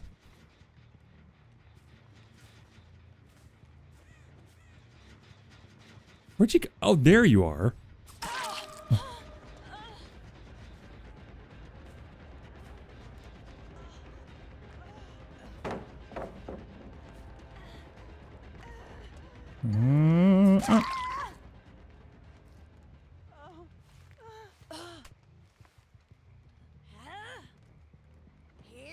Gotta applaud the sneaks. Hey yo!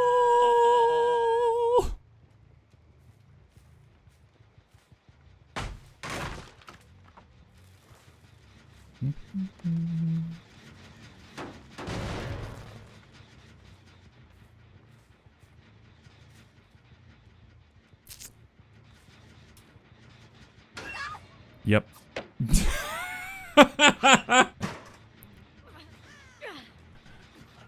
For a second I was like, no way. No way. Yep. Okay, let's go run down the Jill and then call it. Hi.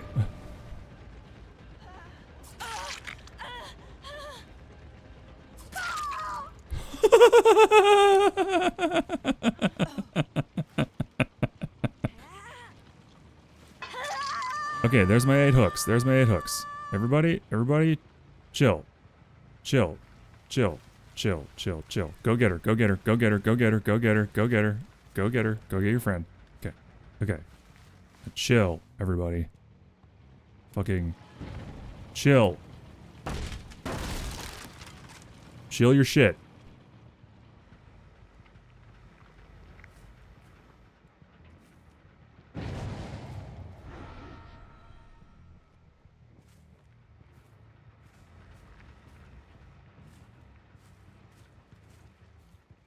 That was fucking brutal. I worked on these gens in all. Oh, this one. A little bit. Okay, guys. Do you think I should take them to Ghostface's School of Small Engine Repair or just let them do it? Because I'm worried that if I start downing them again, they're gonna lose their minds.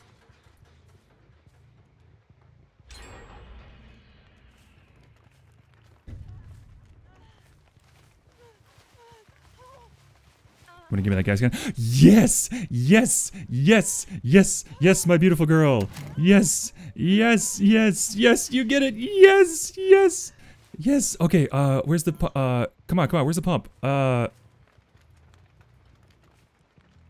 the fucking pump? I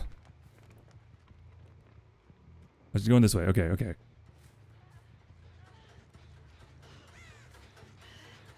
Yeah, sure. Stop the leak. That's fine. Where's the... Oh, the pump's right here. The pump's right here. Come here. Come here. Come here. Come here. Come on. Come on. Come on. Oh. Please, Jill. Come on, baby. Come on. Where are you going? Jill? Babe? Babe? Jill? Babe? Where you going, babe? Where'd you go, babe?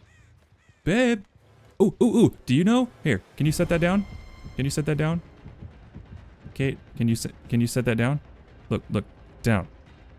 Down. Set it down. Set the gas can down. Now don't give yourself to me like a sacrifice. Set the gas can...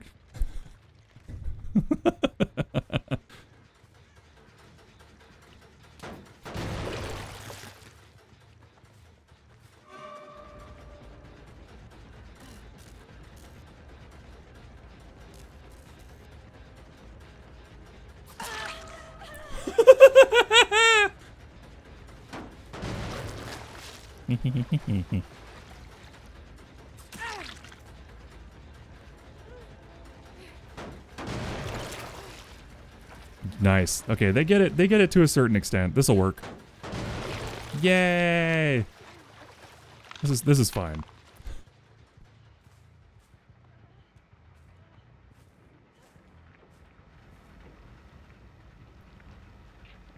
I think most people just don't know you can drop the gas cans, which is detrimental to my ability to farm points. Unlike the, like, the snowmans, which the snowmans everybody knows.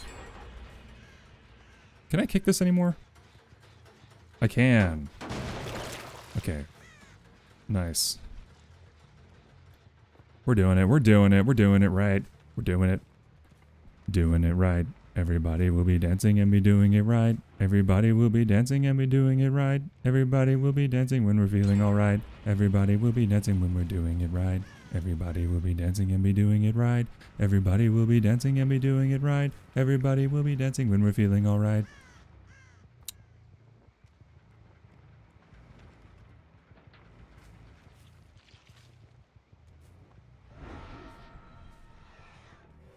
Oh. I was gonna say, I think I can mark people for points. Yeah. Yeah. Yeah. Yeah. Yeah. Yeah. Yeah.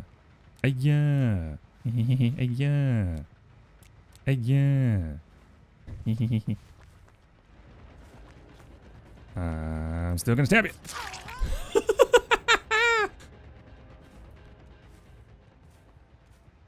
See, it's important to remember that in the stabbing economy, you have to stimulate that economy by stabbing. Is that... You see what I'm saying?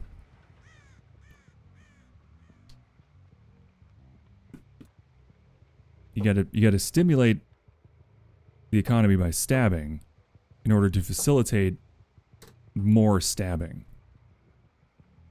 It's a self-sustaining economy of stabbing.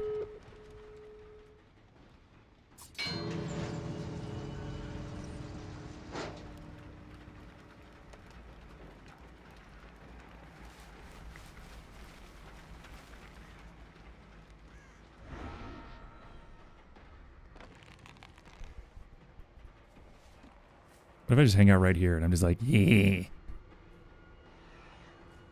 Hello. Hello. Hello. Hello. Hello. Hello. Hello.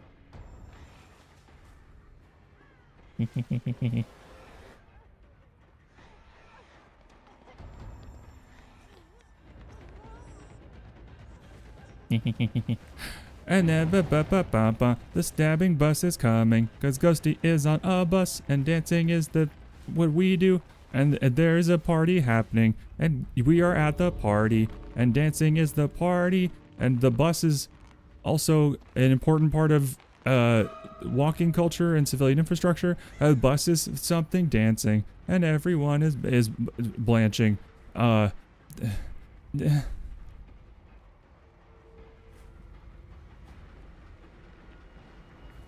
Sloppy, will you get out?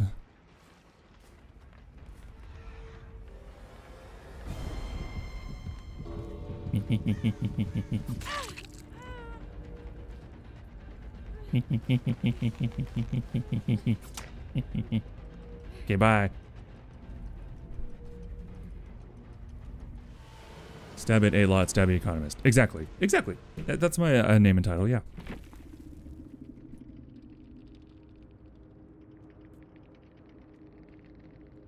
That's my name and professional title, yeah. Exactly that. What?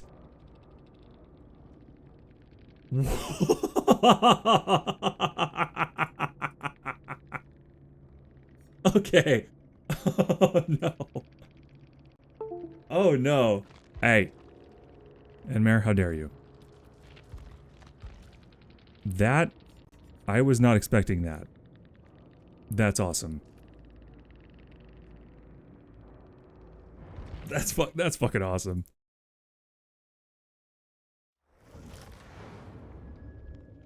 Oh yeah, did you guys see they're nerfing Blight in the PTB? They're gonna make Blight 4.4 meters a second instead of 4.6 base movement speed. Isn't that crazy?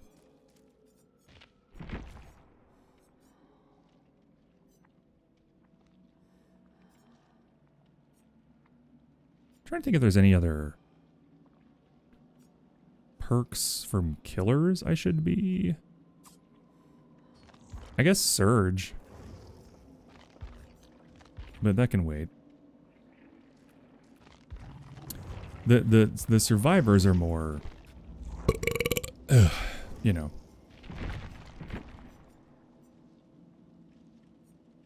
Legions will eventually, I mean maybe. Fuck Blight. I mean, I haven't gone against too many Blights, I guess, who have been all that good, because I don't think he's that oppressive. Unless someone's really, really good at it, which is true of most killers. I mean, the kid has even said earlier, Twins, in the right hands, is a 4K machine, you know? It just depends. Blight is one of the strongest killers in the game. Yeah, but you still gotta be good at it. I don't know. I think a lot of the dev decisions are based on statistics. You know? I guess, okay, David King, Dead Hard and No Mither. I never use those, but people seem to use them. Oh, Decisive Strike. Decisive Strike. Okay, I should prestige Lori real quick.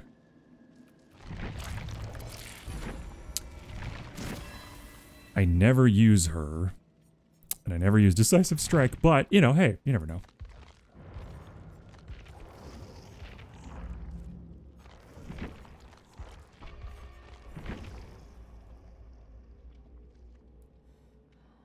Yeah, Knight and Ghoul are by far the most unfun killers to deal with. In my estimation.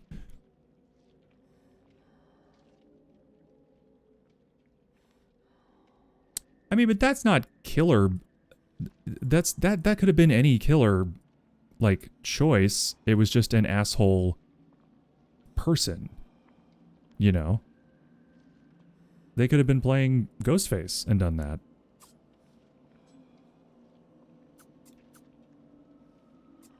In fairness.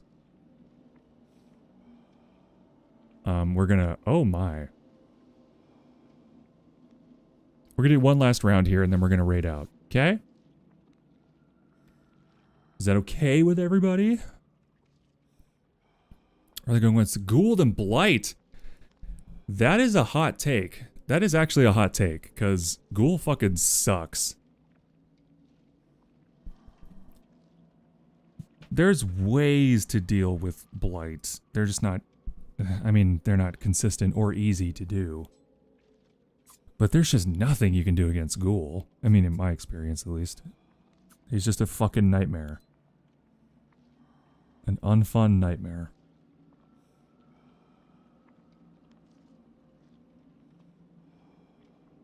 Did I say hi to JC when she popped in here? I feel like I may have not. I would feel bad about that.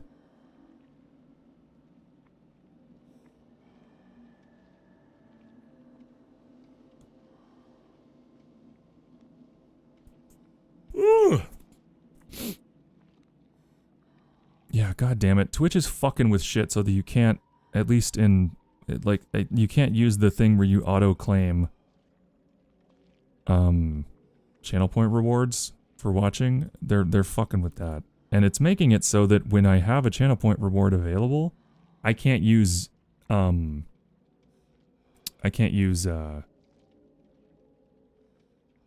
redeems at all. It's really annoying.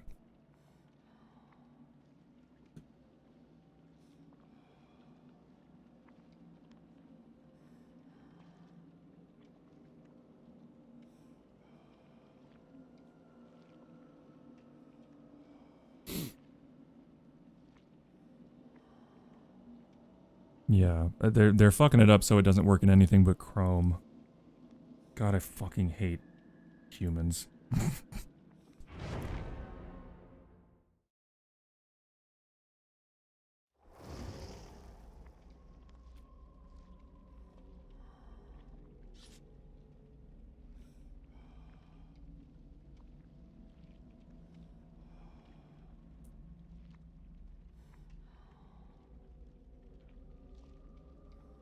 All right, what do we got? We got Sabertooth Joe, Maya Baby, Jay So Breezy, and Ra Ra Pasillo.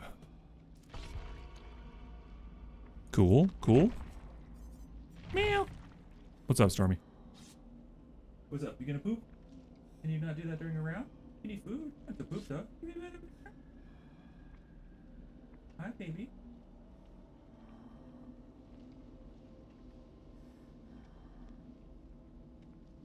Is that your food thing? Huh? Is that your food thing, baby?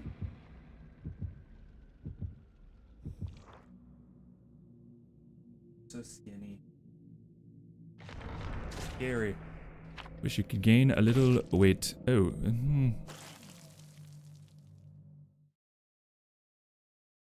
There's so many killers now that I just never see. I never see Krasu. Ever. I'm glad I don't see Ghoul very much. Clowns are pretty rare. But then again, you know, it's the rounds are so long that no matter how much you play, it's a small sample size. So you could get 10 clowns in a row and assume that everyone's playing that fucking killer forever and it's the way, you know, overpowered and blah, blah, blah. Or you could get one never, you know, it's just... The usage statistic. Okay, I'm in the dead center of the map, which means they are spread out, question mark? Don't love that. Don't love being in the dead center.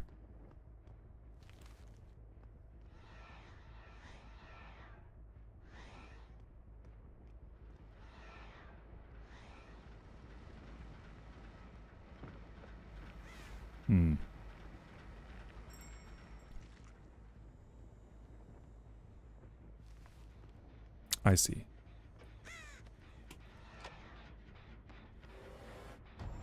Gotcha. Oh, man, I thought I had his ass. Oh. I'm gonna kill this guy. It's gonna be awesome.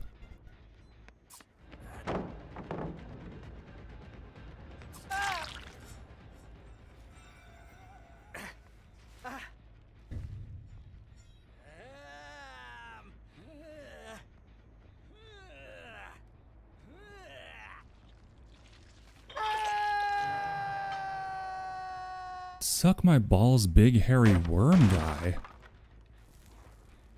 Who's big hairy worm guy? Nemesis?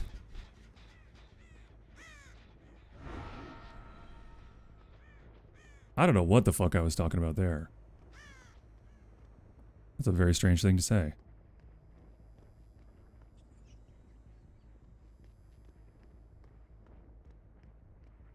Huh. Where is everybody? Yep.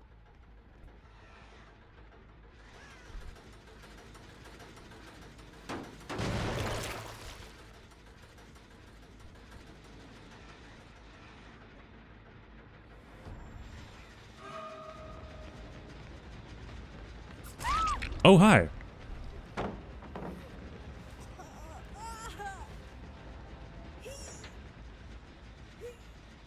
Guys, who am I? I'm actually using marking to down people. It's actually crazy. I was gonna kick... Oh, there we go. There we go.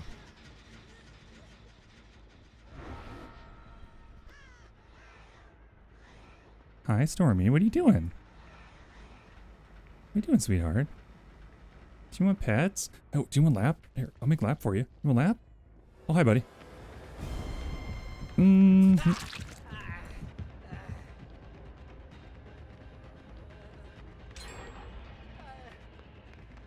Mm-hmm. Oh, damn it, Stormy. You're in my way, girl.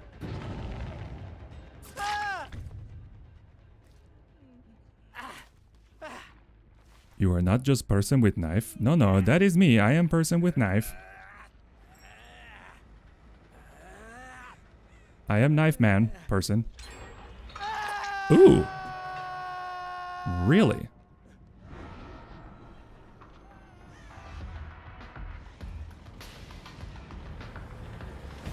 Are they just all over here?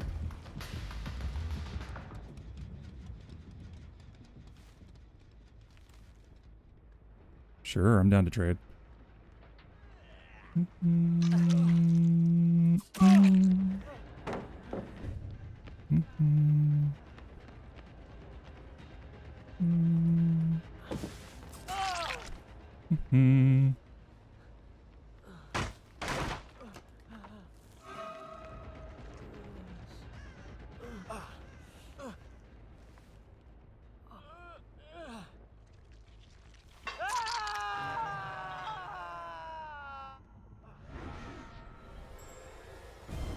God damn it, dude. I'm trying to be sneaky over here, and you're making it difficult.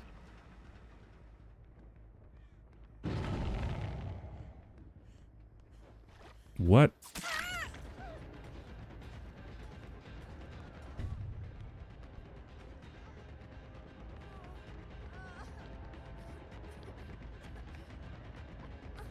Girl.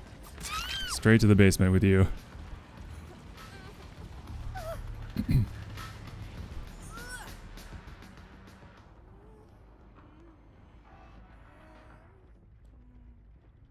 She's not even struggling. Come on now. Come on now.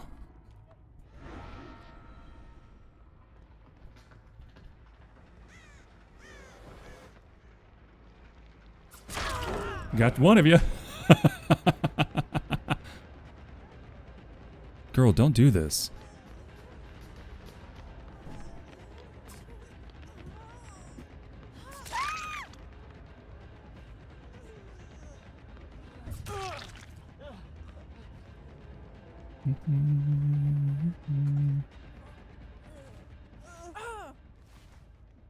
To the basement with you.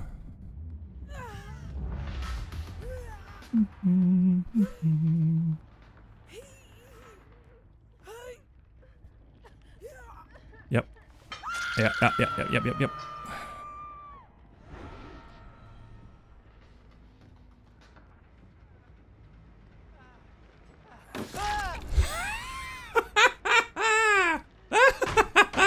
It's up to you now, rah-rah Pasillo. It's all up to you. Can you dig it?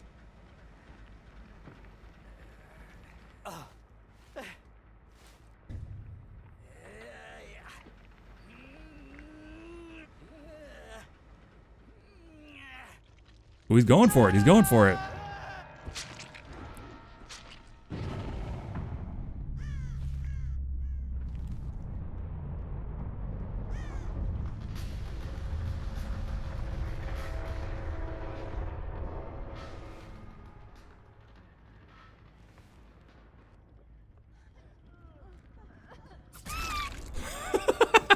I found you. Now, where's Pasillo? That's what I want to know. Where's this guy? Is he here? I hear him. Pasillo, buddy. I want to kill you.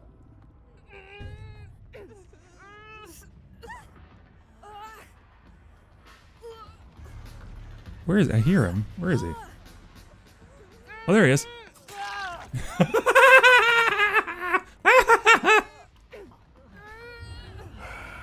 Oh. Oh, dear God. Okay, come on. Come on, you. Oh, God, that feels good.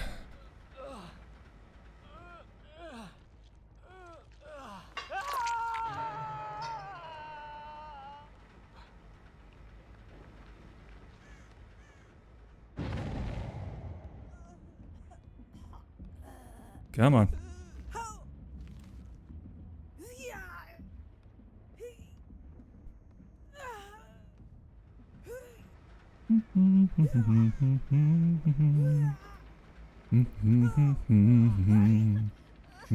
Oh, you already got him.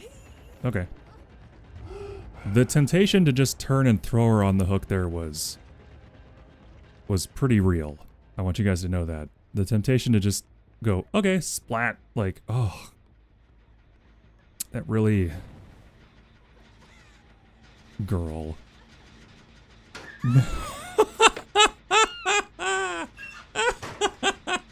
Okay. Your job is going to be working on this generator, you understand? Are you going to... Okay, Jesus Christ. Alright, we'll do this the hard way. Alright, come on.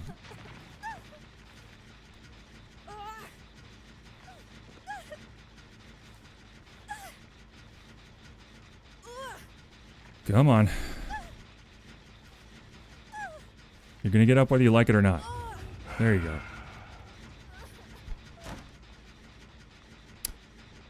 Jesus Christ. Does she think I did that on accident? Poor Fang just wants out. Well, too bad. This is our nightmare we're sharing together. Okay, you understand? And I had a plan for you, and you are deviating from the plan. Now you work on this one. Okay? There you go. There you go. Now she's getting it. Now she's getting it. Come on. I will not let you be the first failing student of Ghostface's School of Small Engine Repair, okay? I better hear you. Yes, girl. Yes, girl. Okay, yes, girl. Fucking finally. Okay. Let's go find your friends.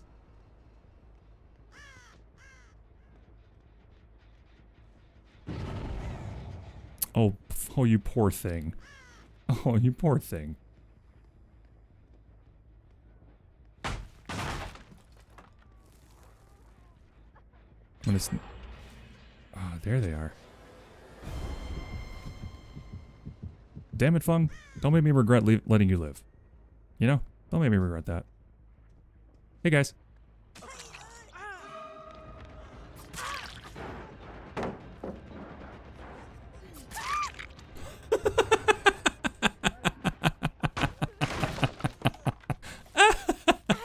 Alright, come on, you. I got one for you. Or do I? Wait, where's the generator? I thought that was... Oh, I guess the one they did was by here. Alright, you can... I highly doubt I'm going to be able to teach these guys to drop gas cans, so I'm just going to take her to a regular gen. Okay. Work on this generator, please. A good girl! Oh my god, they're so good. They're learning so... They're growing up so fast.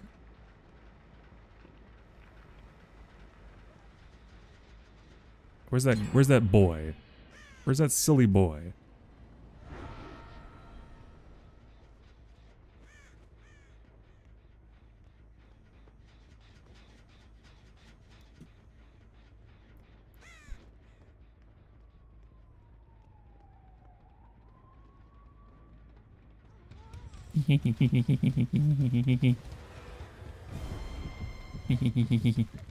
Okay. Do we think we can communicate to them to drop the... I wonder. Honestly, there's probably not even time left. I think... Oh, I think sneaky boy is...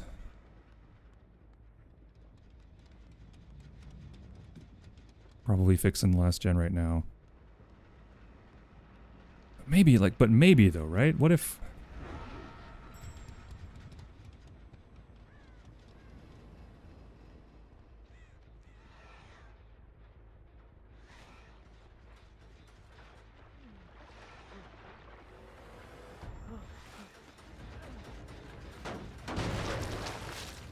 Yeah, we're not going to make that much blood points off of this one, but hey! Still having fun, right? Alright, they're going to be done with that in just a second, so let's just go over here.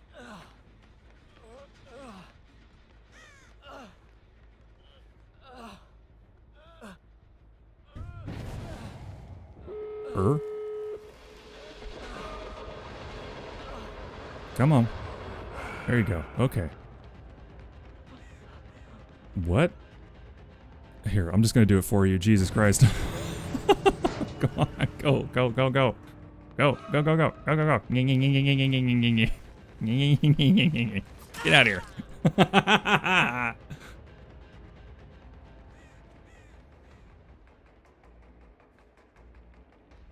I don't think the others trust me. Why? I'm very trustworthy.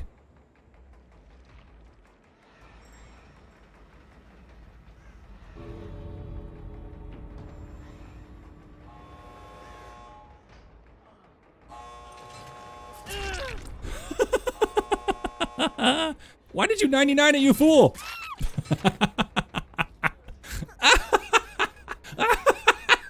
Okay. Alright, gang. We're gonna learn. We're gonna learn today, okay? Don't 99 gen. Or doors. Definitely don't 99 gens, but don't 99 doors, okay? It's just stupid. It's just stupid. Oh, actually, I was gonna pick him up. Sorry. Not you.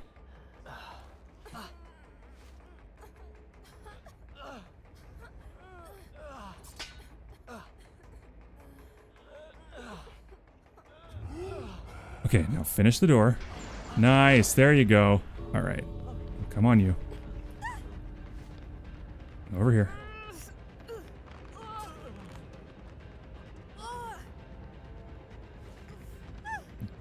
Now get out.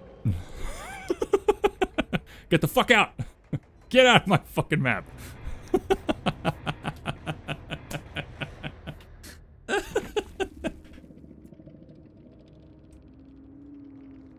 Oh my god. Okay, we still got 270,000.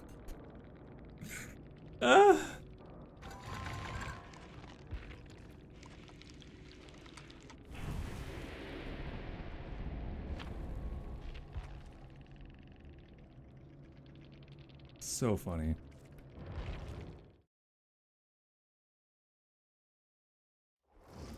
Oh, before damaging gens was a thing, there was a time before you could kick generators? What the fuck? How did the game even function? That seems insane. I mean, the game's been around for 10 years, so... It was really bad. I believe you. I believe you. Okay, nerds. Just in case any of you lovely people is not following my oh, is this not gonna load? There we go. Just in case any of you are not following my beautiful, lovely, wonderful wife, Crypt Nouveau, we're gonna go see her right now. She's playing a little silly game called Bug Snacks. It's a very fun, very strange little game. Sometimes I miss dead harding through trapper traps. I'll trap your heart. Anyway, let's get that raid going.